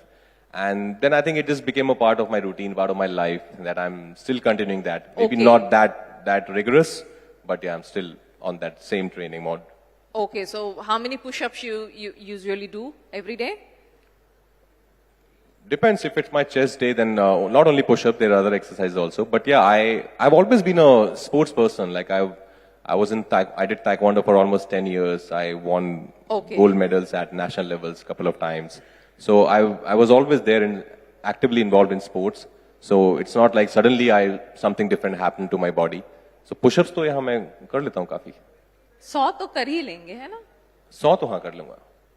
सुन लीजिए आप सब, 100 करते हैं हर दिन. आप लोग भी कुछ किया कीजिए, क्योंकि खैर, like Bengalis, we always say that there is always a belly that comes out, and like that defines us anyways. नहीं, पर दोपहर को थोड़ा सोना भी जरूरी है ना, उसके बिना कैसे होगा? अब मिठाई खाते हैं वैसे? यहाँ पे तो कोलकाता में आए, do you check any of the sweets that I we have a very bad sweet tooth, और स्पेशली कोलकाता की मिठाई तो मतलब बंगाली मिठाई is my favorite. नाम बताइए एक आध आप. चौम, रसगुल्ला, स्पेशली गुरेर रसगुल्ला, सौंदेश, बहुत पसंद है मुझे. और अभी एक्चुअली मैं बात करता किसी से अभी शाम को, यार कोलकाता आया हूँ, क्या लगता है कि मिठाई खाऊं कि ना खाऊं, एंड देन आई डिसाइडेड कि इस बार स्किप कर देता हूँ. स्किप कर दिया आप? इस बार मैंने स्किप कर दिया. अरे बाप रे बाप. सो आप सेल्फ कंट्रोल. हाँ जी, बहुत ज्यादा. तो ये सिर्फ सेल्फ कंट्रोल आपको बहुत आगे ले जाएगा, नो डाउट अबाउट इट. क्या हम एक छोटा सा रैपिड फायर जैसा कुछ करें? उतना कुछ घबराने वाली बात नहीं है. सोचिए कि आपको एक साथ कुछ फिल्म्स दी जाती है जिसमें दीपिका, कटरीना और आलिया, ये तीनों आपकी लीडिंग लेडीज हैं, और एक ही साथ में फिल्म आती है. आप तो किसी एक को ही आप चूज करोगे ना. एक आया दीपिका के साथ, एक दीपिका के साथ, एक आलिया के साथ, एक कटरीना के साथ. जिसकी भी स्टोरी सबसे ज्यादा अच्छी है, मैं वो चूज करूंगा. नहीं, वो स्टोरीज की बात है. तीनों स्टोरी सोचिए बहुत अच्छी है, उसके बाद बोलिए आप. तो मैं कुछ ना कुछ ऐसा जुगाड़ लगा के तीनों कर लूंगा. अगर स्टोरी तीनों की अच्छी है तो मैं तीनों करना चाहूंगा. आई am a very greedy actor, मुझे कोई अच्छी कहानी नहीं छोड़नी है. आपको तीनों ही करनी है? अगर कहानी तीनों की उतनी ही उम्दा है, उतनी ही अच्छी है, then I would rather do all those films. अच्छा, तो हीरोइन आपके लिए कोई मायने ही नहीं रखती है? ऑफ कोर्स मायने रखती है, बट कहानी से ज्यादा नहीं. Okay, taken. इसके आगे हम और कुछ नहीं बोल सकते. ओके, सो ओके, अगर आप ट्रैप्ड हो कहीं पे, जैसे कि आप ट्रैप्ड हो गए थे और हमारे भी तो मतलब जान निकल गई थी आपको देख के उस हाल में, कौन से खान के साथ आप ट्रैप्ड होना पसंद करेंगे? कौन से खान के साथ? आई थिंक मैं शाहरुख सर के साथ ट्रैप्ड होना पसंद करूंगा. बिकॉज जैसे मैंने कहा, बचपन से मैं काफी इंस्पायर रहा हूं उनसे, तो बहुत वक्त मिलेगा उनके साथ बैठ के बात करने का, और वो बहुत अच्छा बोलते हैं. मैं कई बार मिला हूं उनसे, तो बहुत ही पर्सनल टाइम मिलेगा मुझे उनसे. उनका पूरा जो विजडम है, हम सब जानते हैं उनको, वो कितने चार्मिंग हैं और कितना अच्छा बोलते हैं. तो आई थिंक बहुत कुछ सीखने को मिलेगा उस दौरान, बिकॉज कुछ और होगा नहीं करने को. खाना नहीं है, पानी नहीं है, और 2 दिन के बाद बात भी नहीं कर पाएंगे, पानी नहीं है. तो 2 दिन में जितना मैं उनसे सीख सकता हूँ सीख लूंगा. अच्छा, तो और आमिर और सलमान से नहीं सीख सकते थे आप? अब ये आप मुझे फंसा रहे हैं. आपने मुझे एक ही बोला कि एक नहीं, उनको हम फेस टाइम पे ले लेंगे. जी नहीं, टेकन. ओके, सो कंगना के साथ अगर आपको क्वीन का या फिर जजमेंटल है क्या, इनका कोई सीक्वल बनता है, तो किस में आप रहना पसंद करेंगे? मैं क्वीन का सीक्वल करना चाहूंगा एक्चुअली. रियली? हाँ, क्योंकि मुझे जो मेरा कैरेक्टर था विजय, उसमें हमने ऑफकोर्स काफी ओपन एंडिंग छोड़ा है कि वो रिंग वापस दे जाती है और चली जाती है खुश होके, which is of course fair enough. I also hate Vijay a lot, my character in the film. ऐसे लड़कों के साथ ऐसा ही होना चाहिए. आप कैसे कर लेते हैं ऐसे किरदार? बहुत देखे हैं दिल्ली में ऐसे लड़के. हाँ, बहुत सारे, जो which is so sad, which is so ironical, but हैं ऐसे लोग. राइट और उन्हीं से मतलब उनको देखे हैं वहीं से आपको वो इंस्पिरेशन भी मिली है कि हाँ, ऐसे वहां से होते मैंने हैं? वहां से बहुत सारे रेफरेंसेस निकाले जो ऐसे ऐसे मर्द हैं आज भी जिनको लगता है कि कि औरतों को बोलना नहीं चाहिए या अरे तुम्हें ड्राइविंग नहीं आती है तुम ड्राइव क्यों करती हो. I know so many female drivers who are such amazing drivers. मतलब जब मैं उनके साथ बैठता हूं तो मुझे ऐसा लगता है कि थोड़ा आराम से चलाएं प्लीज, थोड़ा डर लग रहा है. देखिए जो फीमेल है वो अच्छा ड्राइव करती है. एब्सोल्युटली या जी ये like the male drivers they feel that they are only good but we are also good. I agree with you totally. Right? So according to you Kareena, Vidya और कंगना आपके फेवरेट की जो लिस्ट होंगी एक के बाद एक आप बताइए. करीना, विद्या और कंगना. मैंने करीना के साथ काम नहीं किया है, मैंने विद्या के साथ भी काम किया है, कंगना के साथ भी काम किया है. दोनों बहुत ज्यादा टैलेंटेड हैं. दोनों के साथ मुझे बहुत मजा आया काम करने में. कंगना के साथ 2 फिल्म्स की हैं और करीना मुझे वैसे बहुत पसंद है. मैं जब से केतरी जी देखी ये थी. क्या बात हुई, सभी को आप अच्छे बोलते जा रहे हैं. मैंने कहा कि फेवरेट का लिस्ट बताइए 1 2 3 वही हम समझते हैं. हम बड़े आम इंसान हैं, बताइए 1 2 3. पर मैंने ऐसे कभी बैठ के सोचा नहीं कि मैंने लिखा नहीं कभी कि कौन मेरी फेवरेट है. मैं एक लिस्ट बनाता हूँ, सभी मेरी फेवरेट्स हैं. नहीं ऐसे कैसे हो सकता, ऐसे कोई तो है. एक आगे होगा, जरूर होगा. सोचिए ना जरा क्या है इसमें. हमारे पास वक्त है, आप सोच के बताइए ना. कौन मेरी फेवरेट है? हाँ जी, करीना, विद्या और कंगना. कंगना कपूर बालन. हाँ जी, ये क्या हो गया? आप बताने वाले नहीं है ना. नहीं, पर सब मेरी फेवरेट्स हैं. लाइक मुझे सब, जैसे मुझे करीना जब भी मेट और ओमकारा में मुझे उनकी परफॉर्मेंस बहुत पसंद है. विद्या मुझे नो वन किल जैसिका और जलसा एक फिल्म आई है. कंगना मुझे क्वीन और जजमेंटल में बहुत पसंद है. तो सबकी अलग अलग चीजें हैं जो मुझे अलग अलग पॉइंट ऑफ टाइम पे बहुत इंस्पायर किया है, बहुत अच्छी लगी हैं. Okay, and about the boys, whether it is Ranbir Kapoor, Ranveer Singh, Rajkumar Rao और आयुष्मान खुराना, अब तो बताएंगे जरूर. कौन मुझे पसंद है? हाँ, आप फेवरेट की लिस्ट बनाइए यहाँ पे भी. मैं अपना फेवरेट तो नहीं हूँ फॉर श्योर. नहीं तो मुझे निकाल देते हैं लिस्ट से. Ranbir and Ayushman. They all have different qualities. If you will give me like 30 seconds. No, I'm not being politically correct. Again, like मुझे ना एक्टर्स की कुछ परफॉर्मेंसेस होती हैं जो मुझे बहुत अच्छी लगती हैं. जैसे आई थिंक रणबीर ने जो रॉक स्टार में किया है, आई डोंट थिंक सो कि वो कोई और कर सकता था जैसा रणबीर ने किया है. या जो रणबीर ने पद्मावत में किया है, खिलजी जो किया है, वो कोई और नहीं कर सकता था. या जो आयुष्मान इतना मल्टी टैलेंटेड है कि सिंगर है, आरजे है, वीजे है, एक्टर है, इतना अच्छा एक्टर है, लिखता है, वो इतना मल्टी टैलेंटेड और कोई नहीं है. अंधाधुन में उसका काम देखो आप, आर्टिकल में उसका काम देखो. सो आई थिंक लोगों की अलग अलग चीजें हैं जो मुझे बेहद पसंद है, जो मैं अपने पास रख लेता हूँ. समझ गया आया सच्ची में. So do you want to join politics in any time, Rajkumar? नहीं, पॉलिटिक्स में होता तो एकदम साफ साफ बोल देता हाँ कि ये है मेरा फेवरेट. नहीं, the way you are describing it, he is good, he is good, he is good. So I have a very positive approach towards life. मैं नेगेटिविटी देखता ही नहीं. सब अच्छे हैं, सब अच्छा है. जी बिल्कुल, सब अच्छे हैं. And I really want to know, we are almost at the end of our session. Firstly, I mean, I really want to thank that you have joined us on this India Today Conclave East 2022, Raj. So what keeps you going? Is there anything untouched, any stone unturned in your life, in your career? Absolutely. I think the whole mountain is unturned. I really believe, I've just started. This is just the beginning of a long, long journey. And there's still a long way to go. I think I still have to really push myself as an actor. There are so many characters that I still have to portray on screen and just challenge myself with every film. My competition is my last performance. If I can't grow as an actor with every film, then there's no point of being an actor. You have to keep growing in whatever you're doing in life. If there's no growth, then you better change that career. So you do not have any dream role because the next role is going to be your dream role? That's what you're saying? Exactly, yeah. Whatever film I'm doing at that point of time, that becomes my dream role. So right now it's Hit and your character. Yes. Vikram Jaising is my dream role. Thank you so much. Thank you so much, Raj. It was always a privilege talking to you. Thank you. And we just hope that you come again in Kolkata and literally try the sweets that you have missed. Mishti you have missed this time. And little more push-ups maybe in the next day, 200, and then you're back on track, right? Thank you so much, yes. Thank you so much once again. A big round of applause for the one and only Rajkumar Rao. Thank you so much for being with us.